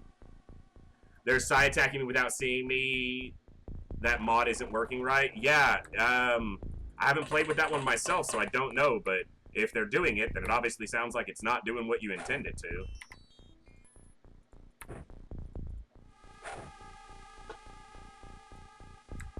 Casey James, who performed very well on that battleship going into... They were the only soldier to step foot in the ship, and they killed like 3 aliens, so kudos to you, Casey. Getting it done. Shantan. Also, another thing, the max for time units in the base game is 80, or 81, technically, if you roll it.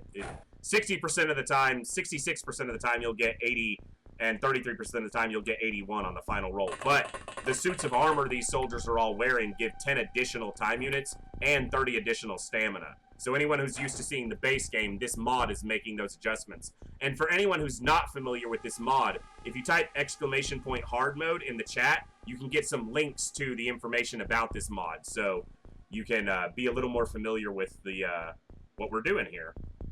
I realize there's only 2 drones because I didn't replace the other one yet. RNGesus giveth, RNGesus taketh away. That is so damn true. RNGesus be heartless sometimes.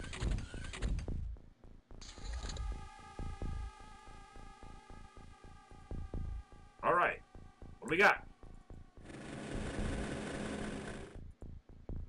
Oh, someone over here in the alleyway. You're dead now. Hope you're happy. And you too. Scumbags.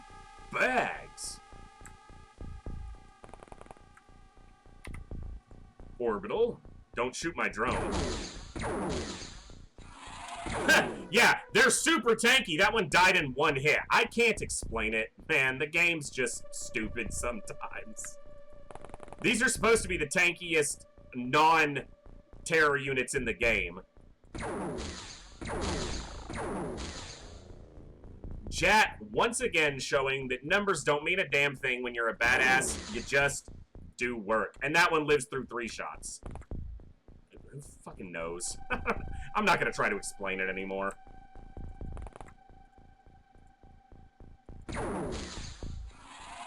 Alright, he died on number 4.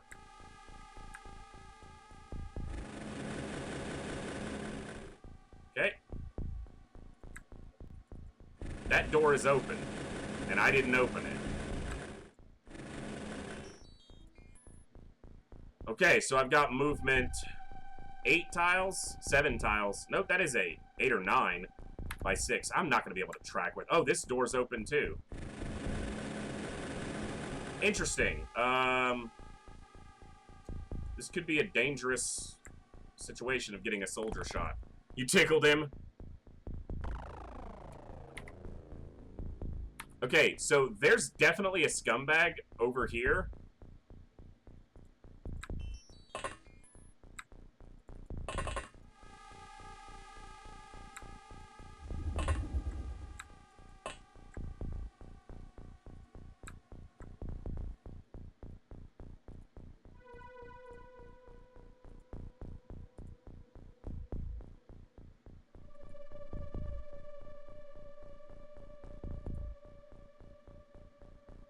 Is that a wall? Let's do it there.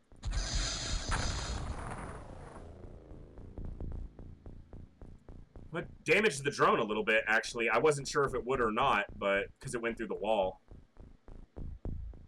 actually. I need someone with a lot of time units to scout this. Corb. Just give me vision on it so I can kill it. There it is. So it's further away than I thought, actually. But that's fine, because we blew away all the cover between us and the scumbag.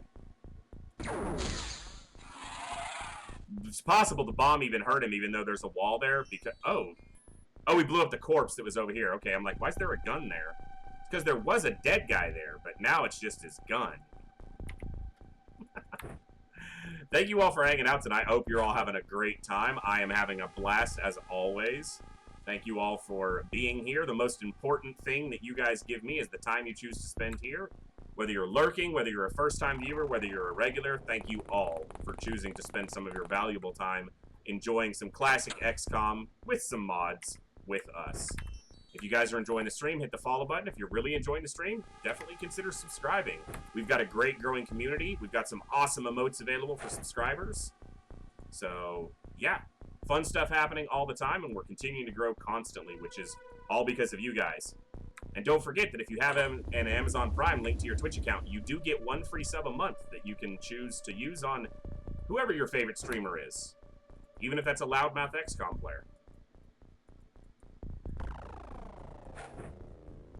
I want to get smoke on the drone, but I realized I was standing underneath the craft, and that was just a dumb way to try to do that. So let's do it the correct way.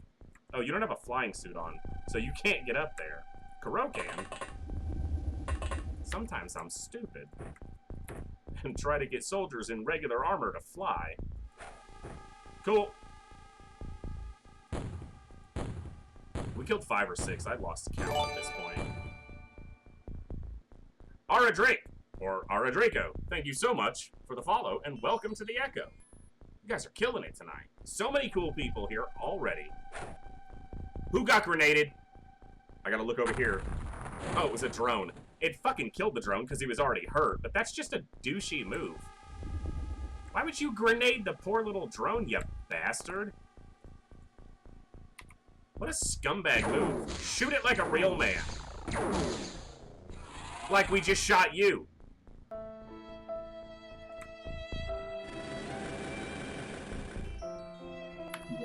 Yeah, that's definitely one of those moments for our little drone there, where as he slowly faded.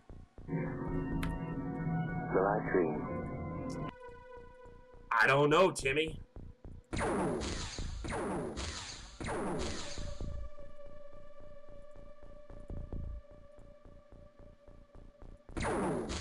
If we had a memorial wall for drones, no. No. You think the 490 plus soldiers that have died is a lot?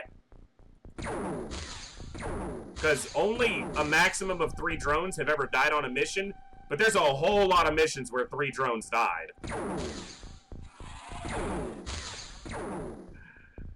Alright, that's 1, 2, 3. Okay, 1, 2, 3, 4, 5, 6,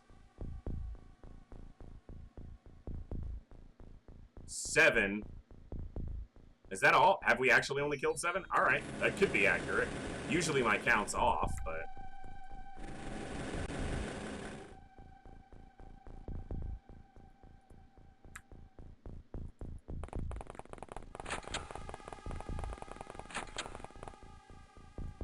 You gotta love the stamina boost from that armor. He just fucking hoofed it up all those stairs, didn't give a damn.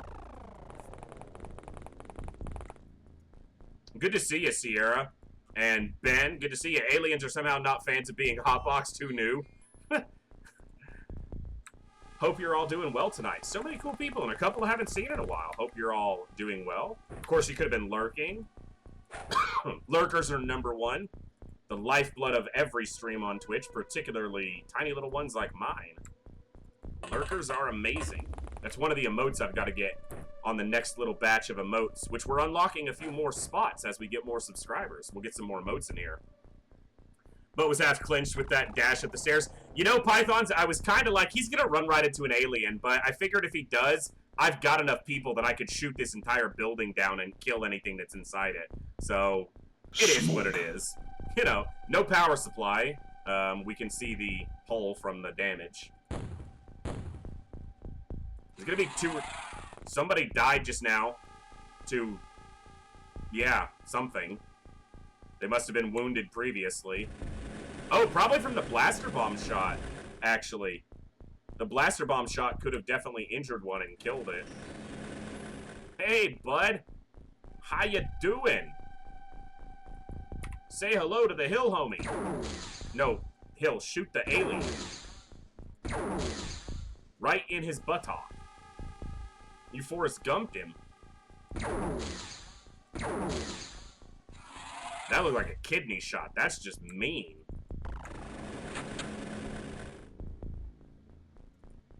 Well, now that he's searched the upstairs, go down here.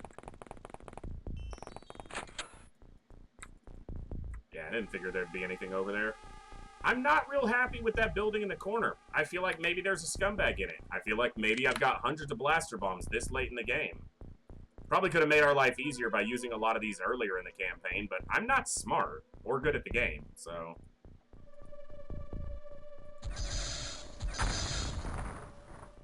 I don't expect to hear a death there, but it would have been nice.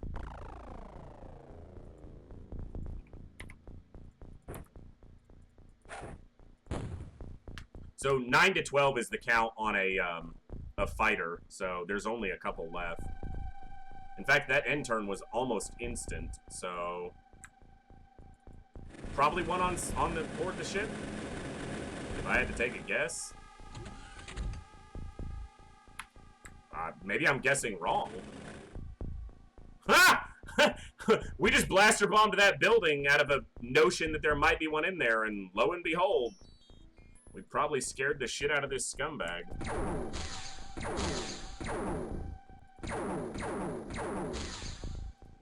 Come on, Orbital. You got a snapshot. Wrap it up. Well, you hit him. If I go in the air here, and this tree hopefully isn't in the way. The damn tree's in the way. Of course the tree's in the way. They've got 3 kidneys. They don't need them all. Fair enough. Still mean. I'm not gonna throw a second blaster bomb at you. Just die, man. Oh, well, Kuro's got it. That should be wrapped up right here.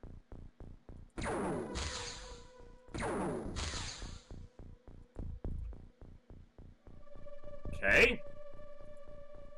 Bash the snake. Well, do an aim shot, because you're not going to get 2 snapshots. See? This is what I meant when I said we're shooting this guy from the back, and he's presumably also already taken a blaster launcher shot. And yet... he refuses to go down. Typical XCOM move, destroyed everything but the alien. You know what, Thorax? That's fair. Oh my god, die! You're being shot in the ass!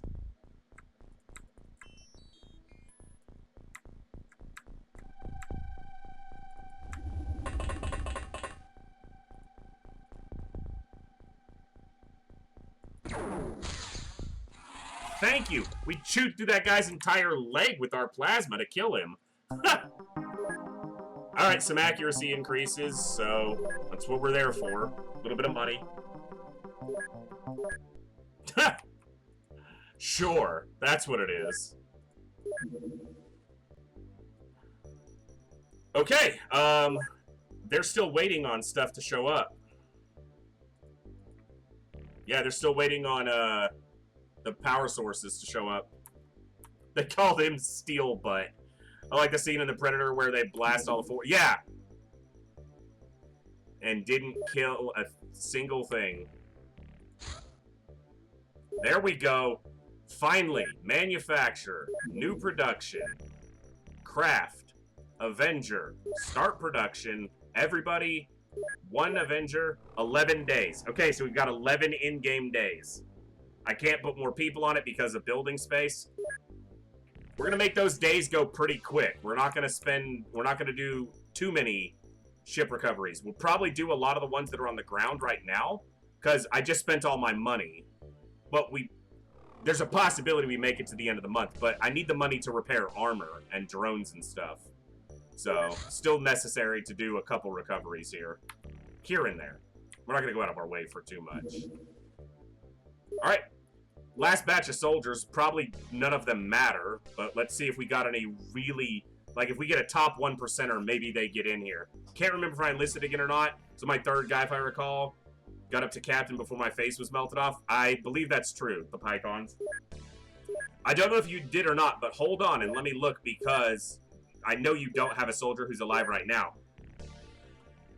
You see what I said about top 1% soldiers? That's probably not top 1%, but that's top, like, 2 or 3. If someone dies, that's a potential backup.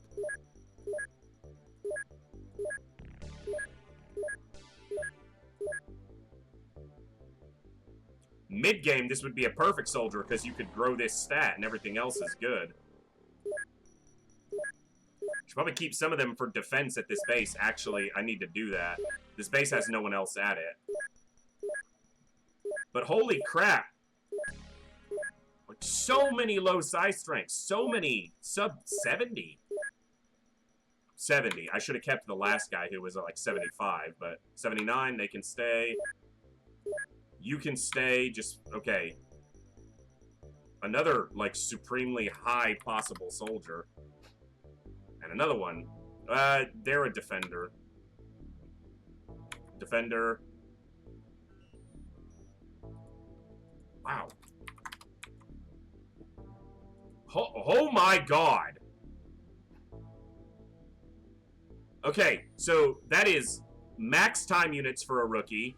Max bravery for a rookie, max reactions for a rookie, firing accuracy could be 70, and that would be max. Throwing accuracy at 79 is max, is 1 point off of max for a rookie, and size strength of 97, that is a top 0.1% recruit.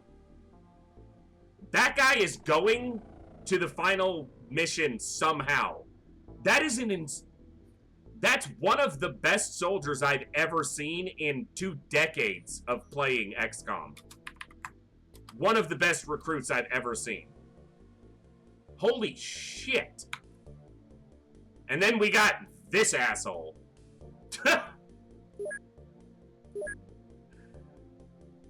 Okay, so stars are potential transfers. Mangolf, MeCorp, you might still be alive. BS Ben will get you in there. Pythons. The reason I told you to hold on is because I've got a soldier right here for you, Pythons, because I think, yeah.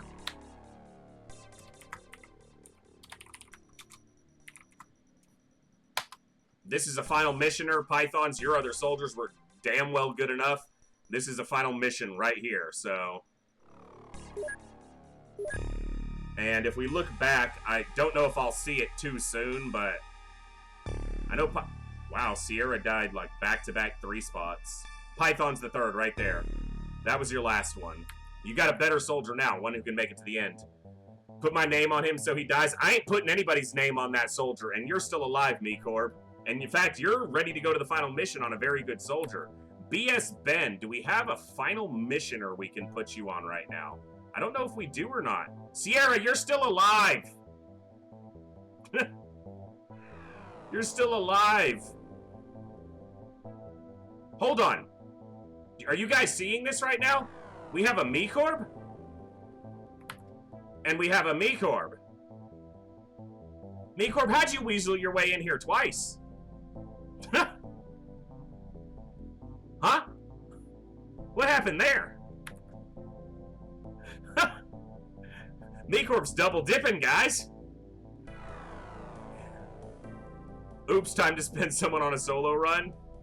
MeCorp double dipping. No, what I'm gonna do there is I'm gonna take this one right here, and I'm going to give this one, an already good soldier, to BS Ben, who I know redeemed one previous time, so this is at least your second, Ben. Welcome back to the fight. Olsen, your stats are great. The problem is you're never gonna be ready in time for the final mission. You're wounded for 39 more days, and I don't see this campaign going that much longer before we go to the final mission. So, yeah. So we got Ben in there, we got Mecorb in there, who was already in there. Mecorb was trying to triple dip. And we got Pythons on another badass, so... I don't know that this soldier is ever going to make it to the final mission, but... Like, let me just look at those stats for a moment and appreciate the godliness of this soldier. Where were you previous to now? That is such good stats. You're guaranteed to survive the final mission. Olsen, you've got it. You are guaranteed to not die on the final mission. That is a fact.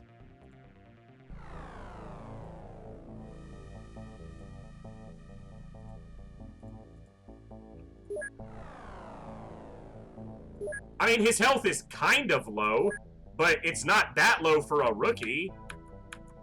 I mean, it's well average, but every other... I don't give a shit about health. Think about the damage they take. Health is rarely the reason they survive attack, and it's all on the armor. So... And his other stats are fucking insane. Now, other soldiers arrived at other bases somewhere.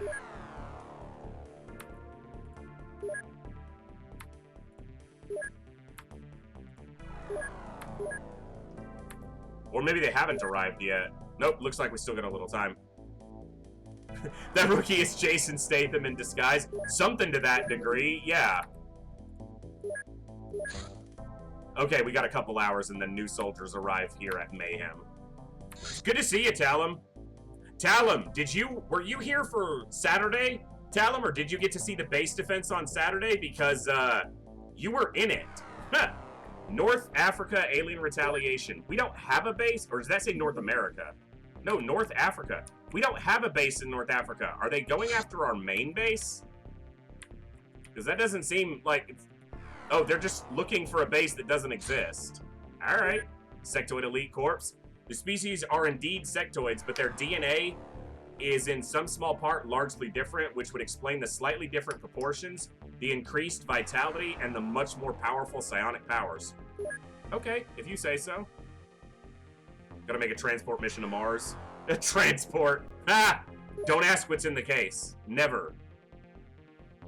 Soldier in this mod typically either takes 0 damage from hit or die outright. Yeah. In some small part, largely different. Yeah, Sierra, it's, you know, there's some improvements to be made there.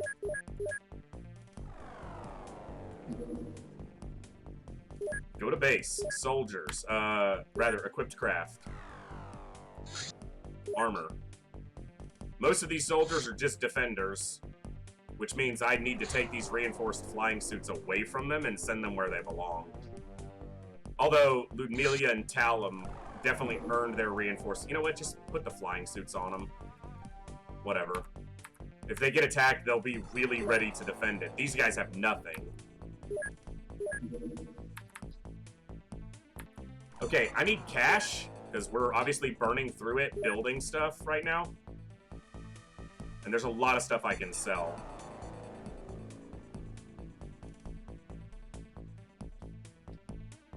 I don't need any more engineers, so we can sell that one. I don't think I do anyway. No, there's no engineers in the final part of the research. Just, I'm gonna double check this. Because it'd be really stupid to sell off an engineer anymore if I have them anywhere. But the final research tree shouldn't need any live aliens other than the commander.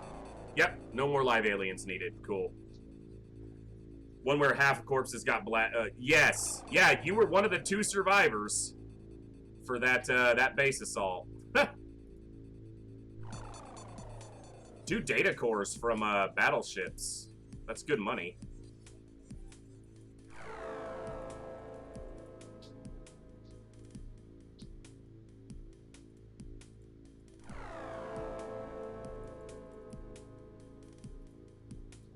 Alright, that gets us some more operational money right now, which is good. Berserkers we've researched. Reapers we've researched. Elite Guard and Elite Guard. And regular Elites we've done. Sectoid Elite we just did. We're doing the Gazer. We've done the Waspite. I don't know. Music.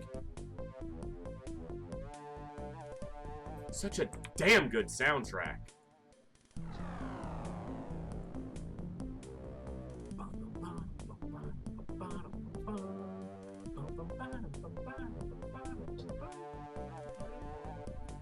Love it so damn much. All right, these laser weapons can finally get sold. So can this alloy tank laser. Watch, we're gonna get attacked now, and that tank would have been useful, but I don't need it. Manufacturing is making armor there. That's building the Avenger. They're doing reinforced flying suits there. Works for me. From Kristen Green down. Let's see if we got any other super soldiers ready for the final mission. Kristen Green is not one of them. Nope. I'll keep...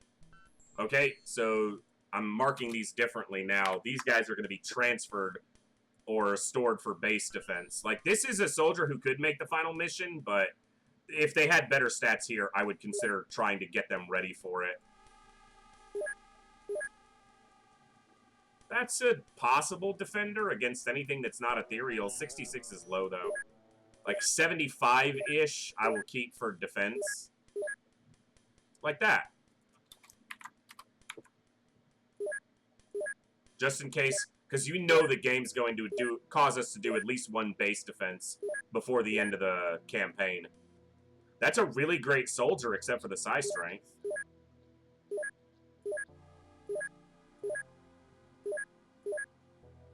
Come on, show me another dead ringer. Oh, you know what?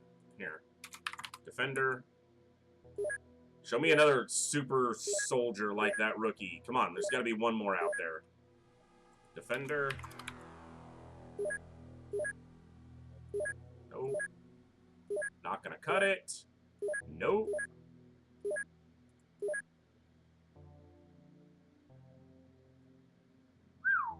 That is a damn good soldier. Not probably making final mission this late in the campaign, but if we'd gotten them a month ago in game time, they would have... This bravery's a little low. Everything else is excellent.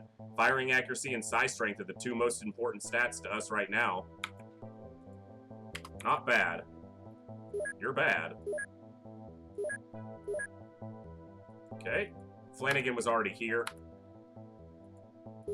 Okay, so, in fact, we might just leave them here so that this base has a full contingent of soldiers. And that means that the only bases that don't are this one and this tiny base. Which is probably fine. I don't think I need to spend more money buying soldiers right now. What I need to do is, yeah, these two down here at the bottom, they're not making the final mission. We need to transfer them to those bases. One to each of them as defenders. So we'll transfer to Fate Station, Shivko. We'll transfer to Eternity, Solheim. Just so they have an officer. Helps morale if the officer doesn't die. If those bases get attacked. The reality is, if either of these bases get attacked this late in the campaign, we probably just let it go. We sell everything off before the battleship lands. We transfer out anything that we want to try to save, and we just let the base get popped, because this late it doesn't matter. We're making final preps for the final push, so...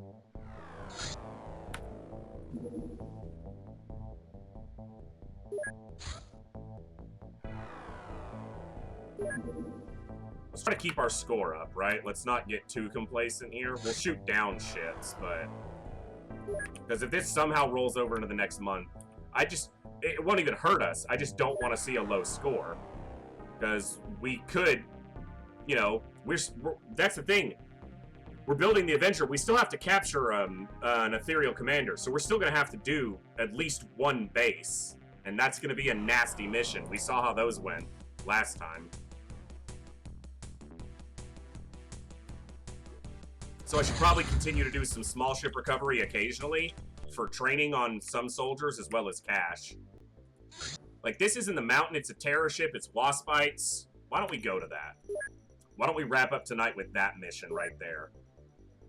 Did I transfer that badass out, or did I'm pretty sure I did, right? Yeah, he's showing up in an hour. Show me the badass. Perfect. Equipped. Thunder. Why are my drones not being repaired? Oh, because they were doing this. Cool. Do you guys... Yeah, you guys are ready. Okay, this is non... What am I trying to say here? Non-psionic aliens, anyway. The problem is, I don't think they get here before nightfall. Oh, they do. Looks like they do, so... Alien research in North Africa. No. I'm gonna veto that and tell you no. You can't do that. Alien retaliation in Southern Africa. Once again, I'm gonna say no. UFOpedia says that if you want to get a soldier with max stats, yes, 1 in 67 billion. Yep. You can't actually do it in the lifetime of a regular person. Even if you used a supercomputer to try to do it, it would take like 34,000 years. Like, that's what the math suggests. So, yeah, that soldier we got is about as close as I've ever seen to a, like, top soldier. Alright, so this is a terror ship recovery. There are some good soldiers here that might, you know, get the stats to transfer over for the final mission. But, yeah. Now, because this is a terror mission, or terror ship, it's not a terror mission, there is a big difference. And we shouldn't have to deal with psionics. There might be a little bit of psionic crap here. You know what? I'm still inclined to not put a blaster launcher in the hands of low psi strength soldiers. That'll work. And Sierra. Perfect. Just to help clear out some of the chaff. I'm not even really concerned about anything here. Okay, could be horrible terrain. Doesn't look... Oh, the ship's... Why are we always right next to the ship? Our pilots are just the worst. Because the only way this can be oriented is the doors are on the opposite side, and that just sucks. From a recovery standpoint. No power supply, at least not the first one.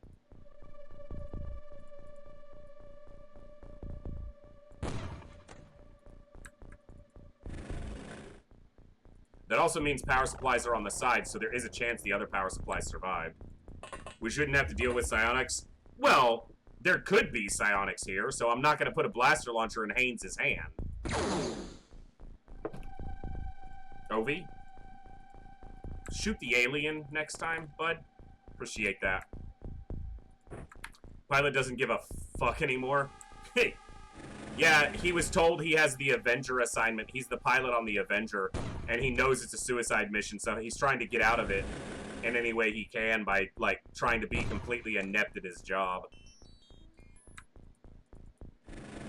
Congratulations, son. You've been, you know, recommended as the pilot to take our Avenger-class craft to the alien home base on Mars. And he's like, are you kidding me? No, it's a great honor. And he's like, I'm gonna die. And they're like, well, you'll be dying in the sacrifice of all of humanity. And he's like, yeah, but I'll be dead. He's not one of those people who enlisted out of, you know, patriotism for the human race. He just needed a job. Scumbag number 1.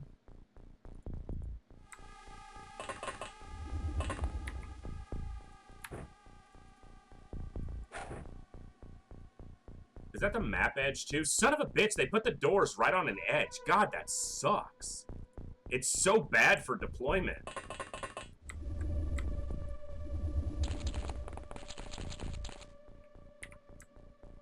It also means I've got an ass load of map over here I gotta search. It's actually not that big of a map, but it's a lot of freaking hills and probably a cave system here.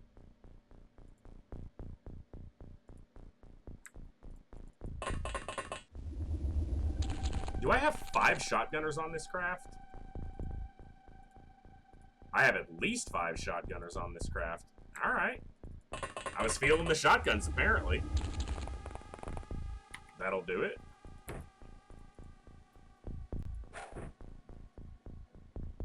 Excuse me.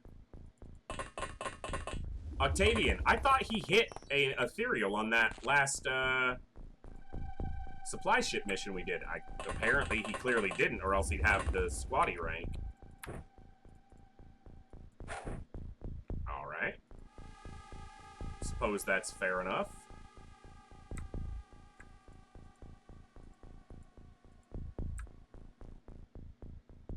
No blaster launchers here, but still not smart to bunch up, even though a grenade would rarely kill more than one soldier, and really should have a pretty low chance to kill even one soldier.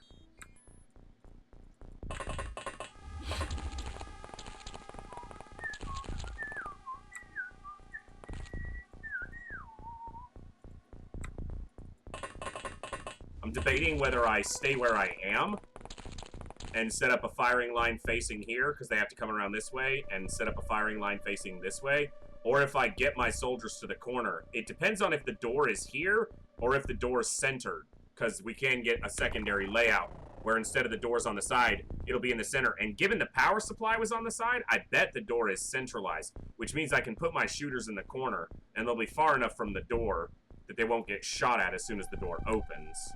So, that's probably what we'll do. I do have to consider that it is wasp bites, so they can fly up and over the craft. They don't have to walk around it, necessarily. These should be my 5 or 6 snipers, plus blaster launcher wielders. We'll keep them on board for the moment. Okay.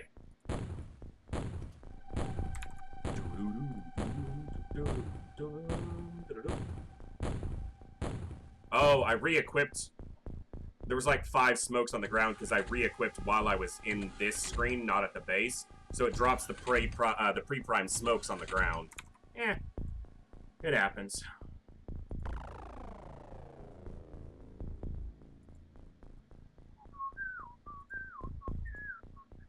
Come on, scumbags. What's the holdup?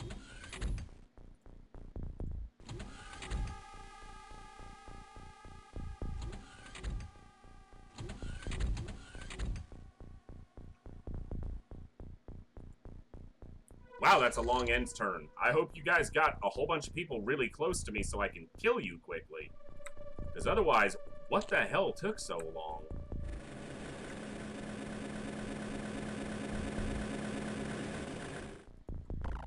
Central door, like we expected.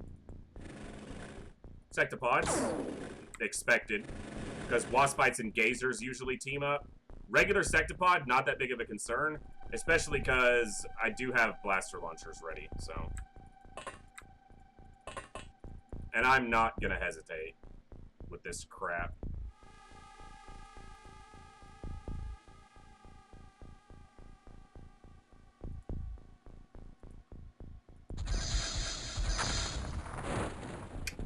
That'll do it.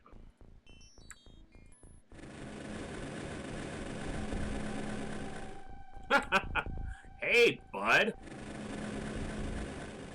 Yeah, that's a reason I got 2 of these in hand.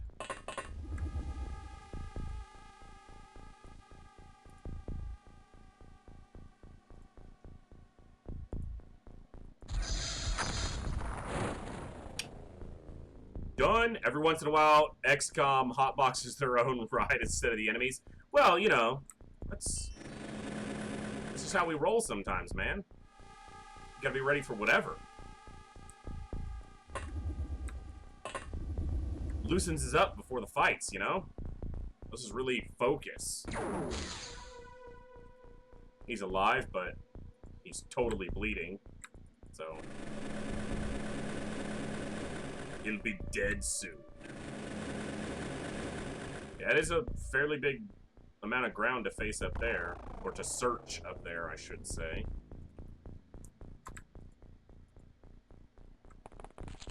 Oh, if he dies, he dies. He will, too, because he's a scumbag. So it's more like when he dies, because we know he will.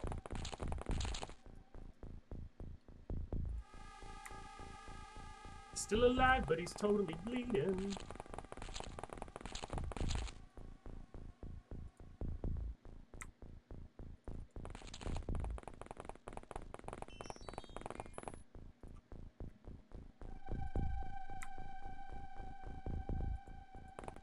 Oh no, you can't quite get there. Come over here then.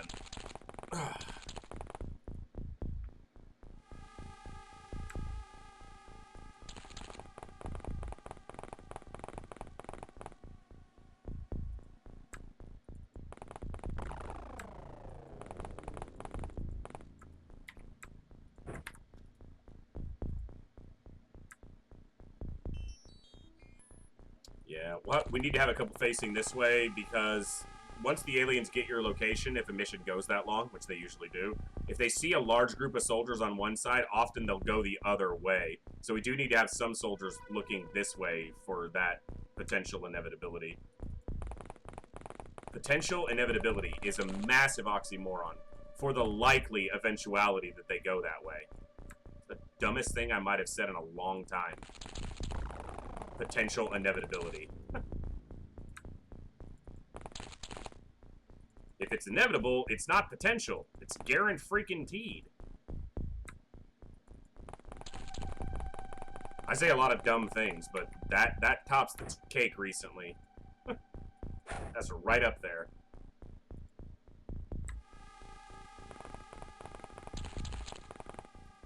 Alright, and then I'm going to put my 2 blaster launchers up top shortly. They'll just go on top of the craft and wait there. Because they don't need to be, obviously, in a straight line to the enemies to deal with them with their blaster launchers. But we will get the snipers over here. Cranium was the commanding officer on this craft for quite a while. It's so sad that Gleaser berserked and blew his damn leg off. Because that's what happened. It was not cool. You know, I guess I could have a sniper. Nah, they don't need a sniper. Yeah, we'll put Mumbles up here, whatever. That's fine. Alright, roll it. Killed a couple sectopods. Pretty good turn whenever you can manage that and nobody dies in the process. I like that. I like that a lot.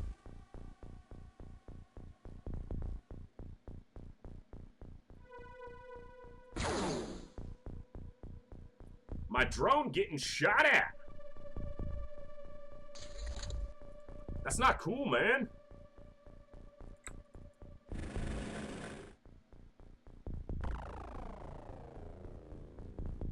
See, I just made the decision to keep a sniper over here, and I'm quite glad I did.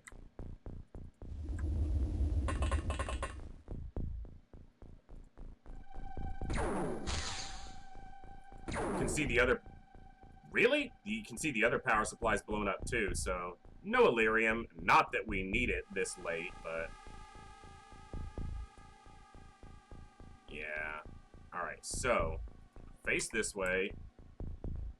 Drop this. Grab this. And pop this guy. Nicely done, soldier. Now pick that back.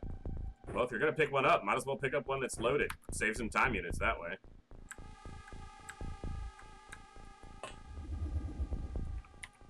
And you drop a smoke. You come up here, Sierra. Reload and dents that smoke out to the back. You got anything? Don't see any movement.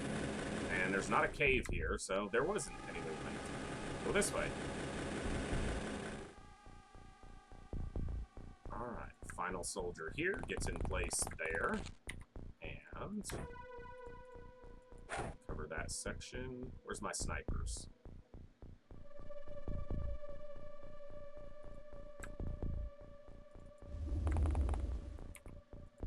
Oh, you don't kneel, you kneel. Kneel, kneel. Face this way, kneel.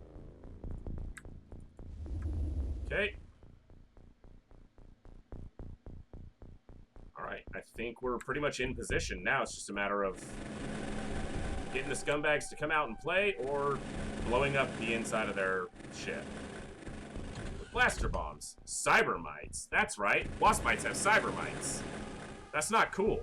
I fucking hate those little things. I should put most of these people flying, because cyber mites can't hurt you if you're in the air. Because they, well, the explosion can, but the melee attack they do can't, and that's the only way that's the only offense they have.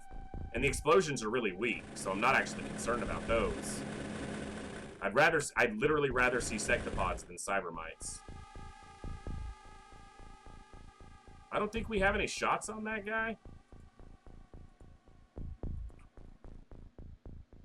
But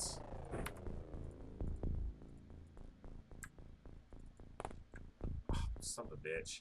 I meant to drop the grenade and then step off the square, and I didn't do that. So he's got a prime grenade in his hand. It's not like it's any danger. You just can't do anything with it.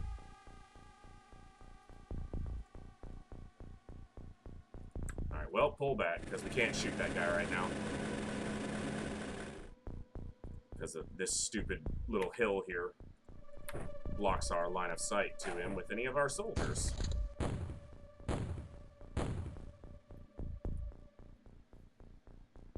About 30 aliens for a terror ship. Somewhere in that vicinity. Somewhere in that number. So we'll see how many we run across.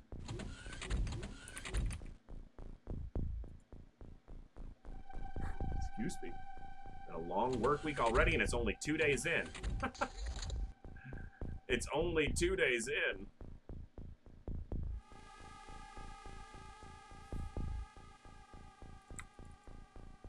Hollow drone. One of my least favorite. Like, I like the concept, but man, sometimes these things are ridiculously tanky and sometimes they die in one hit. And I don't know what their resistance stats are. They've got to be highly resistant to damage or just have insane tankiness. I did an aim shot because I didn't want you to miss. Thank you. The one good thing about them, I guess, is if we have to shoot them a lot, we get a lot of accuracy training, potentially. And there are worse things to get. I can't think of any. Yeah, sometimes these get one-tapped, and sometimes they do this shit. Okay, throw this to him. Do not forget that there's a grenade under Haynes' feet right now.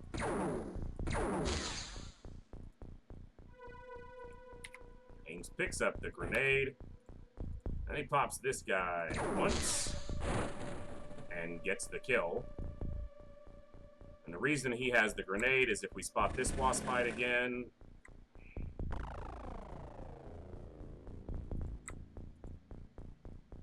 You know what? You're far enough away, and I don't want to deal with you.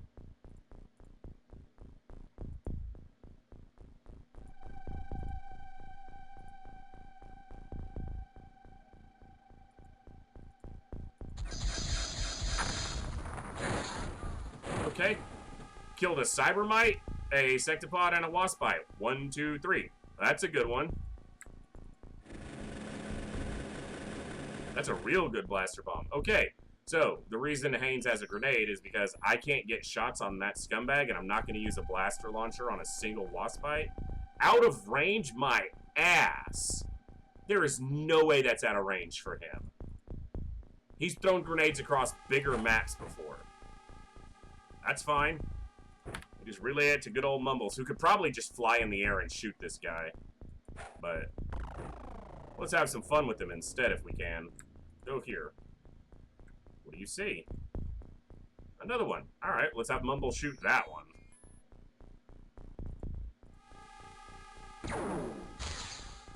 No, the alien Mumbles.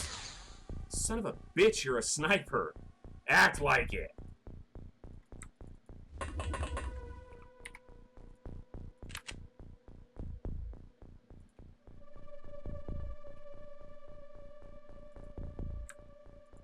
Come this way. Alright. I swear none of these soldiers could try for the... Yeah! Some of these soldiers. Yes, they're quite... You know what? I'm not doing another freaking hollow drone shooting marathon bullcrap. You know what, Mr. Hollow Drone? You might be tanky. You might be super tanky, but you know what you're not? Tanky enough to survive this. If it survives this shot... Oh, and I got another scumbag. That's 2 for the count. Throwing the nade ended up pulling a muscle in his arm. Yeah, he's gonna be in the infirmary for 56 days right next to you.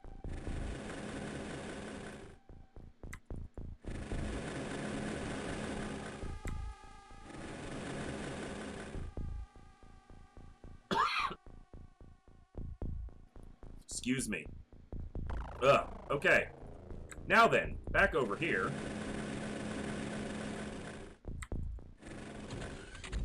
What's up, Gazer? How you doing? Living your best life? I don't see anybody else, so I'm gonna go back over here. Yeah, you're just shooting your shit, making yourself look dumb. It's not a good look, bro. Not a good look.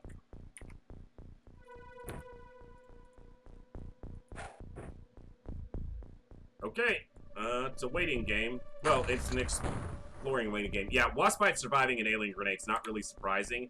They have pretty tanky stats, considering, you know, well, the game calls them frail, but it might also be referring to the fact that they're frail before they have all the augmentations done to their body.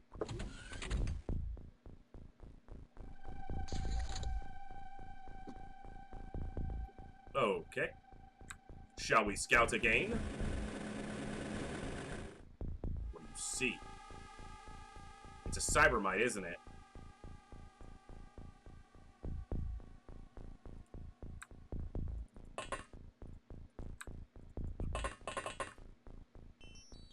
If it was anything else, I'd be able to see it. It'd be taller, so I'd be able to locate it.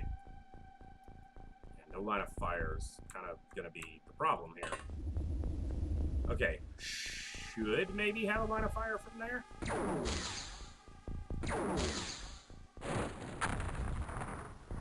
Blew up part of the Sectopod corpse. I don't give a crap about that.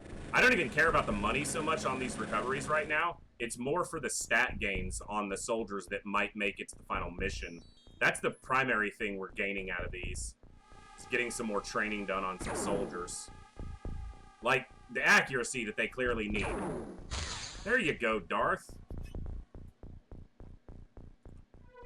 I guess I could have crouched and given you a little bit of help there, but damn. Really?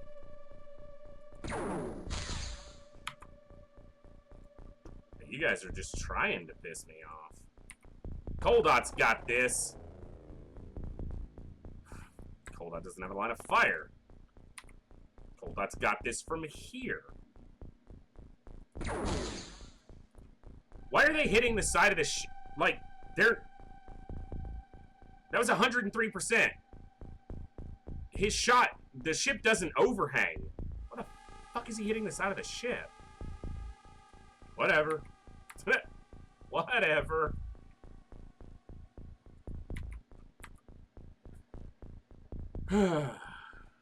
So.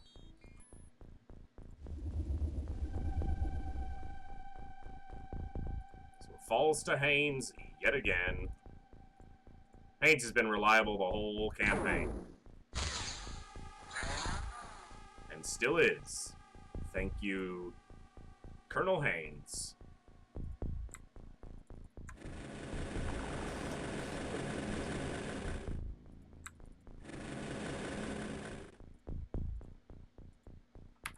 Nothing else on the scanner. That's the scream we heard when we blaster bombed that.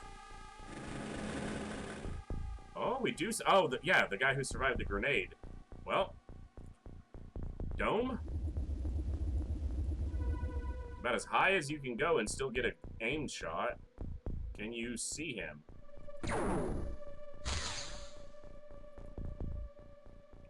Not supposed to survive that, dude. Not supposed to work like that. Guess we'll shoot him next turn. Hey, a gazer. That's why you guys are here.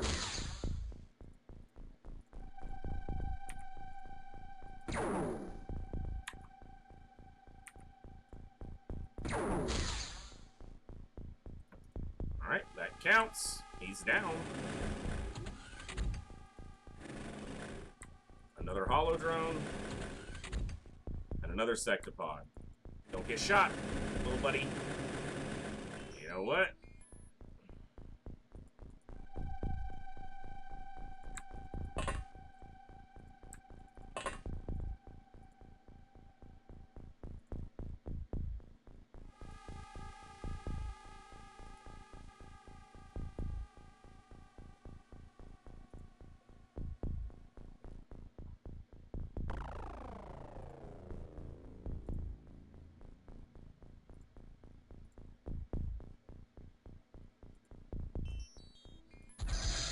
That might miss. Nope.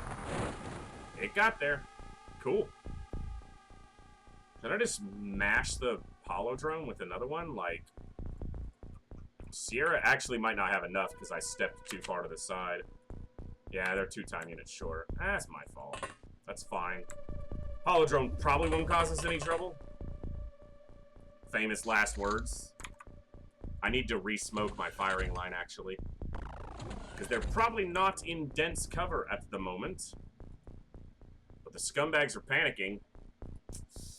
Yeah, they're not having a good time.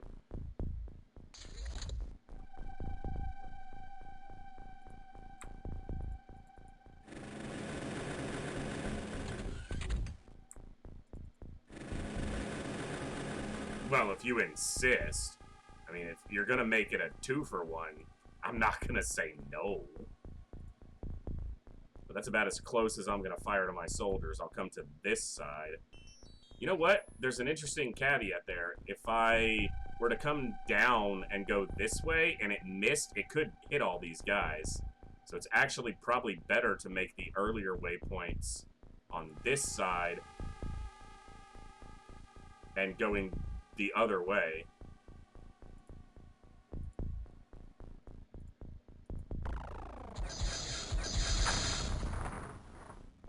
It didn't hit either of them because I put it on the wrong corner. They're around a corner on both fronts.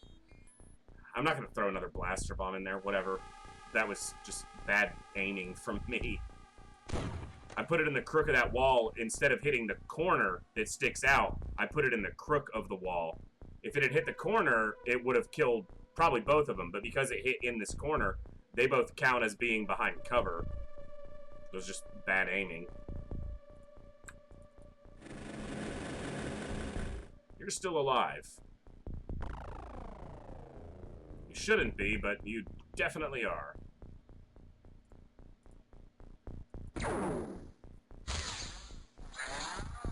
Definitely not anymore.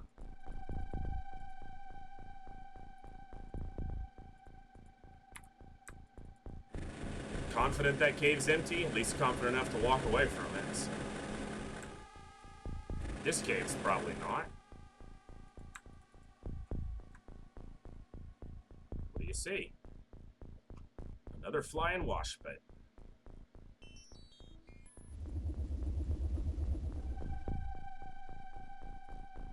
We can fly, we might as well make use of it.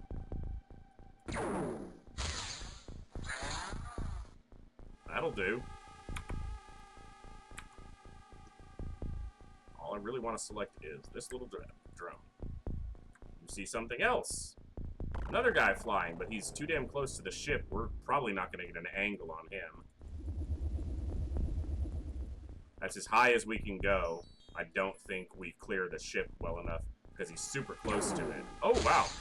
I guess we do. I'll just stop talking and let the game do its thing because I can never predict which way it will or won't let us do something. That one was dead already, so we'll count him because he does count as a kill. You know, or as one less we have to kill.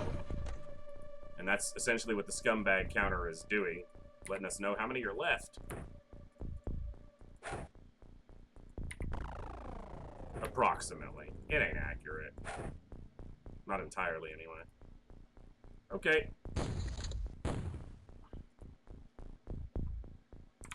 Thank you all for hanging out tonight. This will be the last mission. We'll wrap up after this one for this evening, but our Avenger is being built. We should be able to finish it tomorrow, and at the latest, we do an Ethereal Commander recovery, or try to get an Ethereal Commander on Thursday, and then we have Friday available as well. I'm not, you know, I won't guarantee that I'm streaming Friday, but if we don't get the Commander on Thursday, then we'll have to do it Friday so we can get the research done and be ready for the final mission.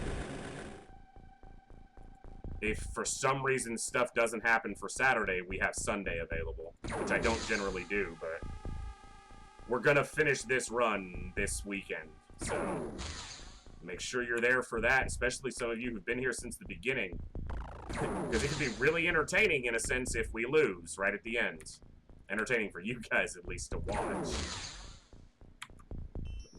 Substantial, you know. Did you just hit my drone? I think they just hit my drone.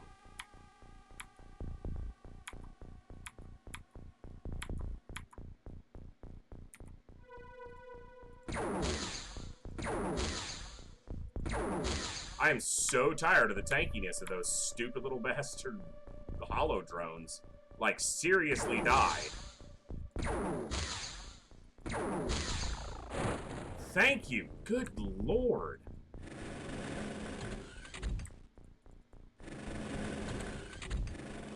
Yeah. Not gonna happen, bud.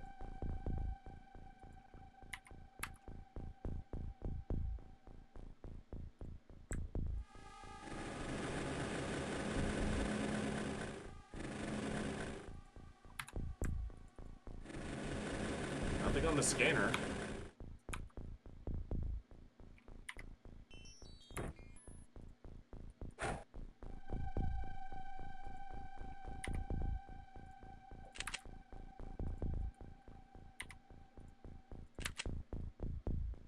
Mumbles is up in the air, that's fine.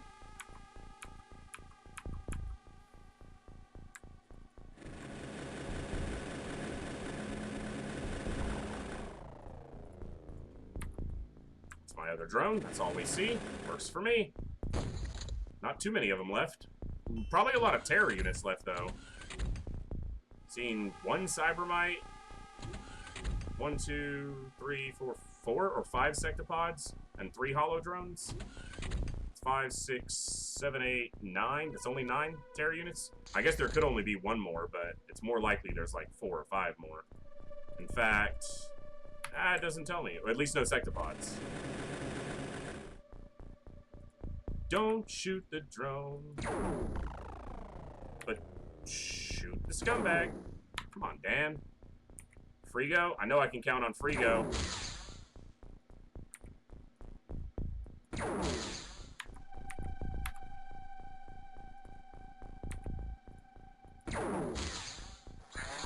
Okay, Frigo did hit, so can count on them.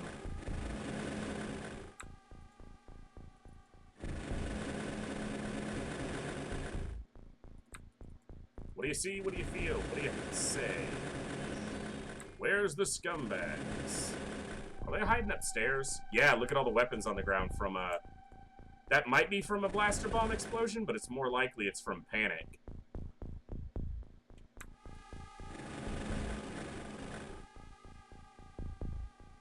Anytime an alien panics, it's got a 50% chance to drop its weapon. Well, 50% chance to drop whatever it's in its hands. So it doesn't necessarily have to be a weapon, but they don't carry anything but weapons, so I guess it does have to be a weapon. But the coin flip chance to drop it if they panic. What that usually means, though, is if they live long enough after dropping their gun, they will use their grenade because it's the only offensive tool they have. So I'd almost prefer them to have their gun some of the time. At least in the early game, when grenades are a really big problem. Right now, the worst thing a grenade does is kill one soldier or a drone. Which sucks, but it's really not that big of a deal. Hey, a power supply survived. Okay, we don't need the Illyrium or anything, but it's neat. I don't want to throw a blaster bomb in there. It's going to blow up so much money. Ugh. But there's probably like 5 aliens up there.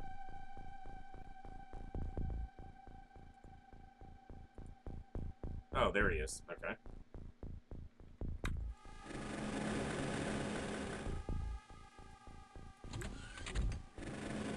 I'm risking, yeah. Bastard. I was gonna say I'm risking the drone to try to get some scouting there. It's possible this guy had panicked, but clearly he at least didn't on the last turn. I know, dude. I see them.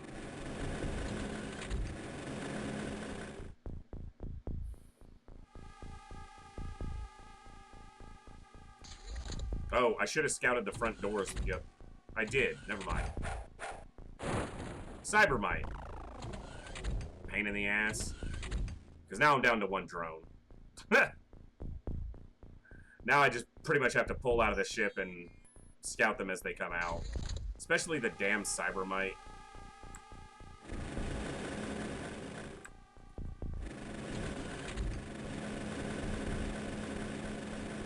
Alright. Well, go here.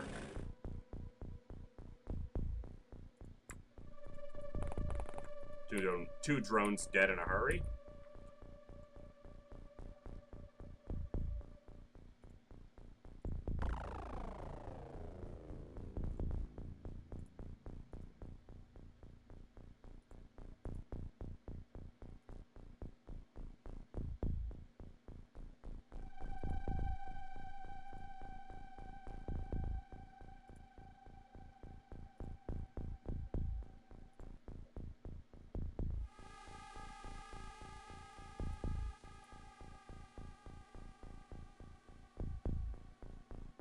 Yeah, I don't really care what I blow up at this point.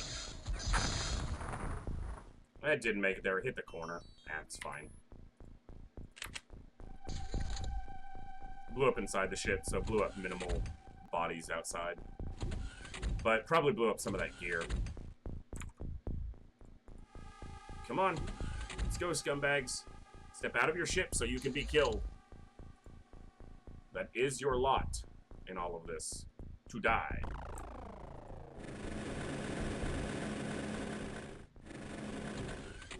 Cybermite. I don't know how many time units those things have. Like, I don't know what its distance of movement is. I'm confident it can't reach our soldiers, but I'm not confident it can't reach that drone right there. I'm also confident I don't want to use a blaster bomb on a single freaking Cybermite, so... if it gets the drone, it gets the drone.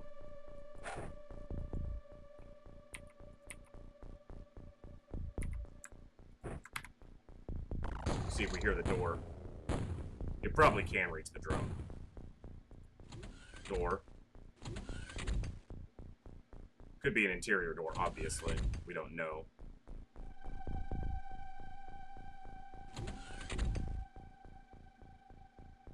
Come on.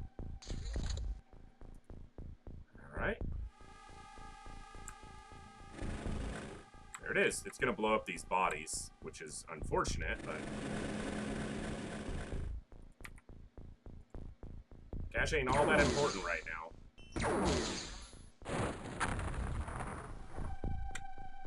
That's pretty much the sole purpose those things serve.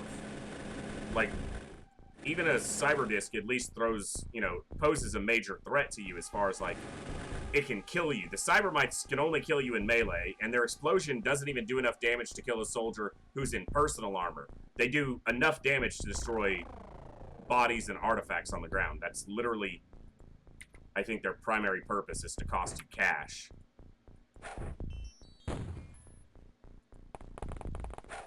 And drones. The drone lived, but that thing might get another attack before the end of the turn. Oh, just get grenaded too.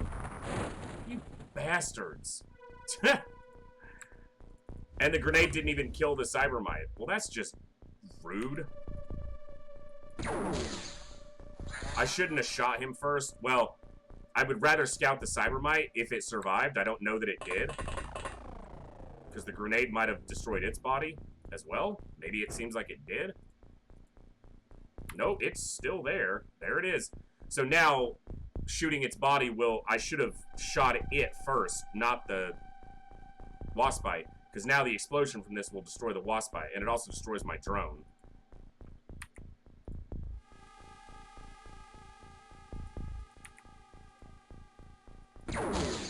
Help if I can click on the target. Bastards.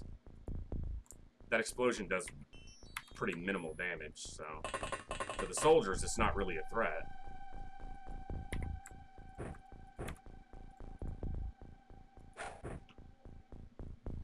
The biggest threat to my soldiers is now that I have to scout the door with soldiers, not with the drone. Easiest way to do that's from the roof. But there is the very likelihood that the aliens will come out of this side as well.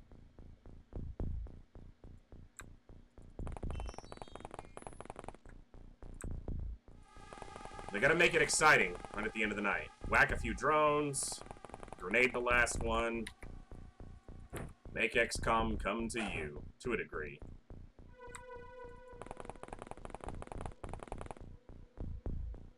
Sees a cybermite that no one else saw. Of course you missed.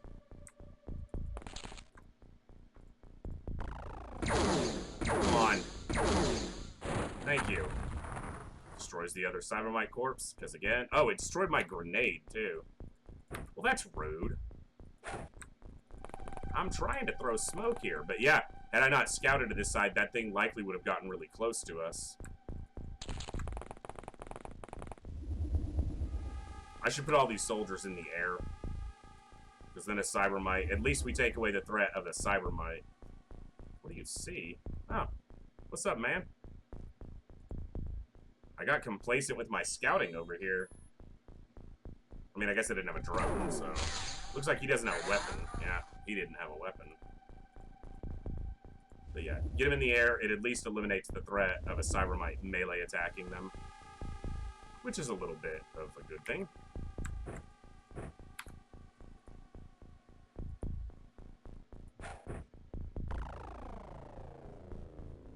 And I should also ensure that you are not all the way in the air. Because there's no smoke up there.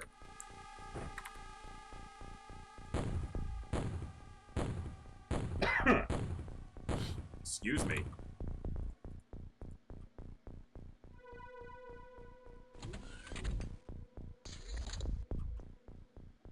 Alright. Let's wrap it up, boys and girls. We're done here.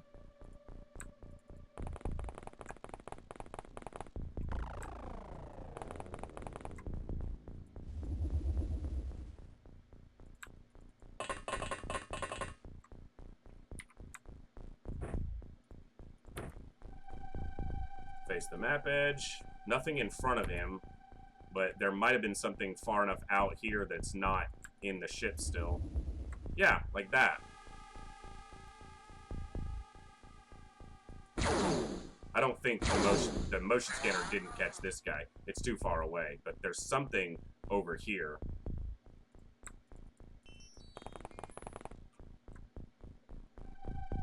Oh, a gazer. Damn, they really took to this side of the map in force. Like I said, I put all my soldiers on the bottom corner and the aliens all routed this way. They were really proving me right. I appreciate that, game. I like when I'm right. You didn't have to do it so abruptly and aggressively with all this crap happening. Drop this. Got anything else out here? 6 tiles by 1? There's something right over there. That's not ideal.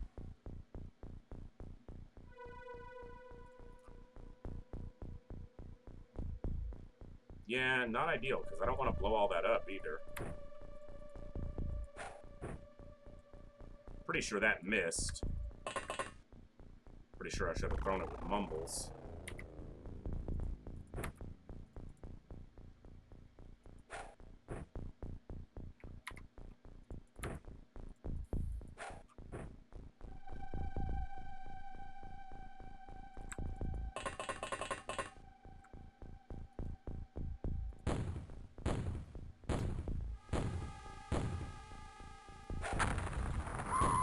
Son of a bitch. That's the last alien, I think, because it threw its grenade and the turn ended, like, instantly after that. Yep, last alien's always got to get a kill. He killed a rookie that had, like, 93 size strength. It's good accuracy increases, though, on everyone who lived, and we obviously have a few extra soldiers, so it's not the worst thing, but they were brand new. It was their first mission, but yeah, they had... Well, we haven't hit 500 yet. Yeah, 93 size strength, exactly. Well, we are definitely well on our way to our final goal. The Avengers got 10 in-game days left. After that, it is... We capture an Ethereal commander, which we can only do at an alien base. And we go from there. So, that's going to wrap it up for this evening, though, guys. It is 11 p.m., and I got work in 7 hours, 7.5 hours. So, Thank you all for hanging out tonight. Thank you to the new followers and the new members of our awesome, growing, amazing community here. You guys make each and every one of these streams awesome. No place I'd rather be, nothing else I'd rather be doing. You guys are awesome. So yeah, I hope you all have a wonderful evening, and I'm going to throw a raid over to our buddy Hillhome. He's streaming from some XCOM 2. So if you're looking to have some little more XCOM action tonight, show him some love. And yeah, we'll catch you all the next time. We'll be live tomorrow at 7 p.m. Remember, this week we make the final preparations. The goal is to be doing the final mission on Saturday. This weekend, probably Saturday. Our next run after this game is going to be an Impossible Ironman playthrough of XCOM Enemy Within. If you're interested in having a soldier named after you for that run, hop in our Discord. You can find the channel to get named for Enemy Within. That's what the channel is called, Enemy Within, and within our Discord server, and join up there. And join our Discord anyway. We've got a great growing group there of gamers of all kinds talking about all kinds of fun stuff. Fantasy, literature, music, movies, video games, anything you like, that's a place for it. Orbital, nobody interested in. Everybody else, you guys have a wonderful evening, and we'll catch you next time right here in the Echo, where everybody has a voice. Thanks and good night.